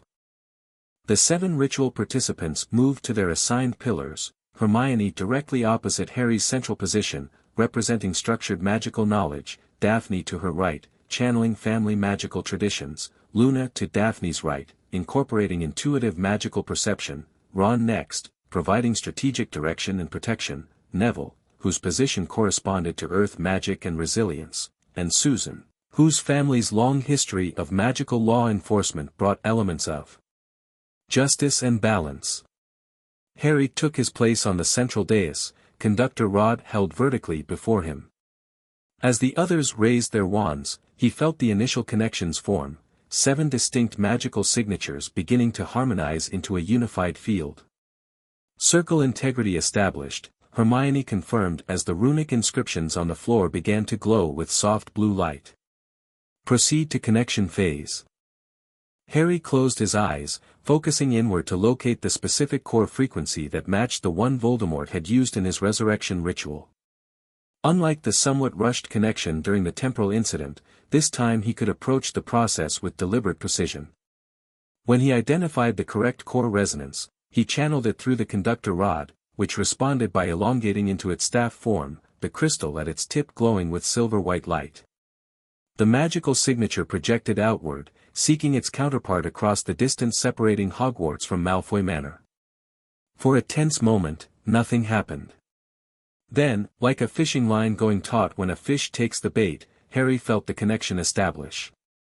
Through it, he sensed Voldemort's presence, currently focused elsewhere, unaware of the magical tether being created.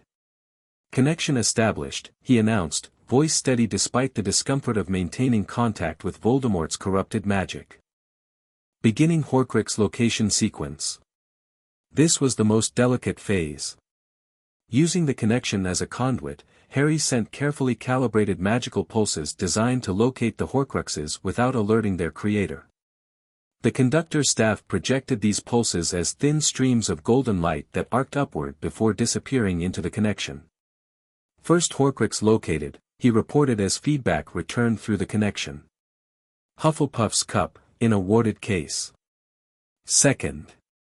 Ravenclaw's diadem. Third, a locket with an S insignia. Slytherin's locket, Hermione breathed. Just as we suspected. With all 3 targets identified, Harry prepared for the destruction phase. This would require simultaneously channeling destructive magic through the connection while maintaining precise control to avoid alerting Voldemort until it was too late. Circle members, channel your specific energies now, he instructed. Focus on destruction of the containers while preserving the surrounding environment.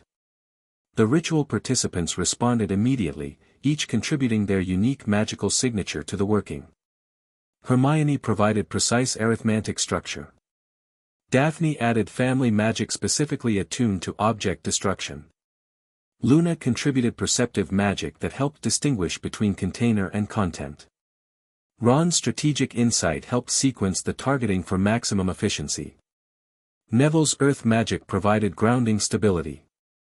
Susan's justice-oriented family magic helped overcome dark protections.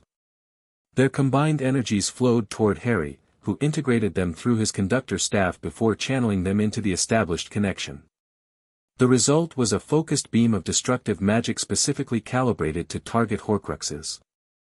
As the magic traveled through the connection, Harry suddenly sensed a shift in Voldemort's attention, the Dark Lord becoming aware of unusual magical activity at Malfoy Manor. The connection vibrated with his growing alarm. "He's detected us," Harry warned. Accelerating destruction sequence. With a final surge of concentrated will, Harry directed the full force of the ritual circle's magic through the connection. The conductor staff blazed with blinding light as the destructive energy reached its targets. Through the connection, Harry sensed the Horcrux's defenses activating, dark magic attempting to repel the attack. But the combined power of 7 magically aligned participants, channeled through Harry's 78 cores and focused by the conductor staff, proved overwhelming. One by one, the Horcruxes yielded. Harry felt each destruction as a psychic shock wave through the connection, first Hufflepuff's cup, then Ravenclaw's diadem, and finally, Slytherin's locket. With each destruction, a horrible screaming filled the magical link, the sound of a soul fragment being forcibly released from its container. And with each destruction, Harry sensed Voldemort's mounting rage and fear. By the third Horcrux's elimination, the Dark Lord's fury had transformed the connection into a conduit for his attempted counterattack. "Defensive measures now," Harry commanded as dark magic surged back through the connection. The ritual circle responded instantly, their combined magic forming a protective barrier around Harry and the connection point. Voldemort's retaliatory strike, a complex dark curse designed to corrupt the connection and reverse its flow, collided with this defense in a spectacular clash of magical energies. For several tense seconds, the two forces remained in precarious balance. Then, drawing on reserves from multiple cores simultaneously, Harry executed the final phase of their plan, a controlled collapse of the connection that would sever the link while preventing magical backlash. The conductor staff pulsed with white gold light, and the connection snapped closed with a sound like a thunderclap. The ritual circle's protective barrier absorbed the resulting magical discharge, distributing it harmlessly through the room's specially prepared containment systems. When the light faded and the magical resonance settled, Harry found himself kneeling on the dais, conductor rod returned to its normal size in his hand. Around the circle, his friends looked exhausted but triumphant. "Did it work?" Ron asked, breaking the silence. "Yes," Harry confirmed, his magical senses still processing the aftermath. "All 3 Horcruxes destroyed.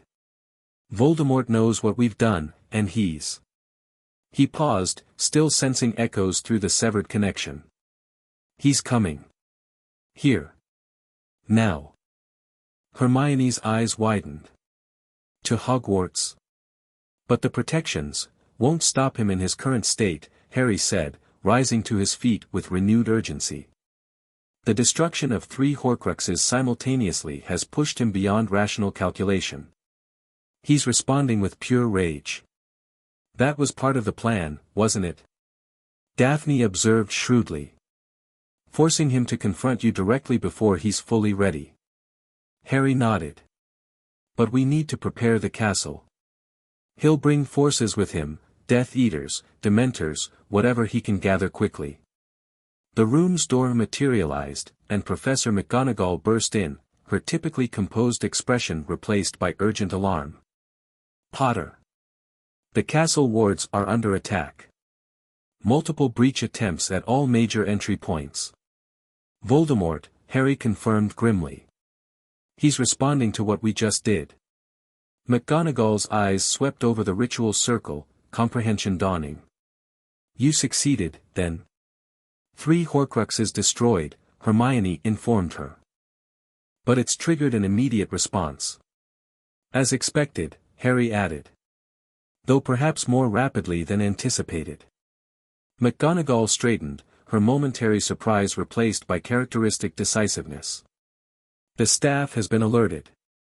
The Order members who remained after Dumbledore's departure are mobilizing. But without the headmaster, the castle will hold, Harry assured her with more confidence than he entirely felt. Hogwarts responds to need, and right now, its need for protection is absolute. As if confirming his words, the room around them pulsed with magical energy, the castle itself seeming to strengthen in response to the external threat. "We need to get younger students to secured locations," Susan Bones said practically. "The contingency plans we developed, already being implemented," McGonagall confirmed. "Prefects are moving first through third years to designated safe areas. Older students with combat training are being positioned as secondary defense." Harry's mind raced, assessing options.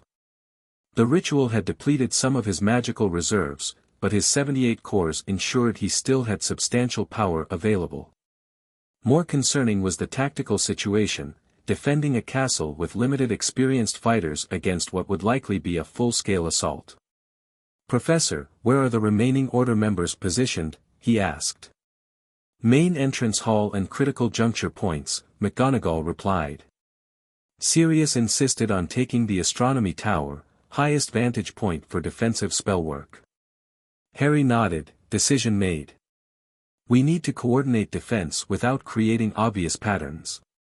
Voldemort will expect us to concentrate forces at main entrances and traditional weak points. Distributed defense with mobile response teams," Ron suggested, his strategic mind engaged. "Small groups positioned to reinforce wherever the attack concentrates." "Exactly," Harry agreed. "Hermione, work with McGonagall to organize the DA members into those mobile teams. Daphne, contact the neutrally aligned Slytherins, we need eyes in all parts of the castle. Luna, your perception might help identify unconventional entry attempts. Neville, coordinate with Professor Sprout on using magical plants as secondary barriers." As the others moved to their assignments, Harry turned to McGonagall. "Has anyone contacted Dumbledore?" "Attempts have been made," she replied grimly. "No response yet. We must assume we're facing this initial assault without him." Harry wasn't entirely surprised. Whether by design or circumstance, Dumbledore's absence meant Harry would face Voldemort without the headmaster's direct intervention, perhaps the scenario both men had anticipated in different ways. "Then we rely on ourselves and the castle," Harry decided. "Hogwarts has its own magic, its own defenses beyond what wizards have added. If I can fully access that." McGonagall gave him a sharp look. "You believe you can connect with Hogwarts' fundamental protective magic? That's typically the headmaster's domain. Nick mentioned the castle recognizes me now," Harry explained. "And during the ritual, I could sense the ley lines beneath the foundations. If I can tap into those directly." "It's worth attempting," McGonagall agreed. "Though traditionally, such deep connection requires the Sorting Hat as mediator between wizard and castle." "Then I'll need the hat," Harry said. "Where is it with Dumbledore gone?" "The headmaster's office, which, until midnight, remains keyed to Dumbledore rather than Umbridge." McGonagall's expression suggested she took particular satisfaction in this technicality. "I can provide access." As they hurried from the room of requirement toward the headmaster's office, the castle shuddered around them, evidence of powerful magic striking the outer wards. Through windows, Harry glimpsed flashes of light illuminating the grounds, where dark figures moved against the night sky. "The initial attack appears focused on testing defenses rather than full breach," McGonagall observed as they hastened down corridors. "Standard siege tactics. He's looking for weaknesses before committing his main force," Harry agreed. "But he won't wait long. The Horcrux destruction has made him desperate." They reached the gargoyle guarding Dumbledore's office, which moved aside at McGonagall's approach without requiring a password, recognition of her deputy headmistress status. As they ascended the spiral staircase, Harry felt the castle shudder again, more violently this time. "The wards are holding, but under significant strain," McGonagall noted. "Particularly the anti-apparition barriers. The headmaster's office appeared unchanged since Harry's visit earlier that evening, though Fawkes was now absent, presumably accompanying Dumbledore wherever he had gone. The Sorting Hat sat on its shelf behind the desk, looking like nothing more than an old, patched wizard's hat. "Good evening, Mr. Potter, Professor McGonagall," the hat spoke as they approached. "I perceive extraordinary circumstances are unfolding. Voldemort is attacking the castle," Harry explained directly. "Dumbledore is absent. I need to connect with Hogwarts' fundamental defenses if possible." The hat seemed to consider this request unusual, certainly, though not unprecedented in the castle's history. In times of greatest need, Hogwarts has occasionally accepted temporary stewardship from one aligned with its magical nature. "And is Potter so aligned?" McGonagall asked. "More so than any student in many centuries," the hat confirmed. "His magical resonance has shifted considerably since I last sorted him, now harmonizing with frequencies I haven't detected since the founders themselves walked these halls." "How do I establish the connection?" Harry asked, aware that time was critical as the attacks outside intensified. "Place me upon your head, Mr. Potter," the hat instructed. "I will serve as conduit between your consciousness and the castle's semi-sentient defensive systems." Harry lifted the ancient artifact, hesitating briefly before setting it on his head. Unlike during his sorting, when the hat had rested above his eyes, it now fit properly, settling comfortably as if made for him. The connection was immediate and overwhelming. Harry's consciousness expanded beyond his body, extending throughout the castle in all directions simultaneously. He could sense every corridor, classroom, and secret passage. More importantly, he could feel the ancient magic woven into Hogwarts' very stones, protective enchantments layered over centuries, some dormant for generations. "Remarkable," the hat's voice echoed in his mind. "Your multiple cores allow for unprecedented bandwidth in this connection. You're perceiving aspects of Hogwarts even headmasters rarely access." Through this expanded awareness, Harry located the points where Voldemort's forces were concentrating their attacks, the main gates, naturally, but also the boathouse, a section of exterior wall near the greenhouses, and most concerning, a forgotten passage beneath the Whomping Willow that shouldn't have been known to anyone outside the Order. "There's a traitor," Harry realized aloud. Someone provided intelligence about Hogwarts' secret entrances. "Unsurprising but troubling," McGonagall responded, watching him closely. "Can you reinforce those areas specifically?" Harry nodded, focusing his attention through the hat-mediated connection. He could sense the castle's existing defenses, powerful but passive, waiting for proper direction. With careful intent, he channeled magic from his cores into these systems, activating dormant protections and strengthening active ones. Stone guardians stationed throughout the castle stirred to life. Suits of armor detached from their plinths, forming defensive lines at vulnerable points. Most impressively, the very walls of Hogwarts began to shift slightly, thickening at attack sections while revealing previously concealed defensive features, arrow slits, oil channels, and magical focus points designed by the founders themselves. "The castle responds to your direction," the hat commented, sounding impressed despite its centuries of experience. "Though such deep integration carries risk, you're becoming temporarily bound to Hogwarts' welfare." "Meaning?" Harry asked, continuing to direct defensive measures as he felt Voldemort's forces redoubling their efforts against the now strengthening protections. "Meaning harm to the castle may reflect back upon you while this connection persists," the hat explained. "A safeguard the founders implemented to prevent misuse of Hogwarts' power by those temporarily granted access." Harry accepted this risk without hesitation, focusing instead on maximizing the castle's defensive capabilities. Through his expanded awareness, he could coordinate with defenders throughout the structure, sensing where Order members and staff were positioned, redirecting animated defenses to support vulnerable points, even communicating with the castle's resident ghosts to serve as scouts and messengers. "They've breached the passage under the Whomping Willow," he reported to McGonagall. "Small group, likely advance force. I've redirected suits of armor to intercept, but we need human defenders as well. McGonagall nodded briskly. I'll alert Sirius and Remus, they know that passage best. She sent her cat Patronus racing from the office with the message.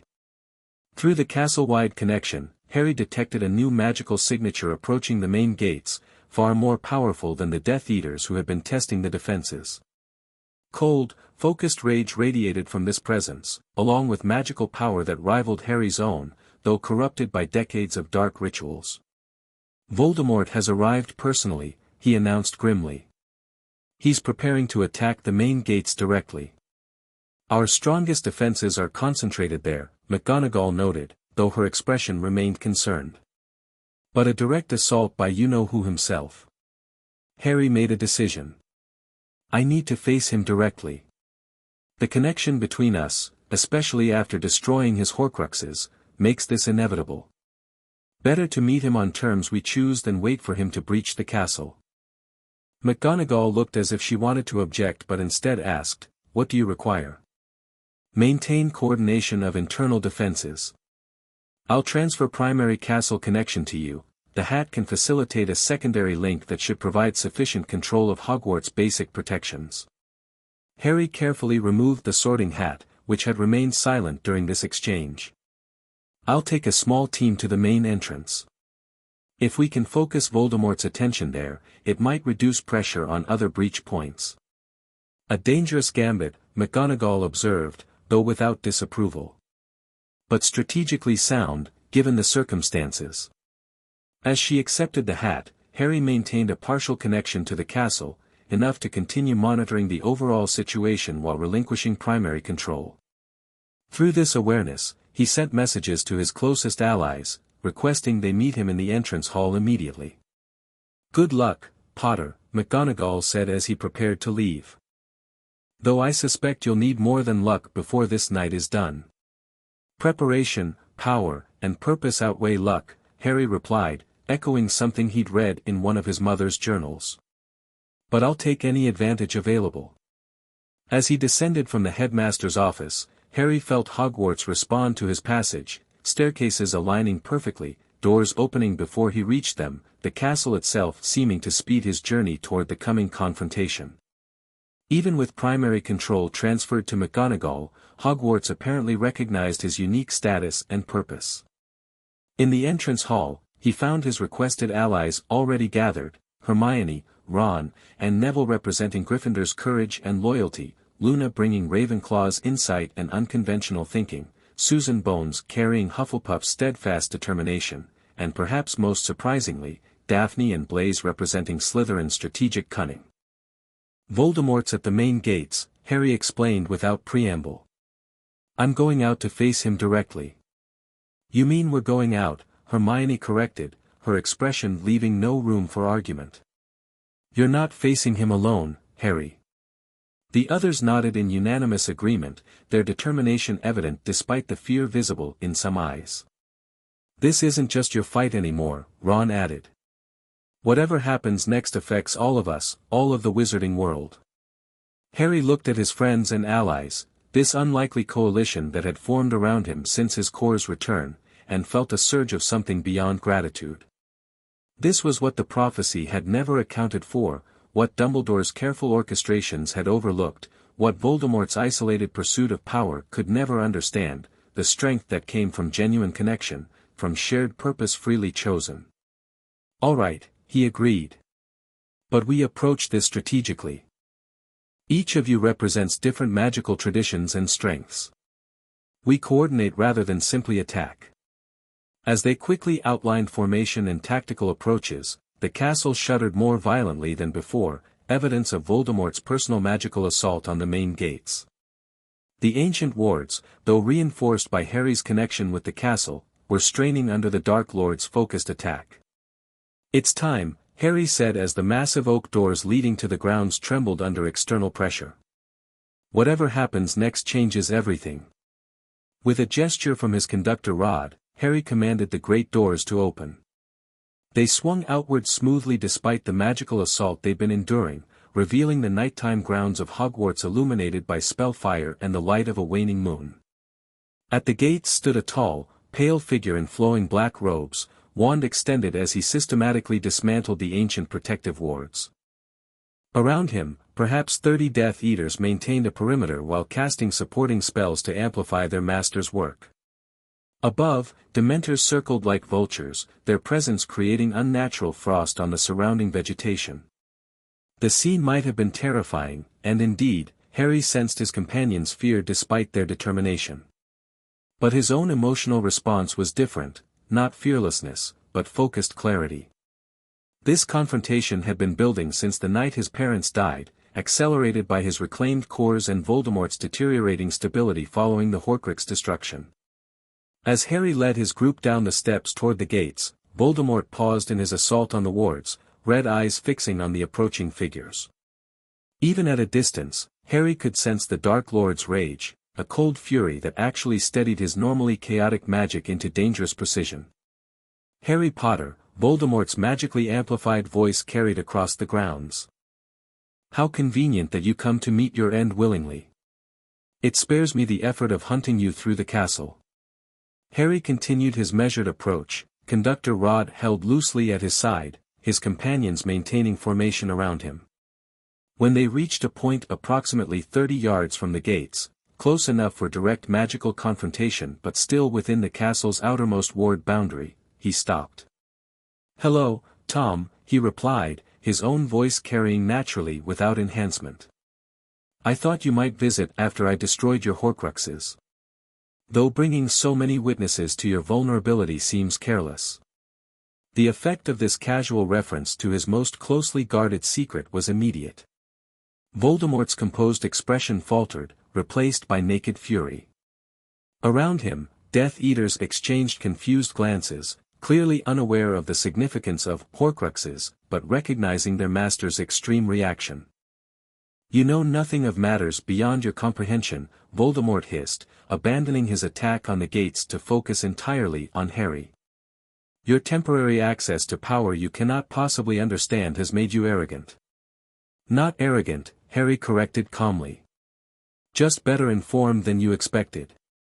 I know about the diary, the ring, the locket, the cup, the diadem. I know about the snake you're keeping unusually close lately. I even know about the one that was in me until the goblins removed it."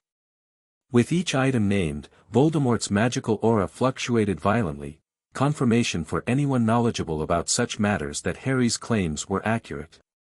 The Death Eaters, sensing their master's increasing rage, tightened formation around him, though several appeared distinctly uncomfortable with the direction of the confrontation. "You've merely accelerated your own destruction," Voldemort declared, regaining some composure. "I have achieved immortality through means beyond the Horcruxes alone. And tonight, I will demonstrate that power by destroying you and everyone who stands with you." Harry extended his conductor rod, which elongated into its staff form in response to his channeled magic. Around him, his companions raised their wands, each glowing with distinctive magical signatures as they prepared specialized defenses and counterattacks based on their agreed strategy.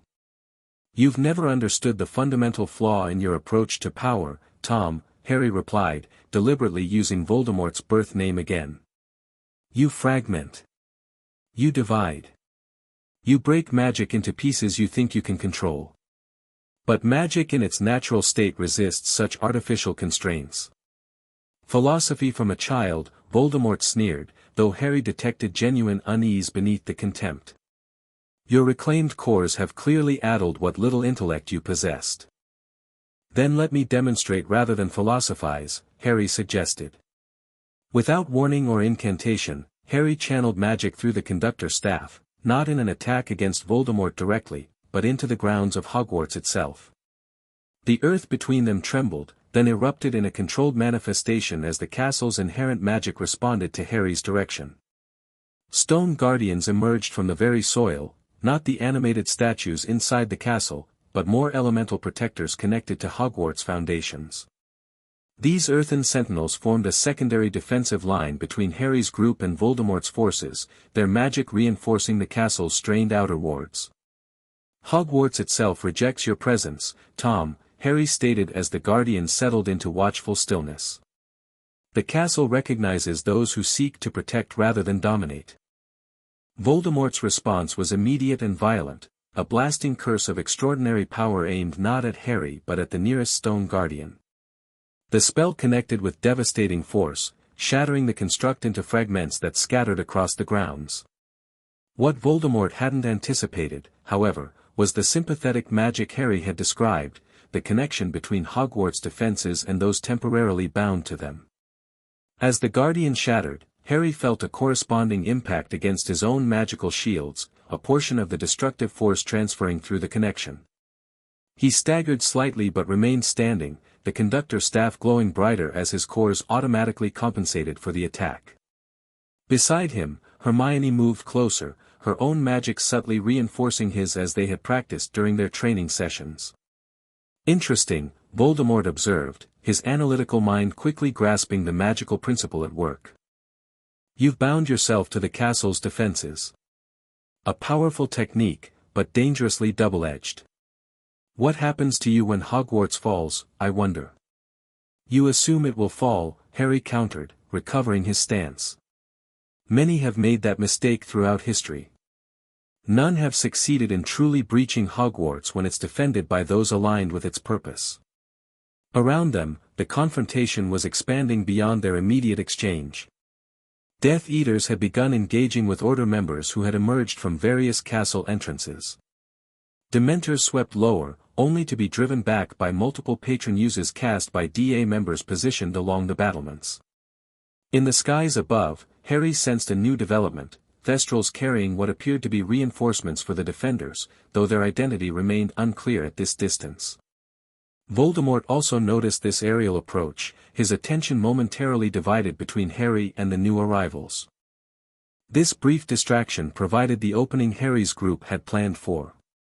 On his signal, they executed their coordinated attack, not a direct magical assault, which Voldemort would easily counter, but a complex working combining their diverse magical approaches.